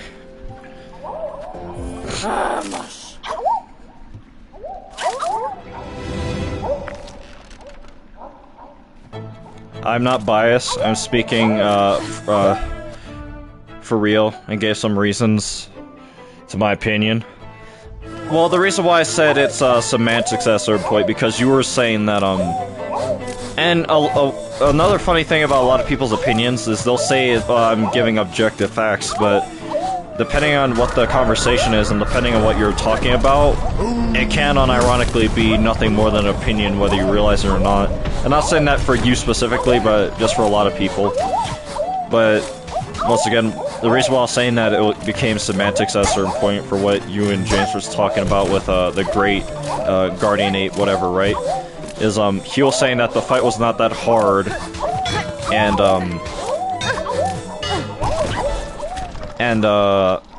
that the bosses back off or whatever, and you were saying that it was the opposite case. So based off that, I could postulate that it was probably just, you know, different lived experiences at that point that both of you had with both of those respective fights. Like, he could have found it easier for one reason and you could have found it harder for another. But based off that, the conversation does become semantics, even if both of you present stuff proving both of your respective points, right? Like, if I had footage of both of your playthroughs and first attempts with Guardian Apes, right? and I noticed that what both of you were saying were true to some extent, then it becomes semantics. You can't really disprove or prove one point over the other. The Italian pronunciation of my name is told in English. Wait, hold on. Told in English accent is weirdly uncanny. I was trying to get like Google to give me like a, you know how usually if you look up the pronunciation for something, it'll give you like an audio thing on how to pronounce it, but it just refused to give that for me.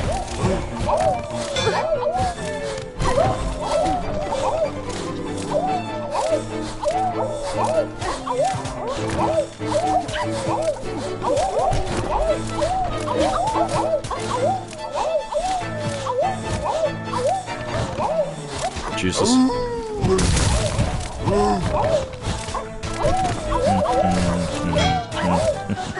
God damn it. 69. Just go on Google Translate for that kind of thing, yeah. God on the beach. Let me have some food, because maybe, I'm not sure what will help me at this point.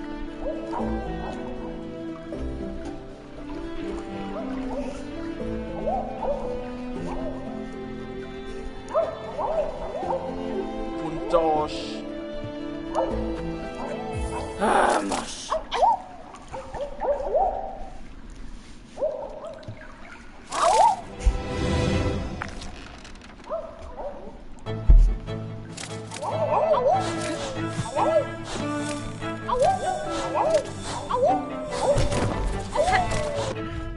Lovely time for my headset to start acting up. Sorry.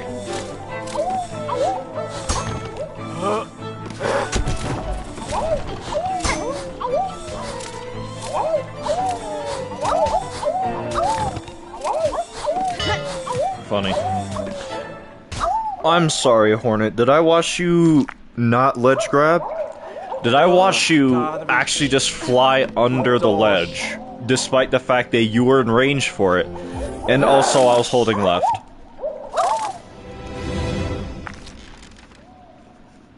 The original score for this was 60 something, by the way, and they made it 90. They need to drop it by, at the very least, 20, because that's actually ridiculous at a certain point. Especially since it does become RNG.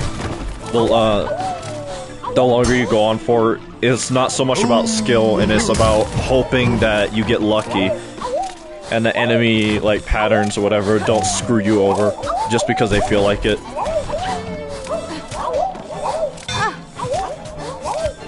Okay, there was nothing I could have done there, I guess. Whatever.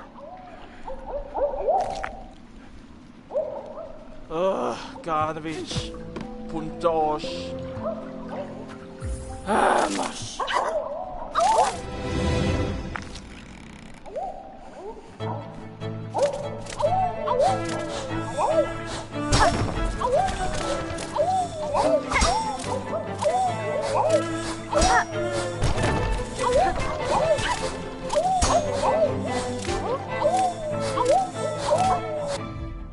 So I feel like there's always an answer to a question like the one of the ape duo, whether it's good or bad.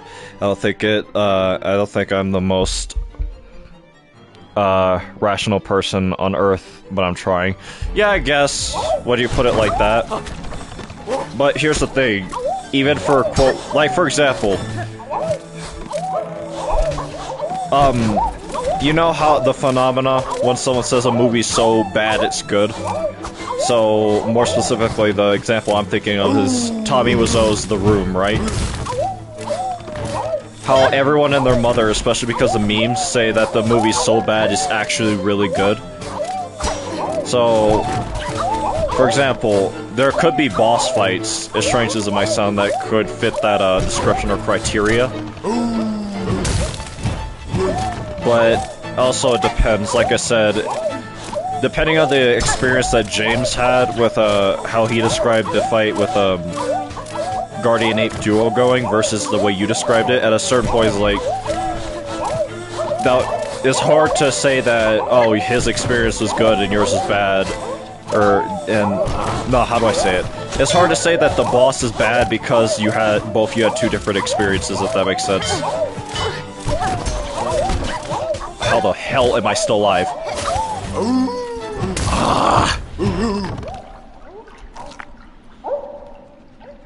If both of you experience such different things with the same thing, it's hard to, 95?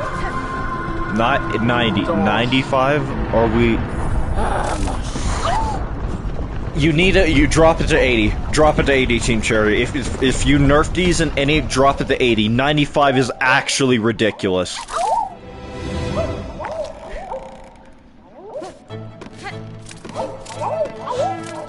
Yeah, like I said, it's just hard to gauge at a certain point when it comes to stuff like that, based on how different both of you described your experience with Guardian 8 Duo.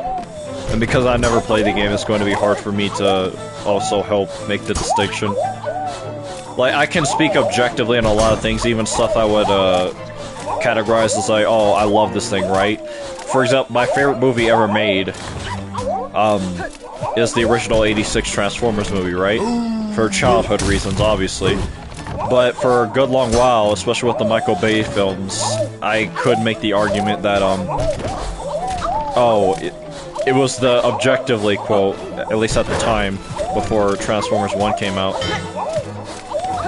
best Transformers film ever made.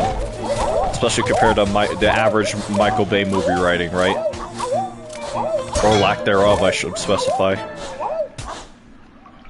But I know a lot of people who would say that the '86 movie is overrated because all the animation's dated, right? That's an example they could give, or like the story's cookie cutter, or this, that, and the third. But yeah, at a certain point, it's hard to gauge like an objective thing about something that might have. What? Garbage. Oh, that made my head hurt. Transformers stance on the plot actually actually makes sense. Yeah.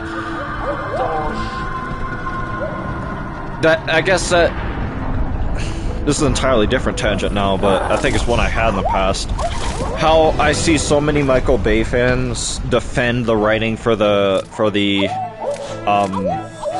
his movies, even though it's literally the same recycled plot over and over again. How all 5 Transformers movies he's made, the plot has been, there's the Transformers arrive, right, and there's some kind of new threat. There's nothing they could have done there. And we need to find the MacGuffin object in order to stop it, but the bad guys are closer to it, and they get it. But then the good guys get it back, and now the bad guys have it again, and now they're having a final battle to try and get control of it. And then whatever the magic item is by the end of the movie usually gets destroyed. For the first one, it was the cube. The second one, it was the cube again. Then it became the Star Harvester and the Matrix of Leadership. In the third movie, it became Sentinel's Pillars. By the way, outside of the Matrix of Leadership, all those things got destroyed. By the way, in the fourth movie, it was the Seed, or technically Transformium, right? And then the fifth movie, it was Merlin's Staff. And all of them have basically the same plot, and it's just the same story told worse and worse and worse each time it's told. The first one, I'll die on the hill, is a genuinely just, even if it is a quote cookie cutter plot, it's still a good written, like well maybe not overtly well written movie because it's still, like I said, Michael Bay. But at the very least, it has merit, right? It's a good movie objectively, I would say. In a lot of ways, I want to say it's like a turn your brain off movie. Even though there's times where it can be, but it's still just a generally good movie. All the other ones, though. So when I see Michael Bay fans trying to defend the plot, especially like what Michael Bay did to Optimus Prime's character, and how both sides of the argument seem to forget it's not so much of like, is Optimus Prime... The argument that every single Michael Bay fan I've seen make at this point is, well, Optimus is justified. Yeah, he's justified, but that's not the question. The question is, would Optimus Prime do any of the stuff that he's done in the films, the live-action films? And the answer is, ironically, objectively no. If you compare him to literally every other version of Optimus Prime, other than the ones version of Optimus Prime that are literally evil, he would never do that, point blank, period. And the example I use to prove that is the Unicron trilogy Optimus. Because that version of Optimus objectively had the most evil incarnation of Megatron to a point where his spark was described as being the conceptual formation of the concept of evil other than Unicron. That's how evil he was. And even then, that version of Optimus Prime was able to hold true to what he believed in and still tried to make a plan of peace between him and Megatron. Whereas, apparently, either the Michael Bay version of Optimus Prime is bitch-made for not being able to stand by those same set of values that both of them have, or the Unicron trilogy Optimus is a Giga Chad, who's an immovable object in that regard. But yeah, the conversation, what it was, is would Optimus Prime do any of the stuff that he did in those films? The answer is no, objectively. Compared to literally almost every other version of Optimus that isn't evil or literally just a shit adaptation of the character. But the average Michael Bay fan is too concerned with justifying his actions. Yeah, he's justified in a lot of what he did, but that doesn't mean the character would do it, objectively. Using the same plot points isn't bad. Having a MacGuffin object is a key way to starting stories, but it requires a certain amount of style and make it differ to make a worthwhile story. Exactly, and Michael Bay is just incapable of that at the end of the day. We're gonna hate this, you're gonna hate this boss, not gonna lie. People are calling the lifeblood tech overdosing. Hello, new chatter. I'll try my best to pronounce your name correctly. Cinnabar the Lumbax, right? I hope I got that correct. Right now we're trying to do a flea minigame that is very tedious and annoying. That I need to dodge 95 of this thing. These things, sorry. Not this thing. Lovely.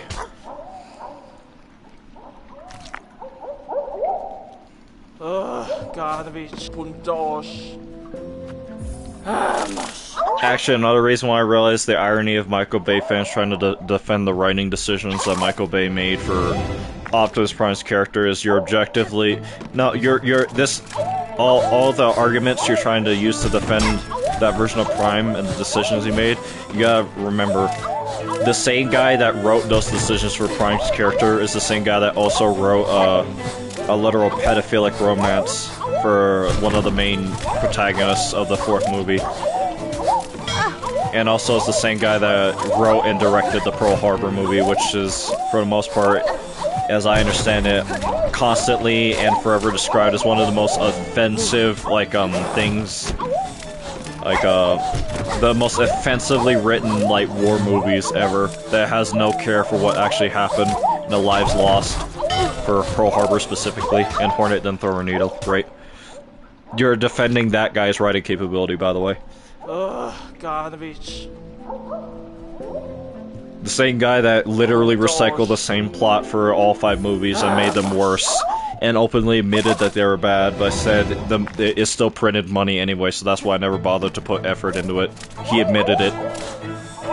Just keep that in mind, Michael Bay fans, whenever you defend any writing decision relating to Optimus Prime in those films.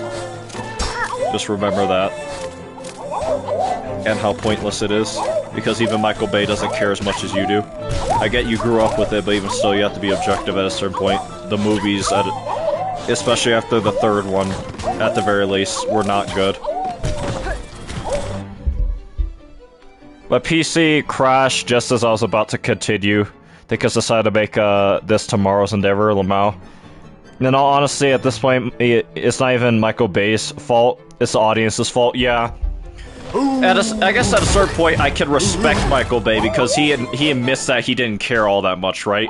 I can at least respect that, but like you said, it becomes the fans' fault because they try so hard to defend what is objectively garbage for the most part. And they don't, the average Michael Bay Transformers, Bayverse fan, right? They don't realize that they become the very thing they swore to destroy. They became G1ers, but for Michael Bay. and to be fair, Transformers is the only franchise I've seen where purism is so bad that it creates like a form of mitosis, where the purism diverges for whatever the new thing is, and then those purists say that their purism is the best version and how they never made anything sense that was better than it. But that's the problem that the average Michael Bay fan has, is they don't realize they become G1ers for their own franchise, or part of the franchise, I should say. They're no better, meaning their arguments hold less weight than even the average G1 fan because they're hypocrites. They talk a lot of shit about the average G1 fan, right? And the fact that they don't think the franchise ever got better past the first cartoon. But they're basically saying that for the Bayverse films, even though when you look at them from, a lot of different perspectives, they are just outside the first one, which I will defend till the day I die. Every other film, though, when you look at it objectively, they're garbage. I didn't like any of the Michael Bay Transformers movies. So much fan service. Yeah, that's another thing. That's something I was trying to avoid, because I know that's one of the first criticisms people bring up, but I'm trying to just look at the writing objectively. But yeah, in a lot of regards, Michael Bay can be described as a man-child who likes cars, explosions, and sex, and that's about it. And then he puts it all of his movies are just comprised of that. Robots with fan service? No, it's the fact that Megan Fox was in the first 2 movies, and then he got another hot actress for the third. And then the final 2 were just there.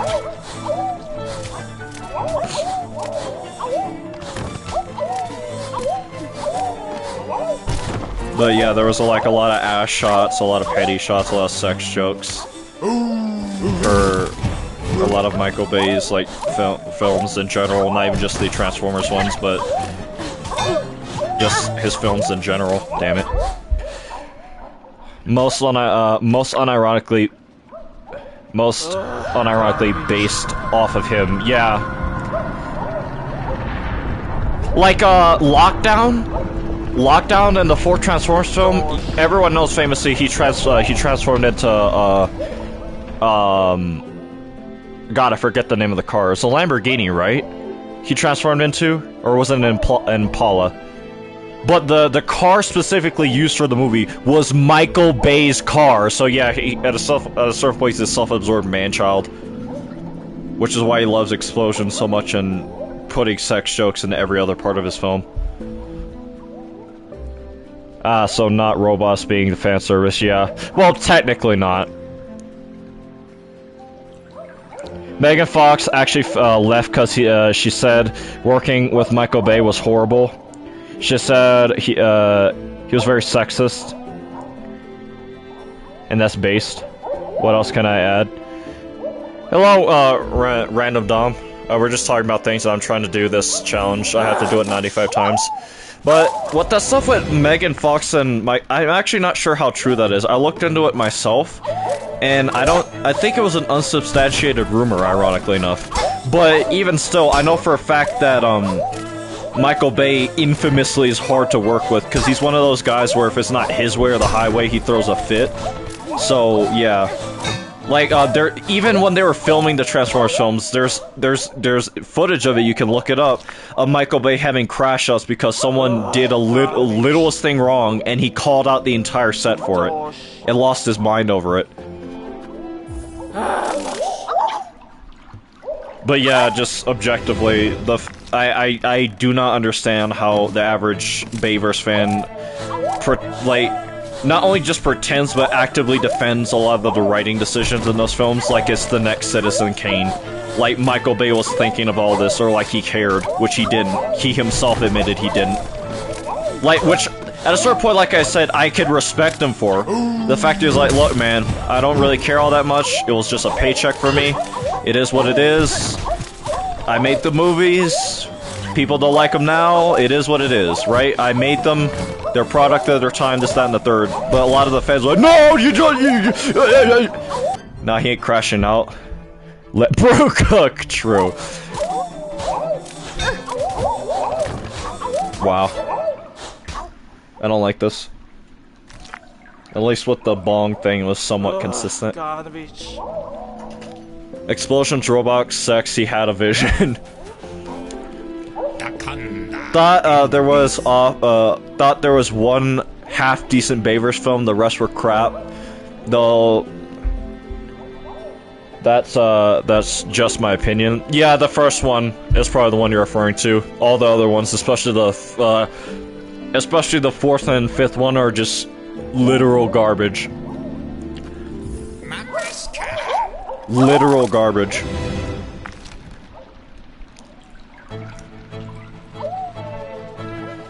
But the average Bayverse fan, very similarly to the average G1 fan, will defend it regardless and pretend like it's the greatest thing since sliced bread, when it's not. Just speaking objectively. At least this requires some amount of skill. Versus the actual RNG fest of that other one. I'm jorking it. Bumblebee was alright. Yeah, I thought the interpretation of Bumblebee's characters in that film was alright, but here's the problem with it. After Michael Bay's film, every other Transformers iteration that had Bumblebee in it made him a mute. When Michael Bay was the first one who introduced it, now all of a sudden it's everywhere. So that's why I've kind of soured towards it. Because I miss when Bumblebee actually fucking spoke. It had a character other than, oh, I have a radio voice, and I'm quirky because of it. Mask car. Is it so true, Cret? Oh, so what that guy said is, sorry, flew over my head a bit.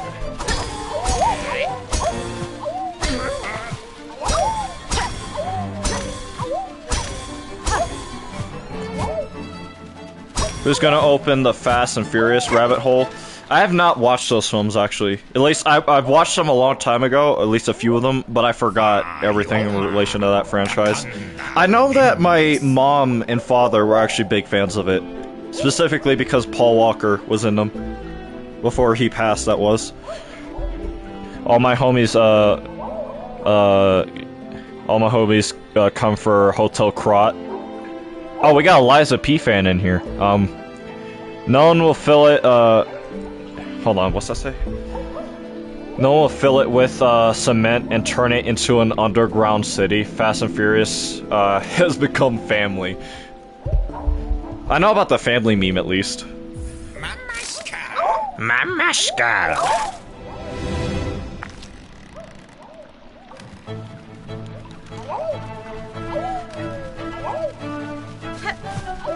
And actually, this will be the last time I bring it up, but you remember I was saying that in the fourth film, Michael Bay unironically introduced like a pedophilic love interest for the underage female. Well, not the actress herself wasn't female, like underage, but the character she played, right, was underage, and the love interest for that character was well above, you know, her in age. I think he might have been 25 or something like that. At least, once again, not the actors, but like the characters they were playing.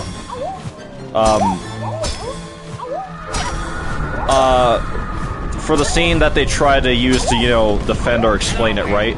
They use the Romeo and Juliet laws for Texas specifically, but what the character says for, like, the article, law number, whatever it was, and then the card he shows that he just for some reason has in his pocket, I guess just in case the feds roll up on him for dating a minor, right?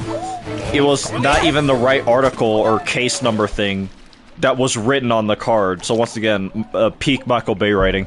Anyway, this is the last time I'll bring it up.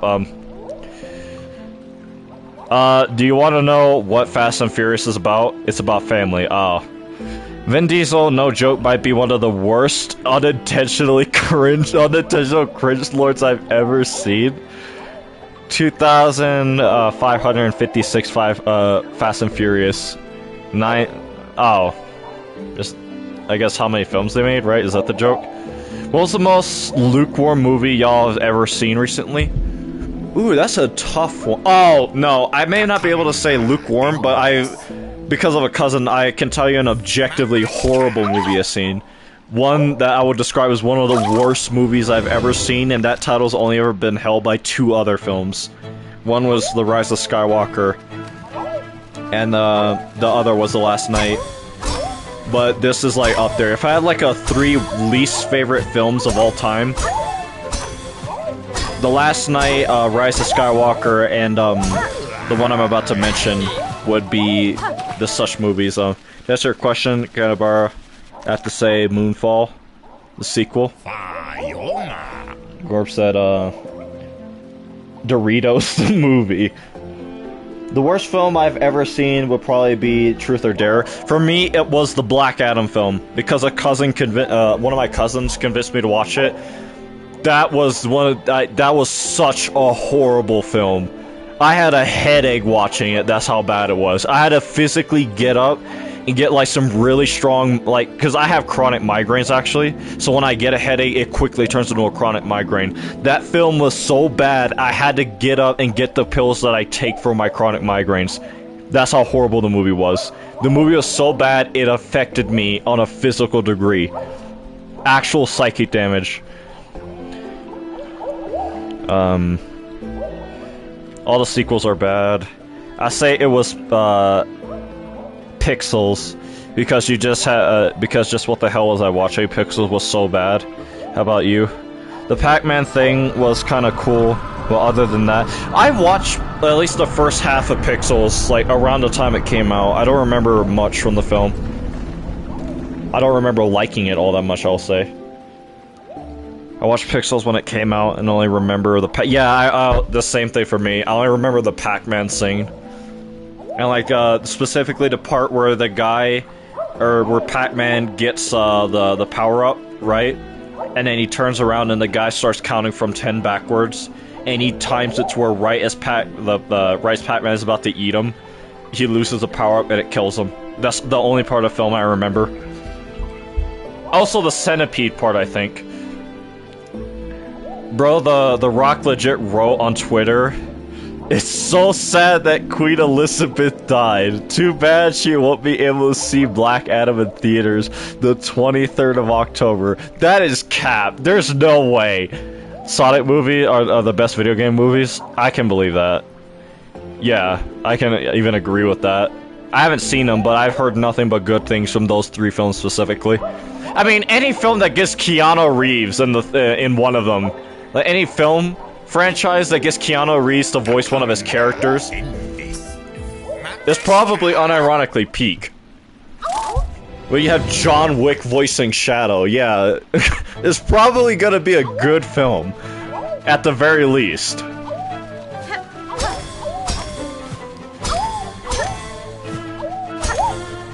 Like SpongeBob? What about SpongeBob? Oh shit. Ah! Almost recovered. Is peak. Fun fact, this isn't fun at all. The fun fact, this isn't fun at all. Nintendo had postponed Legend of Zelda Tears of the Kingdom postponed Legend of Zelda Tears of the Kingdom ads in Britain because the Queen's death. Yeah, I can believe that. Yeah, I was lying. He's in the film. The Rock never said that. And for free, Lamau. I'm not gonna lie, I'm biased because I grew up playing Sonic games. Yeah, that did happen. You liar!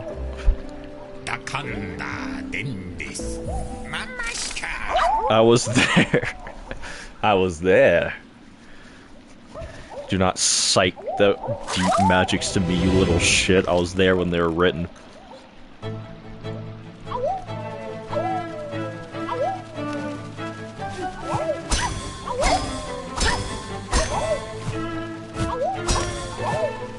Tears of the Kingdom's ad getting delayed happened. Oh, that's what you're talking about?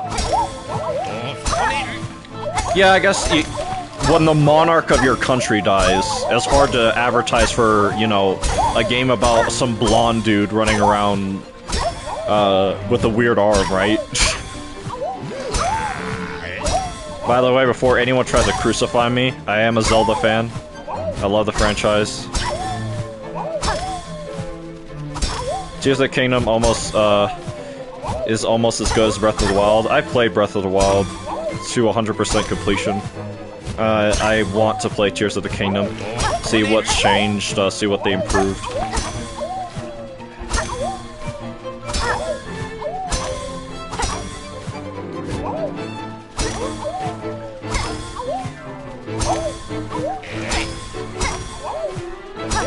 I love when Black Adam said as blacking time and then became black. What is my chat talking about? What number do I have to get to? 68. You're funny. You're funny.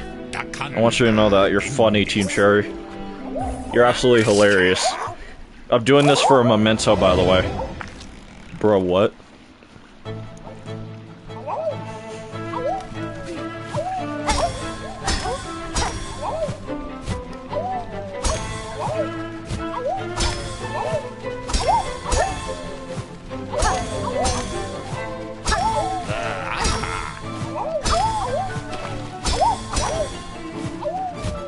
I got all of my scores to 69 and called it a day.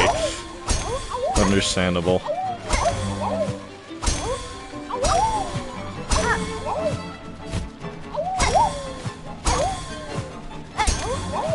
I love when, hold on. I love when Riley said it's subbing time.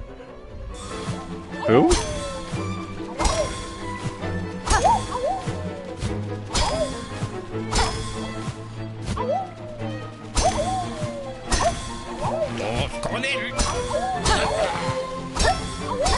Oh, Subnautica? Is that the name of the protagonist? Main character is called Riley. Oh, I missed.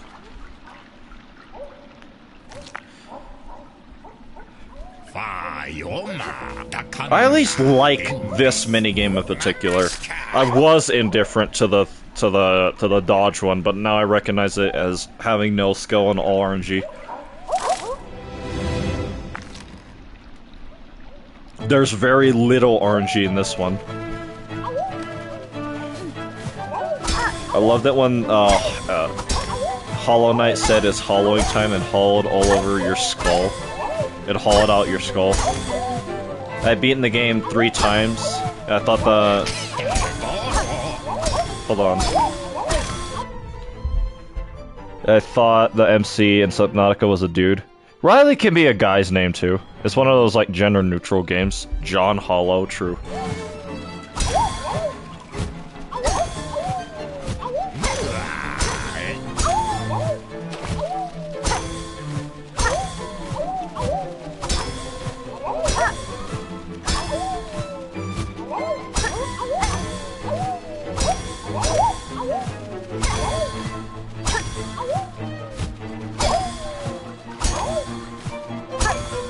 I love when Elden Ring said it's Elden Ringing time and then Elden ringed all over the place. John Elden Ring, right? Yeah.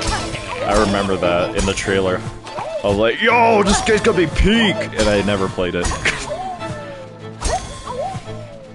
The loadsome dunk. I'm sorry, Hornet. Where was your pogo? The loadsome dung eater. Have any of you seen that video? That was like from 4chan or something. And someone just said like alternative names for the dung eater. The icky, slicky, jester. Best NPC, the loathsome dung eater will never be topped. Best writing. Best gameplay, to quote Snap-Queued Dunderhead. Best dialogue. The crazed caca consumer.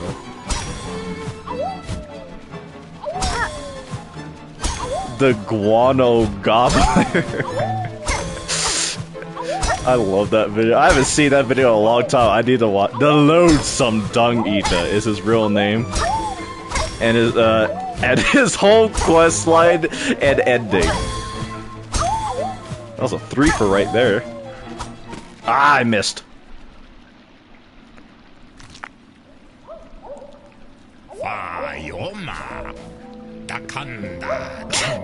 A part of me wants to, like, even though I can't play on stream directly, a part of me wants to just, like, grab my phone, play it, and just put it up to the mic. Because that's such a funny video. The dastardly dude to devour. That's such a dumb video, but I love it. This guy... Hold on, what? There are the Silksong memes in the asylum, yeah. This guy turns into shit. I wish I was kidding. Is that really what the quest line is?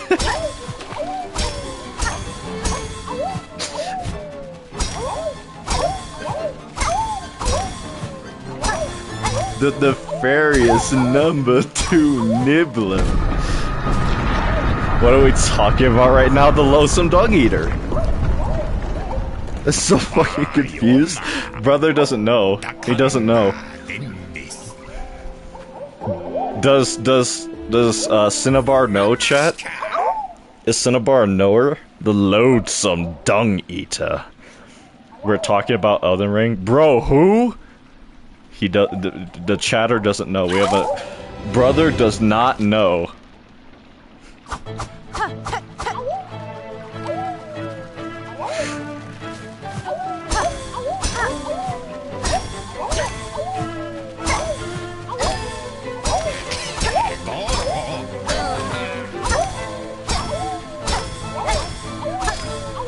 Has anyone? God, I keep pausing to read the chat, Rishan. FIA Deathbed Companion. Has anyone ever played Door 1 or 2? No. Horaloo!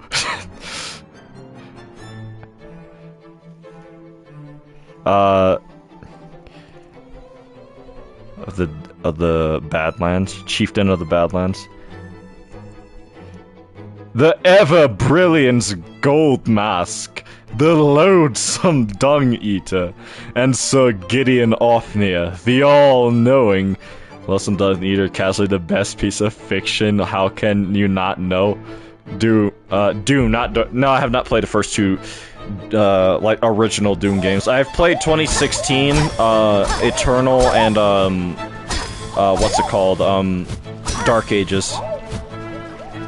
But I do plan on at a certain... Damn it, I shouldn't have gone for that. At a certain point, playing, all the Doom games.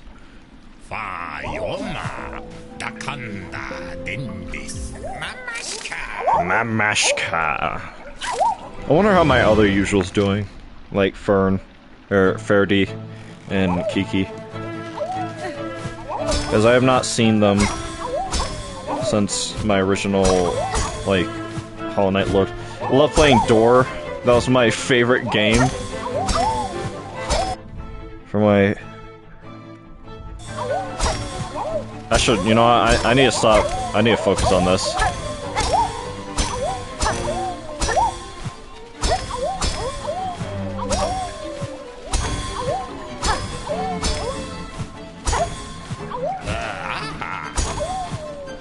I already probably locked in, barely know who he is. It was one of my, usuals when I was doing my lore run for Hollow Knight before Silksong came out. But as I understand it, both of them are probably playing, Silksong right now. And Faraday even said that, he was not going to be stopping by the streams as much. Because, he wanted to avoid spoilers. Ratchet and Clank. What about Ratchet and Clank? Well, yes. Damn, how'd you know?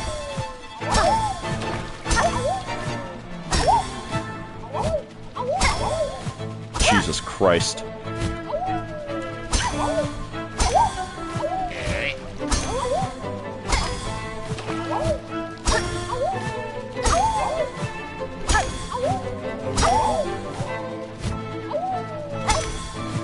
How many was needed? There we go. 69 apparently.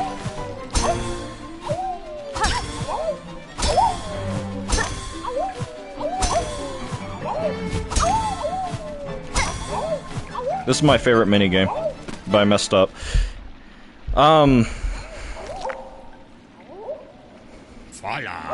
But now the chat's just insanity, so it's not that bad. Are you a Ratchet & Clank fan, Senna? It's a hunch, fair enough. There's no such thing as a bad Ratchet & Clank. It's also in the name. So aside from SAC and ITN, those two don't exist. I played one Ratchet & Clank game a long time ago. I don't remember which one it was.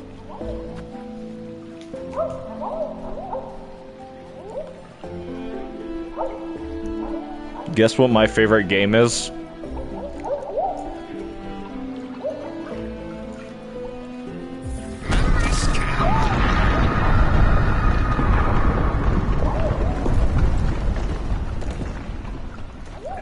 Secret Agent Clank Into the Nexus. Never heard of them. Probably for a reason. Secret Agent Clank and Into the Nexus. Wait, what am I doing? Sorry, wrong game. Fayoma.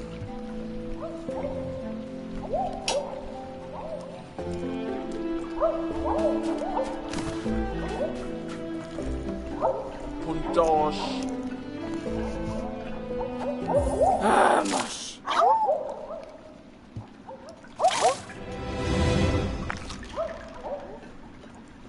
Was on the PSP and the others on PS3.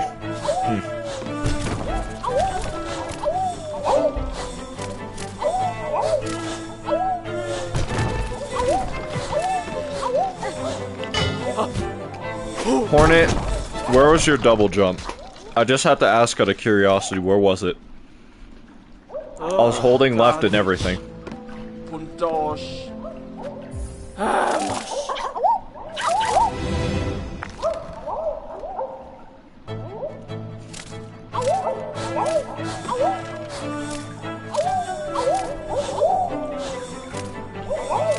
Got ignored.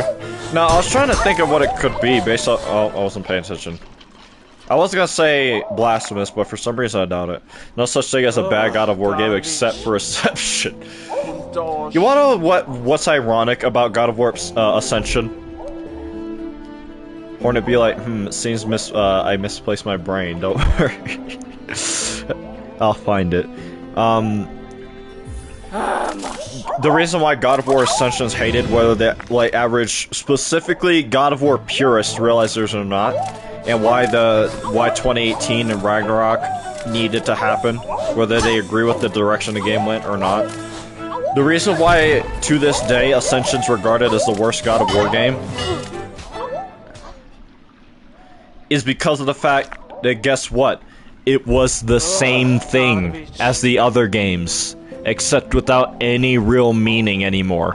Because what point would you have for Kratos to go on a Pantheon killing spree if he already got his quote revenge?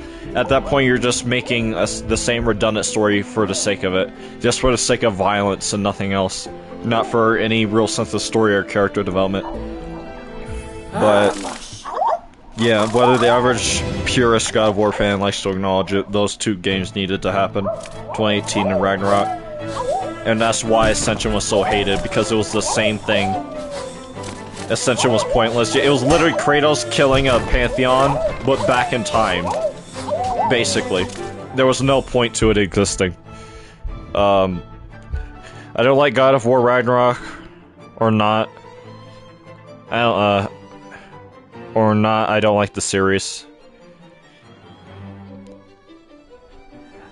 Oh, I ever play 2018 or God of War? Yeah.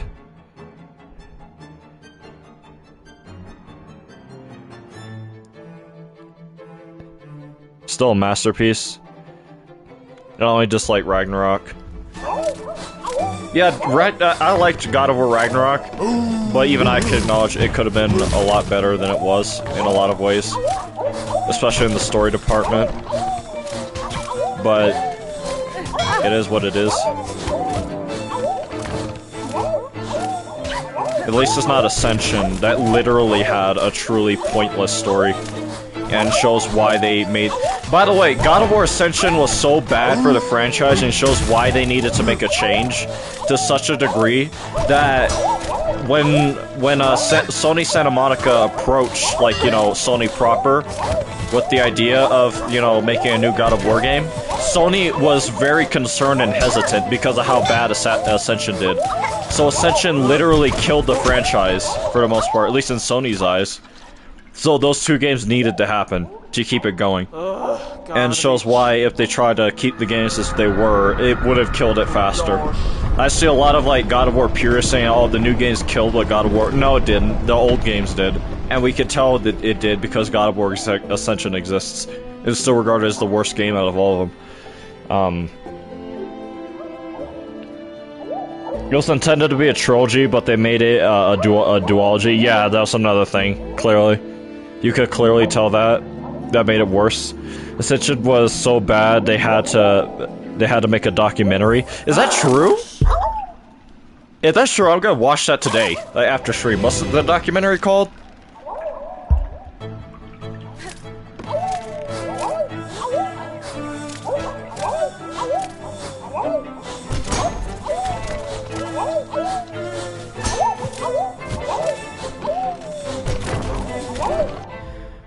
Although the true tragedy was Jack and Daxter being fired, then getting a sour sequel and falling off the face of the earth. Well, that's Sony's fault. Sony has a backlog of IPs that they just refuse to use. Not even so much the individual franchise's fault. Hope they only make a spin-off. I hope they only make a spin-off with Atreus. But that's it. I hope they don't continue it afterwards. I can see that, but I know for a fact they are. There's already talks of like the next God of War game in development. And it's not rumors either, I think it's all but confirmed. It's either a remake of it's either a remake of the first game, or it's a new God of War game with him going to another pantheon. Hornet E. It's called The Making of God of War on YouTube. They talk about how Sony didn't really want to fund God of War continuation, or fund the continuation of God of War. Okay. I guess I'll look at that. Because like I said, I don't think the average God of War purist realizes how needed those games were, whether you agree with the direction they went or not. Ascension almost killed the franchise, and that was an instance of them literally trying to keep the games as they were. So whether you like to admit it or not, those games needed to happen. God of War? Like, more like God of War, true.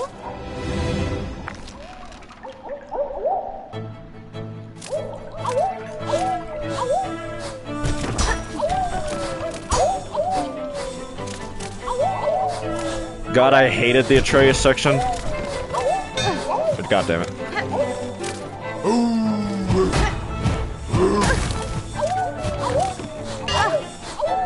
Jesus. He was such a dumb idiot in Ragnarok and the gameplay was ass. Here's the thing. While I don't mind the gameplay, I can acknowledge why a lot of people don't like it, especially compared to Kratos. But here's the thing. He's a kid. I'm a liar. The doc is called, Raising Kratos? Or Raising Kratos, okay. Atreus at that point in the story is 14 or 15, something like that. I think even younger, actually. He might be between 12 to 15. Realistically, if you're going to tell me Atreus wouldn't behave the way he did in the story, and even from a narrative standpoint, if he behaved any other way in the story, I would have said that it would have made the story worse. Even, like, a lot of people, they harp on Atreus because, oh, he's an annoying kid. That's the point. Name a kid character or a kid you've met in your own personal life, period, that wasn't annoying. I couldn't. A lot of my younger cousins annoyed the shit out of me, to a point where I want to punt them across the room. But that's the thing, they're kids. They lack experience. They lack the decorum in a lot of things. So, as unfortunate as it is, for a lot of those younger kid characters, you have to write them like that, because otherwise, any narrative hook you could make with them maturing and learning to be better, learning to, you know, mature and just be more responsible on that stuff, right? You wouldn't be able to have that. It wouldn't exist. So you have to make certain like kid characters annoying because of that. Worst yet, Ragnarok was so hyped up. I actually don't remember much of the hype from Ragnarok. I don't remember it being that big, even so the gameplay was just a generic bow and arrow game. Not to mention his decisions were kind of dumb. Even as a teenager, I disagree with that. I know someone in my personal life who's made an even dumber decision than Atreus has made. And a lot of the decisions Atreus made were trying to save his father. And if you're a kid that young, desperately trying to save your father from death, the decisions Atreus made make perfect sense. And I played the game when I was like 16, when it came out. I watched nothing but lore videos for almost a year for Ragnarok. James is actually younger than me. Fascinating. Could you tell? But, yeah, no, I know someone. Maybe not around specifically Trace's age, but I had a teenager in my life. Not my own kid or anything, but it was someone I was really close with in my family who made an even dumber decision than a Trace made that literally ruined their life. And like I said, a lot of Atreus' motivations made sense in the sense that you're that young, right? You see a prophecy saying, "Oh, your father's going to die, and there's nothing you can do about it." So you're desperately looking for anything to usurp that.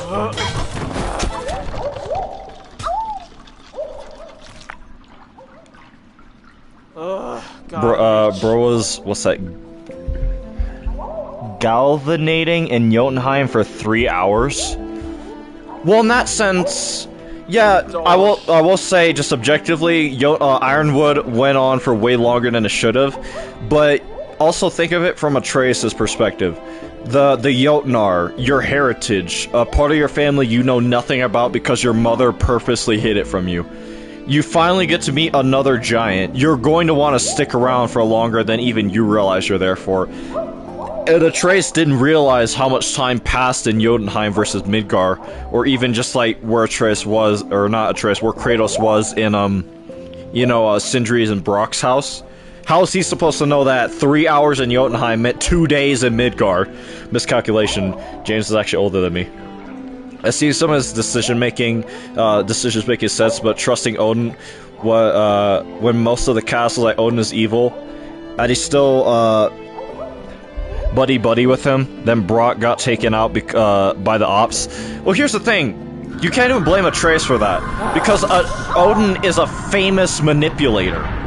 And he's not just a famous manipulator, he's a good manipulator. Which, even if you know he's a manipulator, it doesn't matter what. If he's as good as the legends say he is, even if Atreus knew beforehand, and especially that young, he was gonna fall for it to some measure. And even towards the end of the story, he did have to go back and use Odin to some measure to get the rest of the mask just to keep Odin from getting it, period. Well, once again, granted, a lot of, like, the Atreus sections could have been way better than they were. From a narrative standpoint, I have a hard time seeing a lot of the complaints people, making, not needing to be there to some extent. Like, people saying that, oh, Atreus was a dumb kid. Yeah, no shit, kids are stupid. And he was also trying to desperately save his father. So a lot of his decisions just flat out make sense in that regard. Those are the decisions a kid would make to save his parent.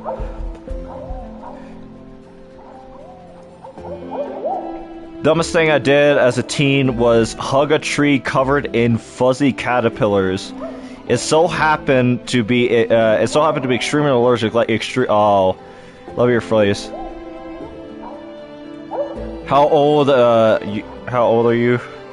Mentone.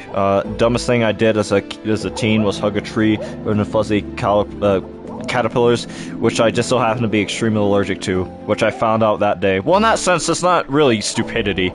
It's just you didn't know you're allergic. Hard to choose dumbest thing I've ever done. The roster's pretty big. 18. Brother's allowed to be here. You barely passed the age check. There's certain people I am allowing to be here just because they seem chill enough. Or they're about to turn 18, so it wouldn't matter anyway.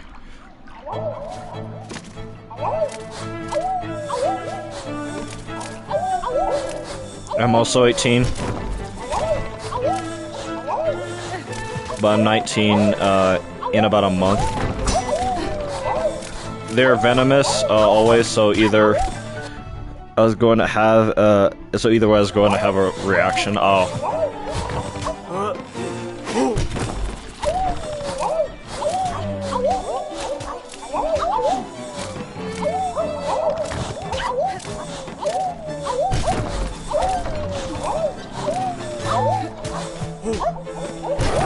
Dumbest thing I did was confess to my crush, and it turned out she wasn't straight.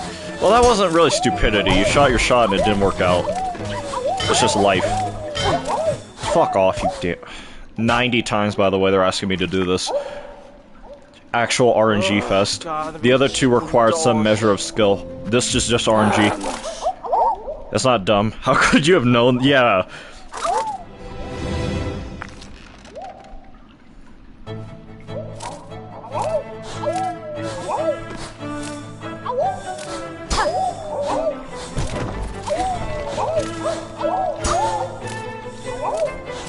I liked her for 2 years and didn't even know. Well, stuff like that, a person tends to go out of their way to keep hidden. So, there was no way you could have known either way, even if she was your crush for 2 years. Surely I should have noticed. No. You'd be surprised how stuff like that goes unnoticed. And like I said, usually the people who want it to go unnoticed make sure it goes unnoticed. By masking certain behaviors or, you know, just avoiding people in general. Or keeping their lives private purposefully. There's a variety of ways you can keep a lot of things about yourself hidden that after a person discovers what it is, right? They'll go, whoa, that's so obvious, how did I not know? I should know, I deal in it daily. Like, keeping things hidden and obscure.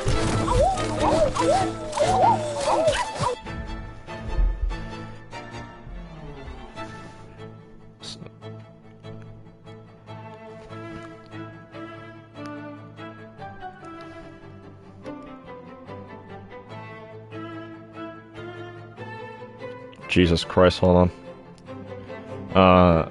Okay.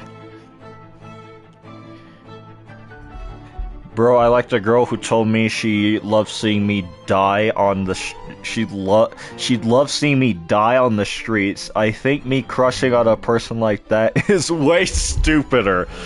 No, you just had a I could fix her mentality, I could tell.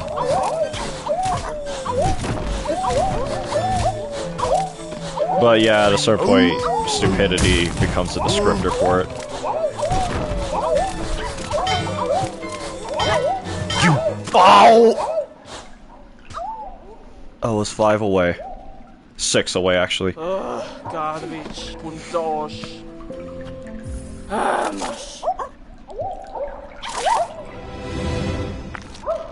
Plus, if that is the only thing you can think of in your life, James, that you would regard as like the stupidest thing you've done as a kid, then you're probably doing way better than you think you are. Emotions are natural, but sometimes they act as mental retardation, right? Before anyone tries to cancel me for saying that, first of all, I do have a brain deficiency to some regard. I forget exactly what it's called, but if anyone has a password, I do.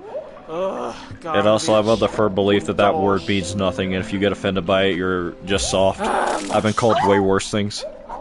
And I've heard people been called way worse things. Love how Vogue sounds constantly annoyed, like, bro, it's just, I got places to be, personally. Lamau, you're probably right. If I was to think about the dumbest thing I did as a kid, I was 5 years old, and there was this mall that we went to a lot when I was a kid, and in that mall had a play place. Of course, that mall had a little tunnel thing in the play place, and I hid in it. And I hid in it for like an hour because I was bored. I remember distinctly the reason why I went in there. I was bored.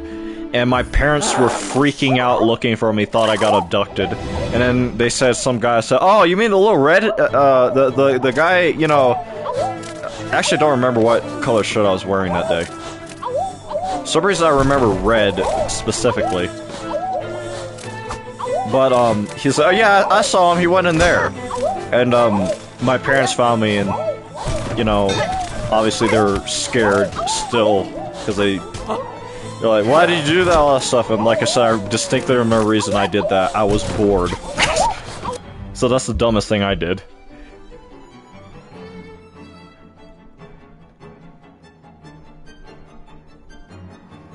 I think the past, I think to the past and cringe sometimes.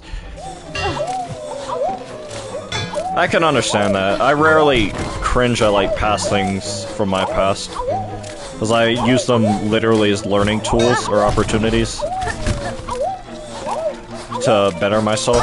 A lot of people focus too much on, like, oh, I failed at this or I did this and that was really dumb.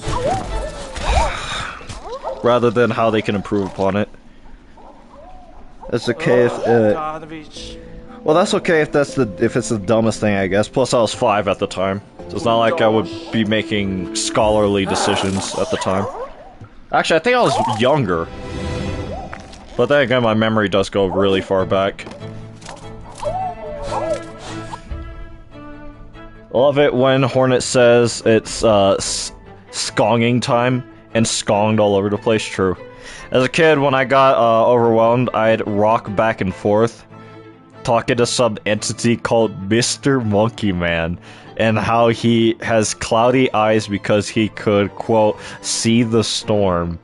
I was possessed by...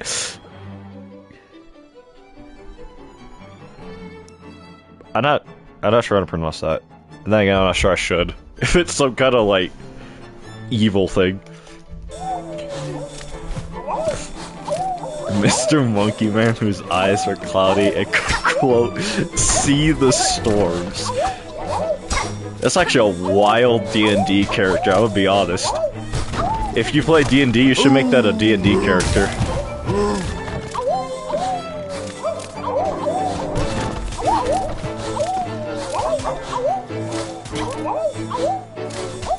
Could see the storms. I don't know why, that part specifically is really funny to me.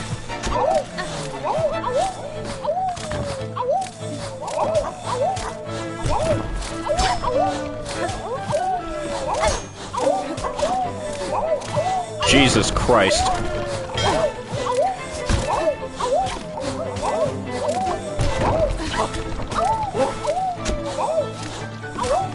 Proceed demons, yeah.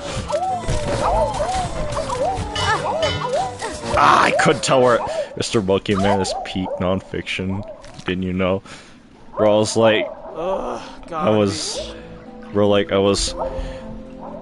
bro, like, was I fucking okay as a kid? Who knows? I mean, if you don't see him anymore, maybe it was just a very active imagination. Mr. Monkey Man with cloud. I'm still stuck on that. Who could see the storms? His eyes are cloudy because he could see the storms.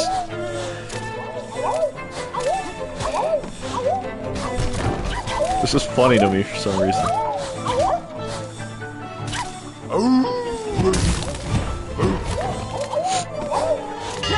You bitch.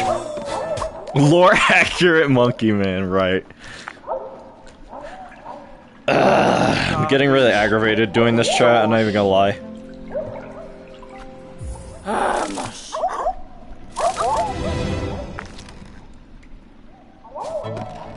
That might just... I'll lock in. Who would win? Dog Eater or Mr. Monkey Man? That'll probably be the last chat I read for a while. Before just trying to catch up. Are we...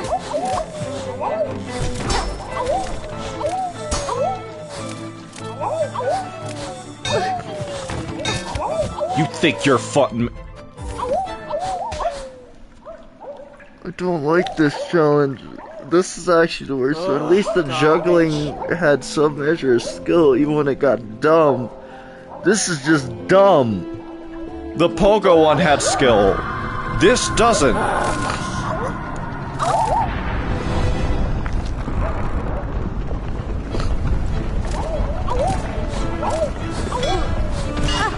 Alright, jumped into it. That was my fault. At least I used the other one to recover.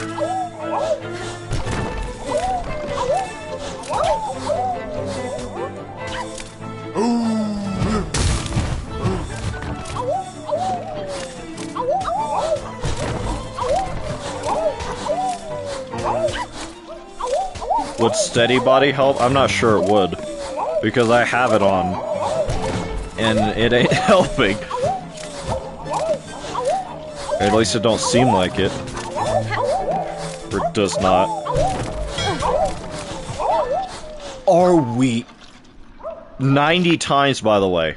Right? That's what it said? Garbage. 95. My apologies. Another dumb number that Team Cherry came up with instead.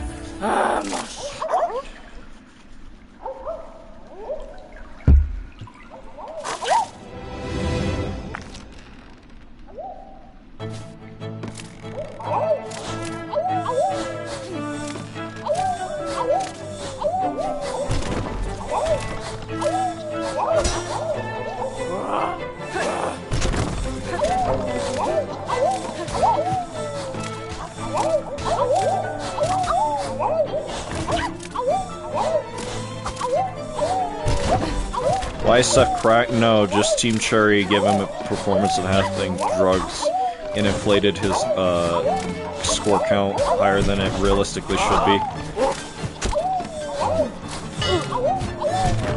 Of course you would grab onto the edge, of course you would grab on the edge right there, of course you would grab onto the... Garbage. You have no right sounding tired. You're not the one having to go through this.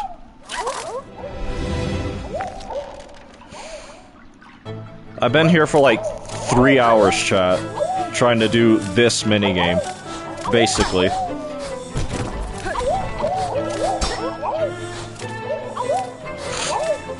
And here I thought I would have been able to beat the game to...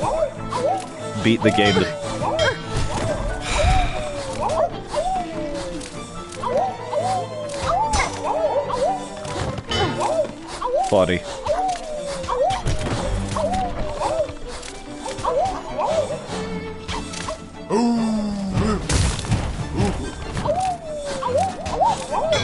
Are we?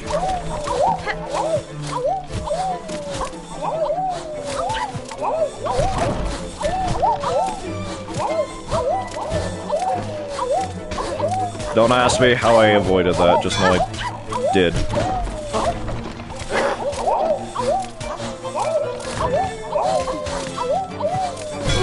Fuck. Oh.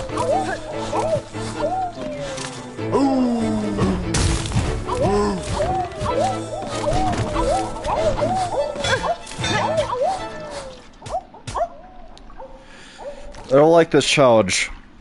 I generally don't like it. I convinced as a child I'll see some stuff because first came Mr. Monkey Man, then there was Teddy Bear Guy, last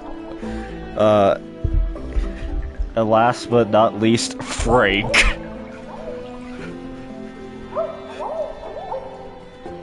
Puntosh.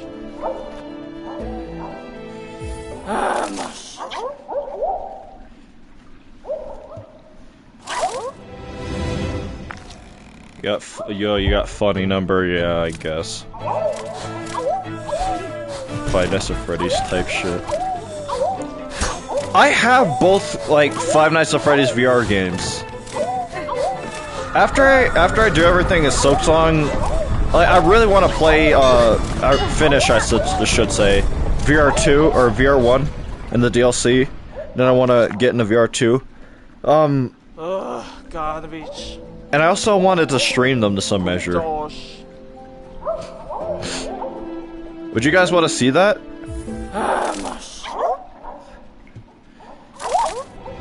For some reason, when I turned 10, I was obsessed with Basso? I don't know why. I don't know who that is. Or what that is.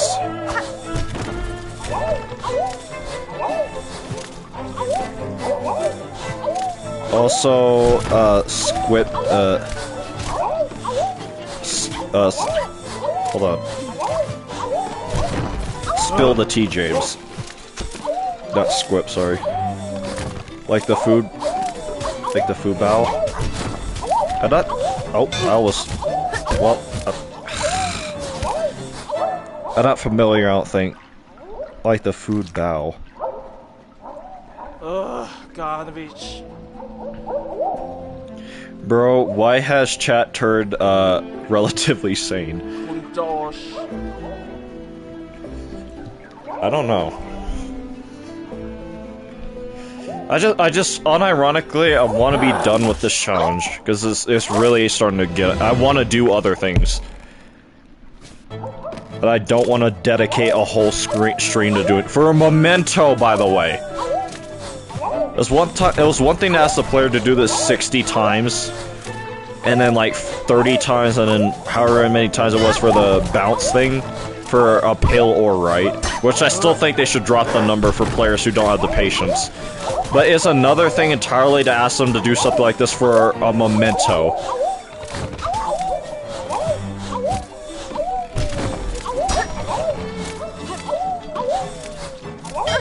Where? My jump.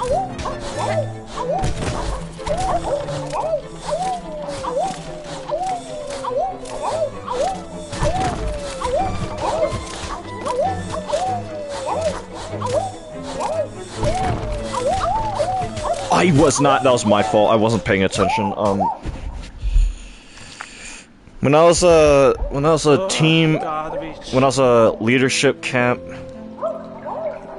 no, when I was in a leadership camp at 13, we were doing a game where we had to make it to the end of something. I didn't remember exactly. We used my idea, and the camp leaders were like 1 second. How did you guys make it to the end? Like, to just tell me what we learned. And I said in front of everyone, we made it because it was my idea, and everyone cringed, including me. Never had bowels. It's like a fruit or something? Because I know someone named Bao. At least in an online sense. I did not understand your shit.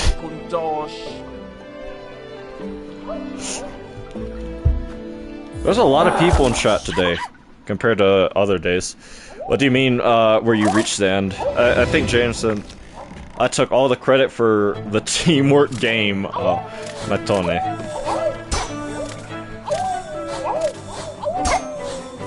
It's a steamed dough ball, usually filled with pork. Or other...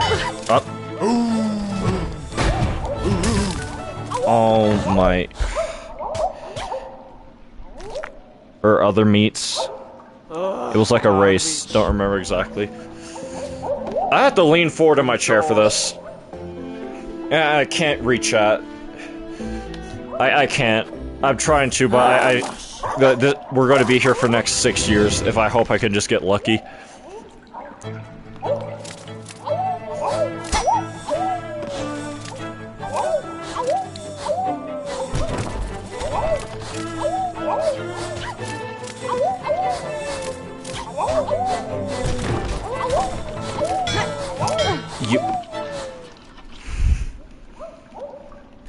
I don't like this minigame. I don't like it. I would say it's just objectively the worst designed one out of all of them.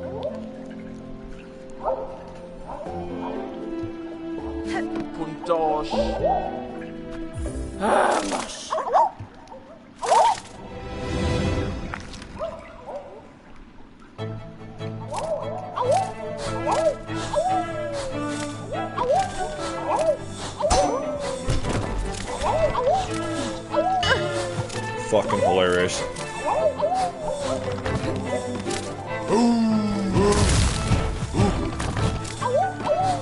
That was close.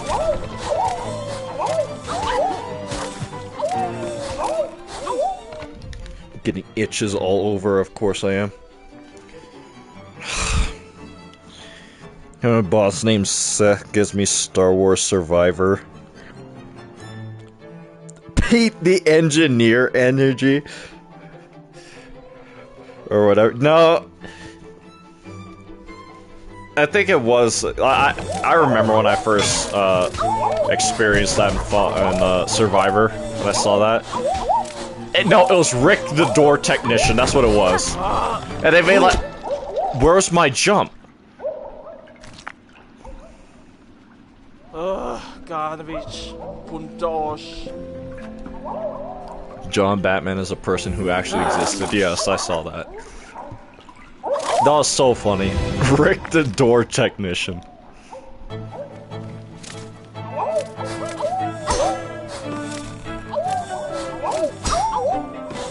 I'm wondering... What the hell? I'm wondering if it'll be better off just trying to... double jump. About to say. Guys, did I have a lame childhood? I don't know. I can tell you I had a shit one. Objectively. Even if I didn't view it that way. I can't scratch, I can't do anything, I swear. Garnovich.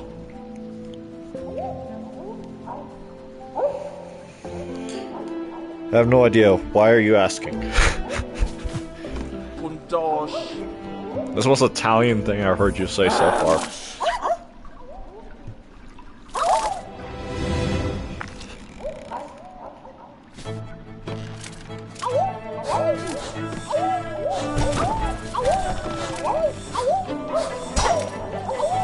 My embarrassing moments are that embarrassing.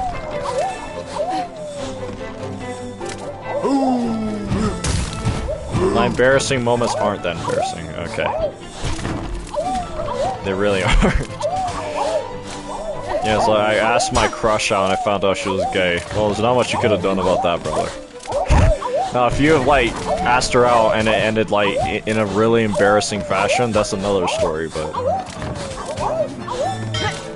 Did I have a lukewarm childhood? I don't know. I definitely didn't have a easy childhood, I can tell you that much. Like I said, it could be described as objectively bad compared to others. Probably a lot of people would describe it as objectively bad. Even if I could see the positives in it. But I can tell you this, you'd probably be happy you had as you put it, a lukewarm childhood. Because having a bad one is not... Having a bad or even tenuous childhood is just not advisable. It's not something I'd wish upon someone.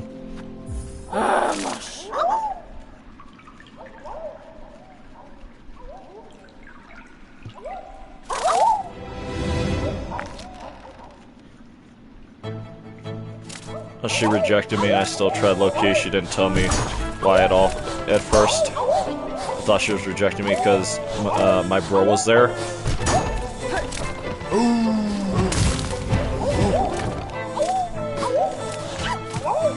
Well, that's still not on you. That's still more on her because she didn't tell you that she wasn't in the guys. So yeah, it's still not embarrassing, quote. That's on her. I'm sure she probably told her, like, her friends, like, when I was see Chit trying, I was thinking to myself, I'm not in the guys, and he was still trying. He's like, sister, make that clear.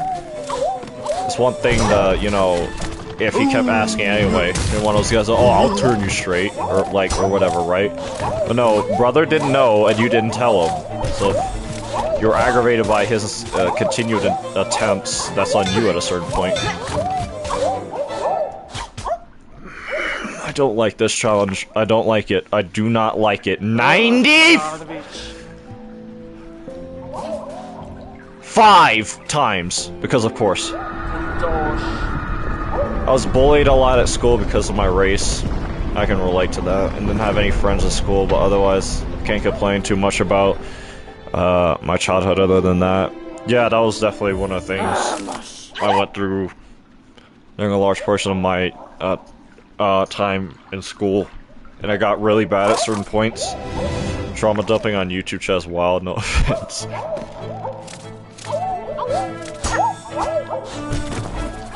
Well, specifically for that, I wouldn't call that trauma dumping. I mean, even... not trauma dumping. Even James said himself that I probably had a very lukewarm... Are you fuck... The dip down for the double jump is what...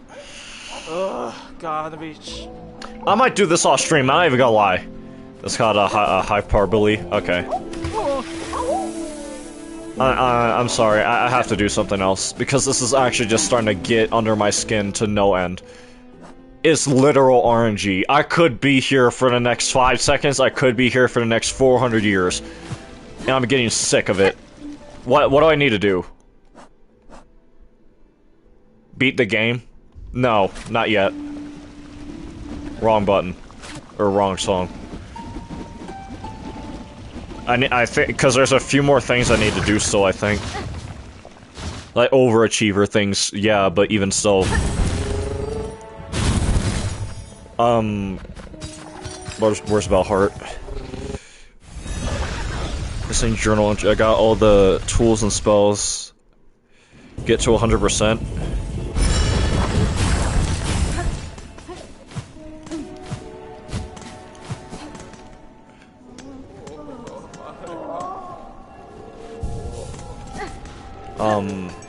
I haven't visited Belheart yet to see if there's any more, not Belheart, First Shrine. To see if there's any more quests. I mean, I think I'm fairly certain I've done all the quests outside of, like, you know, the delivery quests and such. At fairly certain I got everything for my house other than the mementos. And, I'm assuming that these 4 items down here are story relevant. I got all the artifacts. Yeah, it's just the mementos. I have one. So there's Sprint Master, but I think I have to talk to the Snail Shamans first before... I have to give them the hearts and stuff for another memento. If it was hyperbolic, then why did you mention... The heart went here. There's Sprint Masters I still need to do. I need to do the story a bit before that. What else?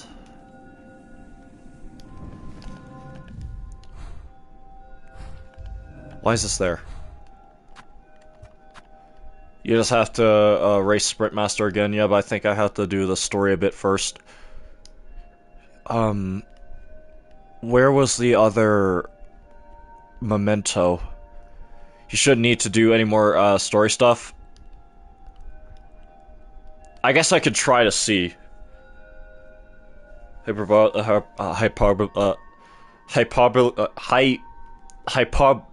That word, sorry, I get tongue-tied too bad on it, means exaggeration, some comedic value. I guess at that point it depends on how the person takes it.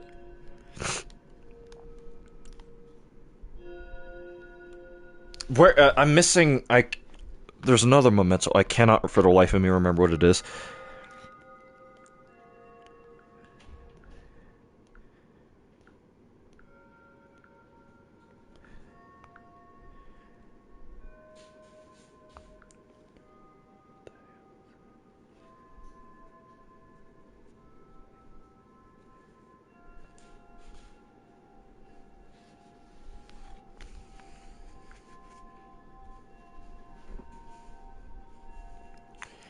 Isn't the conjoined heart and memento, you can either, I think the way it works is, depending on whichever heart you don't use, that becomes the memento, if I recall correctly. Or if I understand correctly, I should say.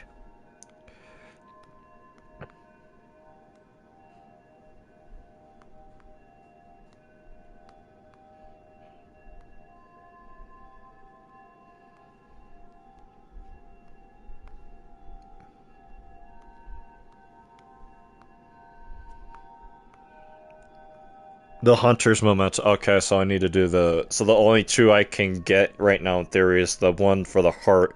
At least not on stream, I should say. Hello, is he here? Who's here?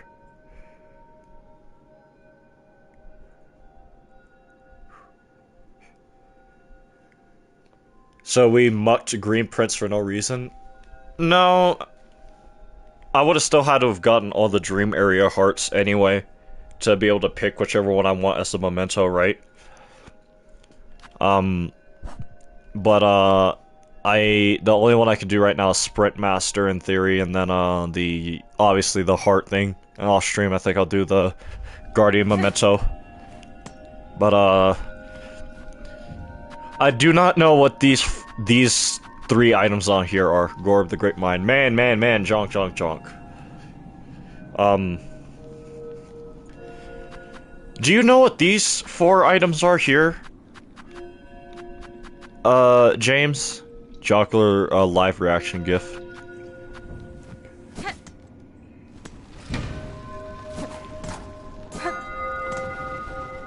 Are they story relevant?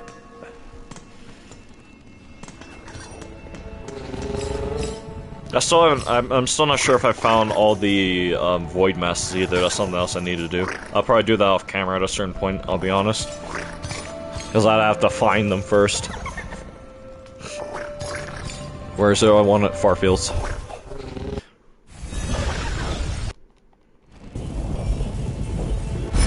Alright, I got all the hearts. If the Sprint Master still does not offer the next part of his challenge or whatever, then there's not much I can do. We'll reach a point where Jonkler will be banned. Word to the chat. Hold on. Nope, sadly I haven't checked. Haven't checked in a minute. But I think they're story relevant things. You need, okay. Up here.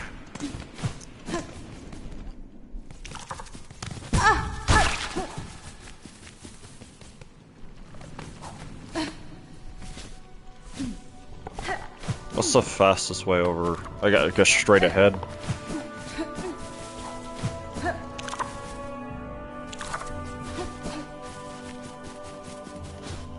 Great. Hilarious. That's if I go all the way over here, guess what? And the thing isn't available, I have to run back all the way over here again. So I just have to hope with the acquisition of 4 hearts, that's enough for... Because I know I had to at least acquire 3 of them, I think it said. It said I needed to get 3 hearts from the thing I was looking at.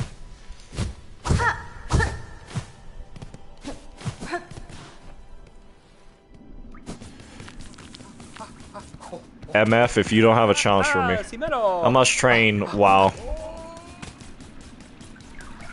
When did you visit him, James? Because it might be tied to that. I think I have to talk to Snail Shamans first. Deliver one of the 3 hearts. Or not one of the, but... I have to pick which heart I keep as a memento, and then, give the rest.